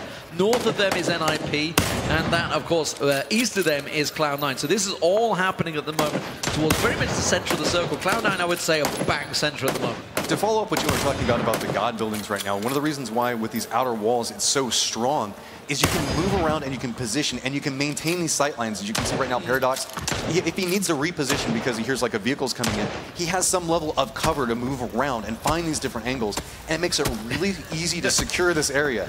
Meanwhile, if you're T-Bone at this point in Jazzy, you're just kind of like, okay, we're stuck here. There's absolutely nothing they can do. They can potentially maybe separate out and run back. Maybe they don't even have any smokes. You can look down. If you look off to the side of the mini-map, they don't have any type of throwables that are equipped. Just can we look at the map? Method have gone... they actually, well, okay, we've got FaZe here. They've took over this complex. As you can see, they're just holding every angle. This is the first time, by the way, we've reached second circle and FaZe have got 4 members alive. So they're AAA actually taking a lot of shots as they pass EG while we're looking at these guys camping out their position. There's a lot of action going on. I did just see AAA. I think they just lost a member actually there. Yeah, we did. We lost Shadow. Shadow went down. Vehicle exploded. So EG just took down Shadow, who've been sat in Milta for a large portion of time. But if you look towards the north of the map, you can see Method. They've gone all the way around Pachinki. They went actually past ruins, through the Georgie Pole Bridge, and all the way around. So God knows how much damage they've taken while running this angle, because I guess they really wanted to be north of Yasnaya in towards that Stalper area. What they're doing is they're trying to avoid any early casualties. Yeah. Remember, Method did secure a lot of points and are now in first place. So they're trying to slow roll this game. They're definitely playing for the points in the survival game now. So they wanted to take this long route out, stay inside the blue as long as possible, because that just means they don't risk dying as much. I say that as Andy Pyro almost tips that over, but these guys are great at driving. Shouldn't be too big of a deal. They're going to be coming in right up next to TSM as they make this approach. Also around this Stalber area, there's a lot of little nice dips and crevices that you can play inside of. So we don't really have to see where TSM choose to post up at and where Method choose to make their approach into, because circle's collapsing in now. So next 20 or 30 seconds, we're going to see where that circle's at, and all these squads are going to potentially have to move. There's still one very good complex available just to the east of NIP that I can see. That's got a great hillside and good angle. We'll see whether the circle pulls towards it as we're about to hit the third circle. Let's see where it's going to go. And TSM and Method have got themselves positioned just on the edge of it, so they're playing very much a similar game. And that's actually quite clever for Method, obviously just avoiding it. They have first place, but it is going to fall very much on every team that is in there. There's not a great deal of them that are going to have to move. You can see it is falling on a beautiful, beautiful position. This is a potential for a very good game, because this is a very good finishing position. Well, there's a lot of interesting terrain pieces that you can play around. You can still see that Prison and the area around it are still up and available. Alliance are going straight into LG. They're going straight in. We can see, obviously, you can see the lines effectively happening. Here's AAA taking shots at Penta. Penta needs to get themselves a decent finish here. Simsy on the trike will get away from Monkey. Here comes his teammates. They're going to pass on by. Monkey's going to be able to get himself some more shots on towards the dash here. He's just going to let them pass on by instead, because now they have the hill advantage. Penta just got inside the circle. EG are going to be pushing up. So EG are going to be to the east and AAA to the west of Penta. So they've got to be careful if they set themselves up on this hill, which it looks like they have, judging by the map. They are going to be in a dangerous position, and that's why they watch EG pass on by. And this is all a point where everybody's going to have to start securing different areas of terrain. While there's plenty of buildings that are available, nobody really wants to make the push for them because they're closer towards the edge. So you're going to see a lot of people trying to play in these little dips and deflates that kind of play out through side here. See, EG's kind of driving around going, okay, where exactly do we want to play in this? And again, it's this under fire. They're trying to play inside this wizard shack, and they're in some trouble now. If EG decides to push in on this, remember, they don't know that there's only 2 members of Penta in here.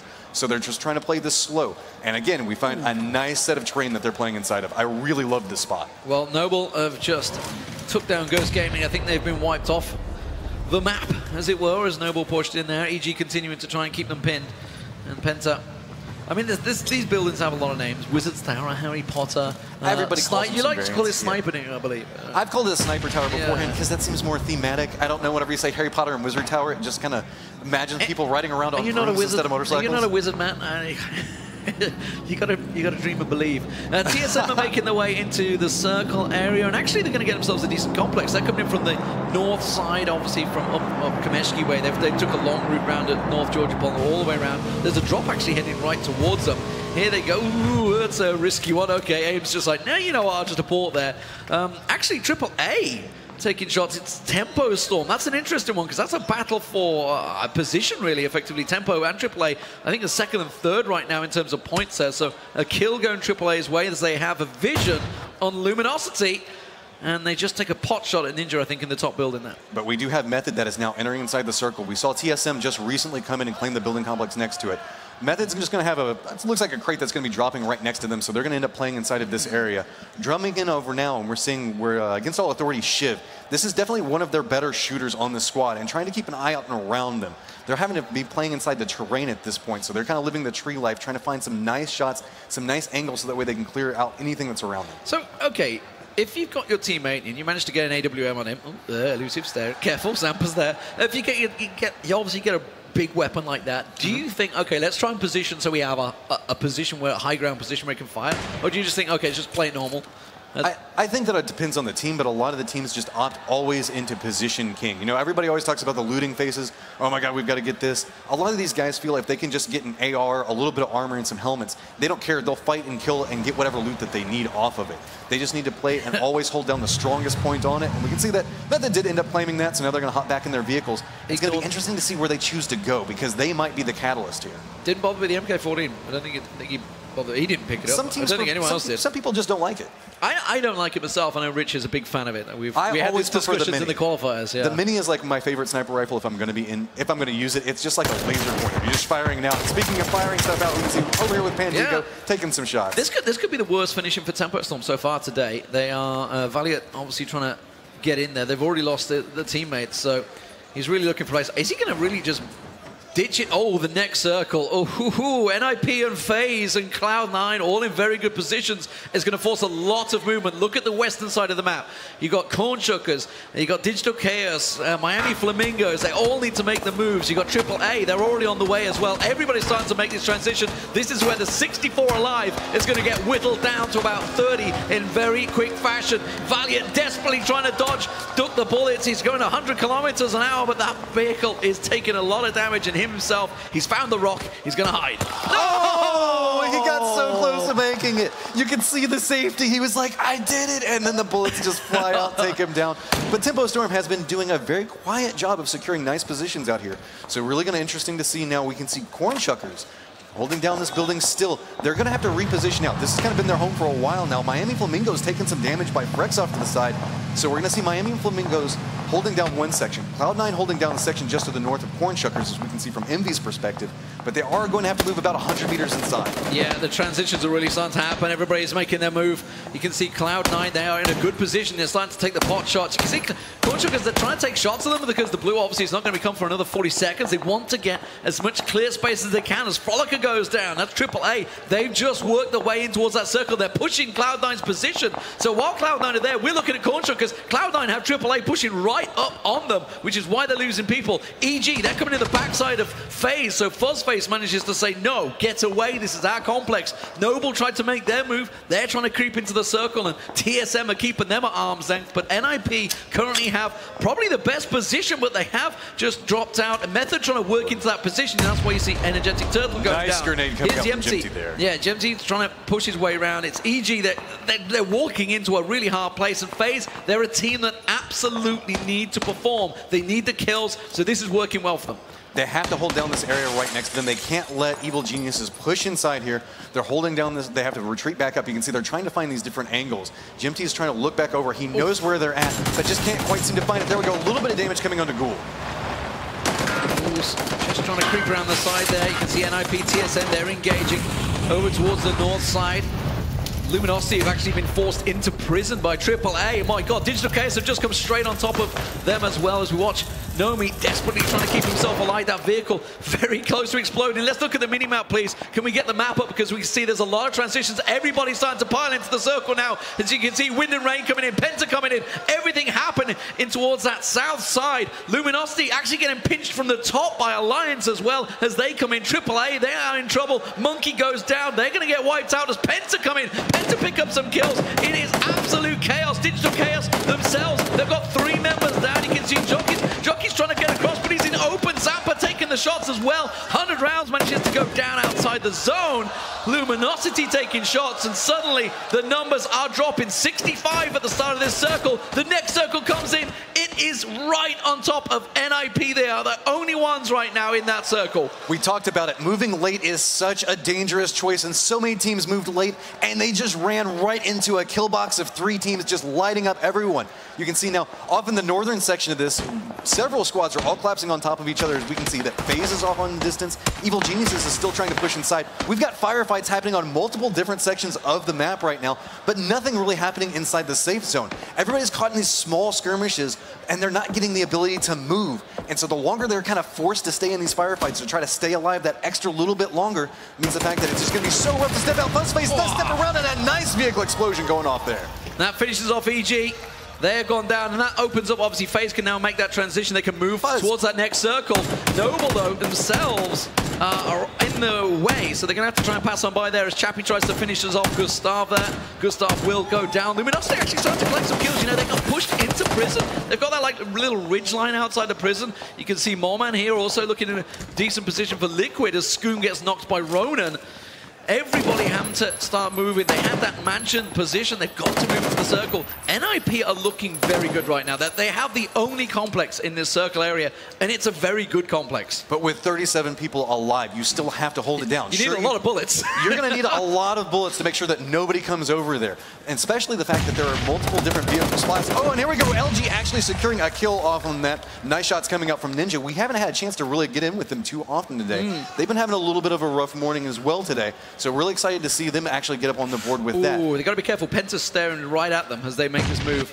Ultra's just staring straight at them. Ducks, they're over here. This is over at Mansion. You can see Liquid. They're starting to look to make their move out of it. The circle coming in now, and they're going to have to start moving. You can see they have that hill position. Ronan are kind of on the back side of Mansion, so they really have quite a bit of distance to move. First FaZe and Co. FaZe are moving in towards the circle. They're getting themselves up with the vehicles. Penta just waiting. Oh, Ninja's on absolutely nothing. He's going to get knocked by the play zone. Penta didn't even need to take the shots, but unfortunately it means nobody gets the kill for it. And obviously 10 points going lost there as everybody moves in. Liquid moving in, Ronin moving in. Let's get the map up. You can see everybody starting to pile into the position. It is absolutely chaos. FaZe have moved into a great position here. They've got themselves set up. It's fairly exposed, but they have the vehicles. Mexi's starting to take a lot of these shots. This is a big round for FaZe as they start to decimate Cloud9 in the distance. See, the Corn Shuckers made a quick move over and play in this terrain. All the firefight was happening next to them. FaZe was distracted in a different angle. Now turns around, and that's going to be a big fight that's going to happen between what's going on with FaZe and Corn Shuckers. But just to the north of them, Cloud9 and Liquid are still caught inside this fight. 22 people now alive, but look at the spread that's coming out on this. Luminosity having such trouble making it in the circle. First FaZe continuing to pick off. Oroxe is, by the way, outside in the zone, outside the blue. He's just trying to tank his way through this one medic. He could play spoiler. He's coming right in behind First FaZe right now. He's going to be right on the backside as he comes in towards this tree. Could play absolute massive spoiler on them. Liquid continuing to land the kills as well. Oroxe is the blue, the play zone. Oh, he's going to go down. First FaZe just spins around and takes him out in a quick flick shot. Crunch and NIP. Oh my God, the next circle. It is still on top of NIP. They absolutely have this complex on lockdown, but Luminosity are going to challenge them. They're starting to come in. You can see Draxel and Gypsy going to move in. Crunch is going to have to keep it. They've split. You can see X off the side there. There's Draxel. Nice He's going to shot. get picked off by X. That will get finished off. Nobody's still able to push the position. TSM off to the west side. You've got to the north, Liquid, and to the southwest position is FaZe with still 3 members alive, but Fuzzface has just been knocked. But it's 14 seconds, 10 seconds now before everybody has to come in. Ninjas in Pajamas are doing a good job of holding down all of their sight lines. You can see that, trying to make sure that Liquid can't push in. Everybody's kind of forced to kind of come around, come in on the push. Well, they have the vehicle position. Oh, some big hits from TSM there. They have to start moving in. You can see FaZe. FaZe are going into NIP. They're going to try and push the complex. It's only Mexi, and sorry, and the last man. Oh, as they missed it, we missed it. Yempty took it down. It was actually Liquid that landed the kill as well. Mexi, the last man standing for FaZe. Envy from Cornchuckers is trying to run the blue as well. He's trying to med his way through that one. TSM off the side. They have to push in. It's Liquid that are starting to take the shots as they use the smoke grenades to try and cover it. Scoom's going to try and get as much as he can. Team Liquid, they're a team that needs some big finishes here. Envy goes down outside the play zone. Vitz goes down on the play zone. We're down to the last 10. It is NIP, FaZe, TSM, and Liquid still alive as they all move into this complex. This complex, by the way, just on the edge of the play zone as AIM pushes in, takes down Crunch. Scoom replies. He drops TSM down as he manages to land the shot. They've got this little vehicle set up, but still the only people now in the zone is TSM. See, right now, Ninjas in Pajamas, X is kind of looking around, trying to find the right angle onto it. If he had peeked just a little bit more to the right, he might have seen something coming off of that. Liquid is off in the distance and trying to make sure that nobody can push through. Does X realize that Mexi is right behind him? Mex is just outside his house. Look at him. Look, it's tucked in the corner there. Mex is just trying to hide right in that corner. He's just being as ninja as he can right now. He's just trying to survive. With 10 people up and active, you want to kind of listen in for all of the shots, get a feel for where everybody's coming through at, so that way you can make some type of approach. Specifically, if you're the solo man, you really have to sneak in onto this, so that's why he's just kind of playing inside what cover he can find, and in about 23 seconds he's going to have to step out and just shoot whatever comes his way. Breaks using this rock, and this rock could play dividends for them. We see Crunch go down to a grenade from AIM. TSM picking up the kills. They had a good finish in the second game. Liquid's repositioning all of their vehicles right now. They're trying to gather them all up, bring them back inside the circle, and try to make some type of fortification for themselves. They're using the smokes with that. Okay, the blue is on. It's going to move, and it's going to push people in. 9 alive. Who is going to come out on top in game number 4, the final of the day? FaZe really need a big win here. They've already got themselves 4th place. Break gets knocked by Gypsy as LG starting to get themselves a little spoiler effectively. Liquid, they've just got knocked twice there. They're losing people. X is actually playing a real distance. You can see Mexi, he takes down Chips around the side there, so Chipsy goes down. With a double knockdown for NIP, it puts Liquid in real dangerous position. The blue moves in, 6 alive. As I look towards it, the next circle comes in. It's going to be the tiniest of tiniest circles as Smack tries to get his teammate up. X just off the side there. It is going to be between the 5 members as Hayes goes down outside the zone. I really don't know who can come out on top in this one. Everybody's just kind of dancing around these little yellow buildings. Everybody's taking some form of damage. AIM-PR looks like he's trying to get a little bit of health back up. Yep, so he's going to get up in health. Now X has been kind of playing inside of all of these buildings and been moving really, really solidly. And Smack securing a nice kill onto that. Now we are down to 4. Scoom taking damage as well, just outside, and it's X actually looking towards him. Smack picks around, he gets himself the finish. That's Liquid down. It's TSM versus Nip. It's X versus 2 members of TSM. Can he do it in a 1v2? And I think that X gets a feeling that it's all onto him at this point. He's trying to play the different angles and he's stepping out. So with that, TSM does secure 1st place inside that round. They net themselves 10 kills, all things considered. Coming in at 2nd, we've got NIP with X coming with 3 kills. Yeah, and 10 kills for FaZe actually, so much needed points for them. They were obviously not having the best of luck for them. Overall, you know, 265 points is a much needed position. They were in 10th at the start of this, so it's definitely moved them into the top half. Big points for NIP, and you can see those guys, you know, they were in a great position early on. They got themselves positioned in towards that complex and stayed there for a long time, but they had to fight for it. It wasn't easy for them, but TSM, great positioning. Remember, they started North Georgie, they went all the way around. They went right up to Stalba and down into it. They played the late Chaos game. We talked about it before when they had that Cloud9 2nd place finish. This time, they've gone one better. They've got that first place finish. And I have to say, I was extremely impressed with X pathing inside of those last couple of circles. He managed to move from building to building and secure a kill here or there, just the necessary path to get him inside there and secure Ninjas in Pajamas second place. They were in a really rough spot with all of those squads pushing in. It was pretty much on X's back to try to push inside there, but again, TSM just doing such a good job on securing so many different angles, and as I'm saying right now, Luminosity Gaming doing a good job of making their way inside of here and finally getting themselves a 5th place finish. Yeah, the best finishes so far for Liquid FaZe and Luminosity. They've all had a tough day, I think. This is going to be definitely a morale booster for them, obviously. When you start falling 400-500 points behind, you realize you need a really big finish then going into game 2. This has just put them all back on the board and really leveled things out a little bit. Obviously, we were looking towards the top of the tables with Method. You can see they're not in the top 10 this time around. You know, they tried to do a similar route to TSM. It didn't work out for them. They actually ran into NIP, I believe, and that's where NIP started picking up a lot of those kills. But very interesting finish, I think it's safe to say. I was happy when I saw the area that was going to push it, because you knew it was going to be a firefight between everyone. Oh, yeah. Which is why you don't see like a 17-kill finish by one team. It's because it's very much spread. Look at the kills. You know, it's spread. It's like almost every team's got 10 to 5 kills between them. And so with this, guys, we saw some great performances coming out from TSM securing first place. So with this, we're going to go ahead and throw it over to an interview with Smack to break down what he saw inside that game. Thank you very much indeed, ladies and gentlemen. Welcome to the Xfinity post-match interview. Guys, give it up for TSM! Smack, you guys really needed that. Obviously, a couple of rough games, especially game number 1. That was a very rough game. First of all, let's get a general feel. How are you and the team feeling after that win? We're loving it. We're so excited to be here. I'm super proud of the guys. They're playing out of their mind, and it's just awesome. Okay, so let's talk about general how TSM plays. You're a slower team. You always kind of come a little bit late game. You do get a bit of a meme and a few comments now and again. You like to kind of loot outside there in the blue. But I tell you what, it's been paying off. We've seen in some of the tournaments you guys have been playing, you've been getting some high rankings, you've been getting better and better. Does this kind of come down to this boot camp that you guys have been doing? I've talked about it before, and I absolutely think so. There are other teams like it. We have 2 NA players and 2 EU players, and since we're streamers as well, it's kind of tough to be on the same page a lot. We can't talk strategy and things on stream, right? So this boot camp was a big step forward for us, talking over things that we really needed to discuss and really get on the same page. It was good. I mean, you guys have been doing this for years now, right? You've been back in the day with the Armor. We've seen you playing many games, streaming many different stuff. Obviously, EU, NA difference. Does that kind of become a little bit of a problem when practice comes into play? I mean, a little bit. You know, connection can have a bit to play, but more than that, it's schedule.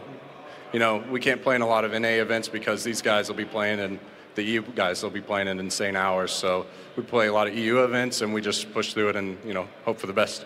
Okay, we're about to wrap this up, but obviously TSM, it must be, to wear this logo on your shirt, I mean, does it add any pressure, or does it really just make you proud and want to do the audience proud? I mean, yeah, absolutely. From day one, it was kind of a thing for me. Do I deserve to be on TSM? Like, it was really scary, honestly, at first. And for us, we just wanted to work hard to make everybody proud, make TSM proud, make all the fans proud. I think I speak for everyone in this audience when I say you guys do definitely deserve to be on this team, okay? So for all the people in the crowd, anyone at home that's watching you, anyone that supported you guys, what do you have to say to them? Love you guys. Thank you for all the support. You guys are the best. Ladies and gentlemen, Smack and TSM, guys, we're going to take a very short break. Don't go anywhere. When we come back, we're breaking down all today's action. We'll see you in a second.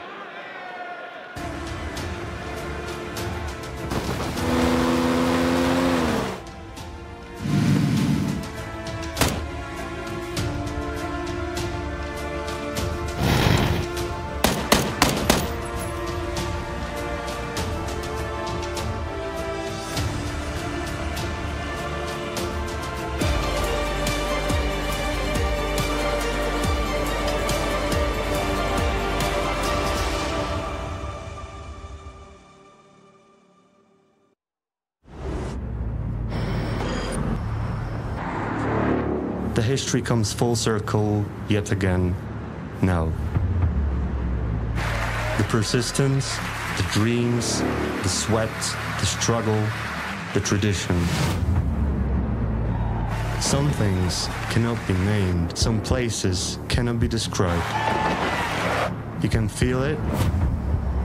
You know you can be a part of the extraordinary.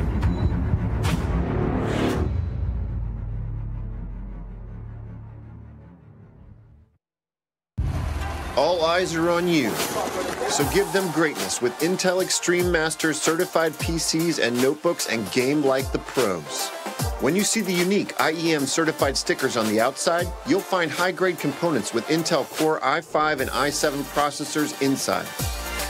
Every purchase includes in-game content and supports the prize pool of Intel Extreme Masters. Game like a pro, because the world is watching.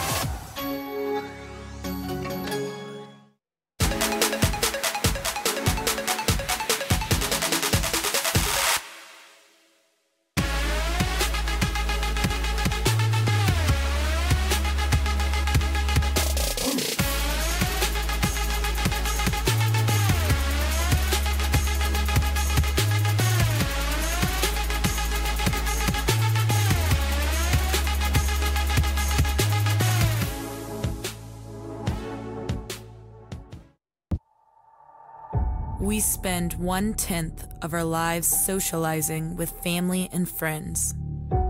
We spend 1/3 of our lives sleeping. We spend almost half of our lives sitting down. So if sitting down is so important to us, shouldn't we make sure to sit with the most comfort? Then there is only one clear choice.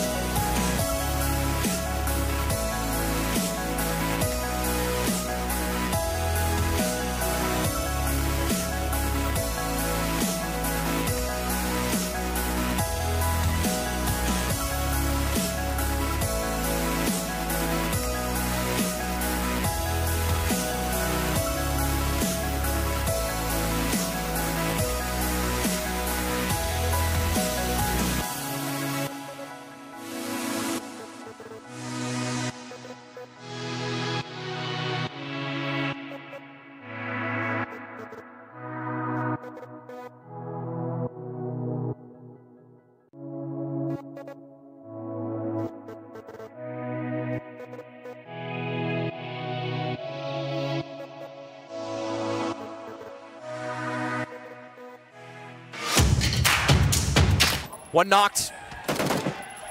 Two left. That's the building they're in. On me. One left.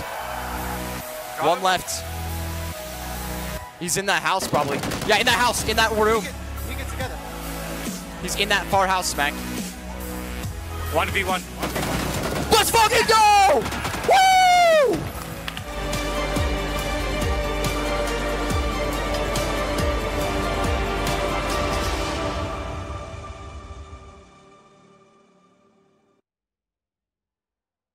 The GoDaddy Post-Match Breakdown. Welcome back, ladies and gentlemen, to the Xfinity Analysis Desk as we wrap things up for day number 1. And Smack, with the clutch plays there at the very end, is able to back TSM the win. Not only the win, but also with 10 kills as well. Some very, very impressive play there from TSM to be able to, now what seems like, back the top spot of the leaderboard so far. Yeah, and it's throughout the entire day. They had the really slow start on the first game, but the consistent placings throughout the entire tournament, the rest of the maps, lands them in first place with that win. Very good stuff, Avenger. Looking at that, how did you kind of see TSM, especially in the later stages of that game? They've been pushing really nice out of that compound, and they played late. Yep. But as I said earlier, and as I've been saying all day, when they play late and they get into this late game, they're going to be able to push into getting one of those wins. And that's what we saw today. And I know these guys, they really wanted that win today. Yeah, very impressive plays by them. Let's take a look at the standings and get you up to date with exactly how things have gone down throughout day number 1, moving on into tomorrow. As you can see, TSM have been able to claim themselves number 1 at the very top there to start off things in day 1. And then moving on down, you see that Method, very interestingly in that last game, looking to retain their spot, not play things too aggressively. We'll talk about that in a moment. They're currently at number 2. And only 30 points behind as well. They're really close. You get 40 points just by being in the game. So 30 points, it's really, really close. Another thing is that AAA, they haven't been able to secure a win yet. But this consistent play from them, they're 3rd without a win. It's really, really well played for them. Only 100 points behind. It's very true. And then a team like DC, of course, Steel at the very beginning, winning the day. Just kind of the 4th position at the moment. Yeah, they've really slowed down on the momentum going through, because we saw them, they had 15 kills in the first game of the day. They won it. Yep. And then, you know, they're struggling. They've picked up maybe 300 points since then in the other 3 games combined. Yeah, so difficult times for them to try and just keep up with that top spot, but there is still an entire day to unfold later on down the line. So big congratulations so far for the teams that have been able to take some of these top spots. And also, I see like FaZe is 5th place without any wins as well. Yep. They've been racking up some points, some kills as well. Also playing really consistent. They're actually ahead of Corn Sharks as well and Tempo Storm. Yep.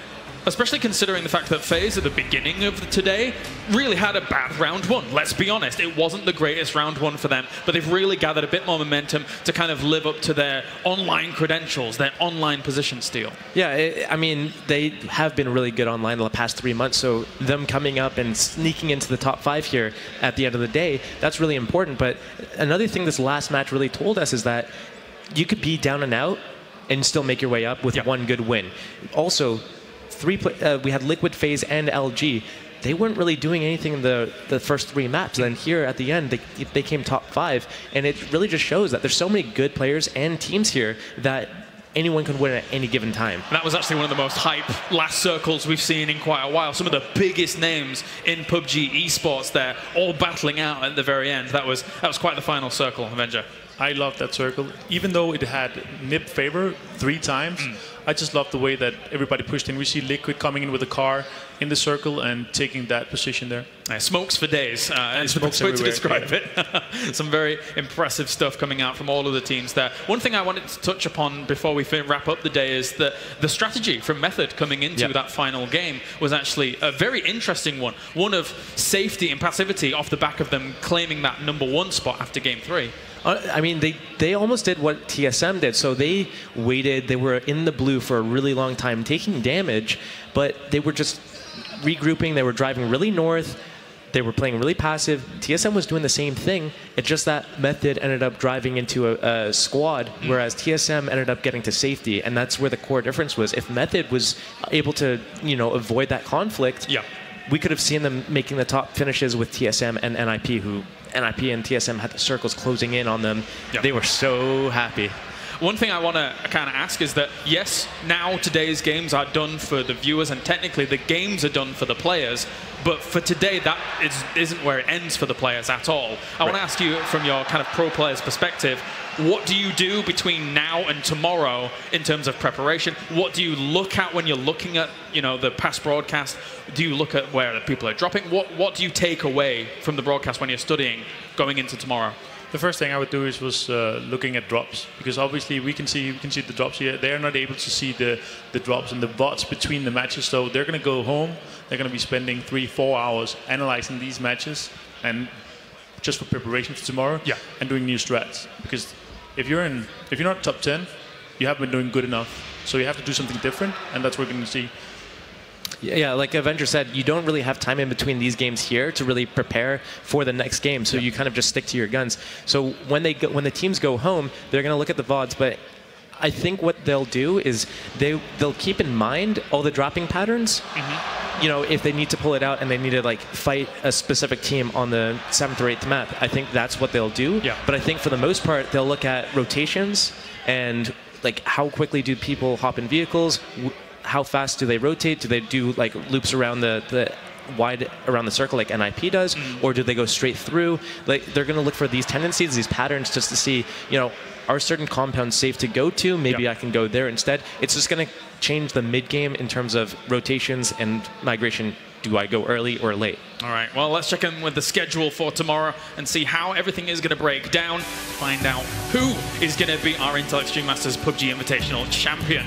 As you can see, basically starting same time, same place tomorrow. We'll have 4 matches and, of course, the winner's ceremony where we figure out and crown who is not only becoming our champion, but who will be walking away with $60,000 for first place. Don't forget, it's $200,000 in total, with the top 8 teams being able to bag all of that prize money. So getting top 8, very, very important for these teams. The ones that are sitting there so far, sitting pretty. The other ones might be looking to take a bit of a risk going into day number 2.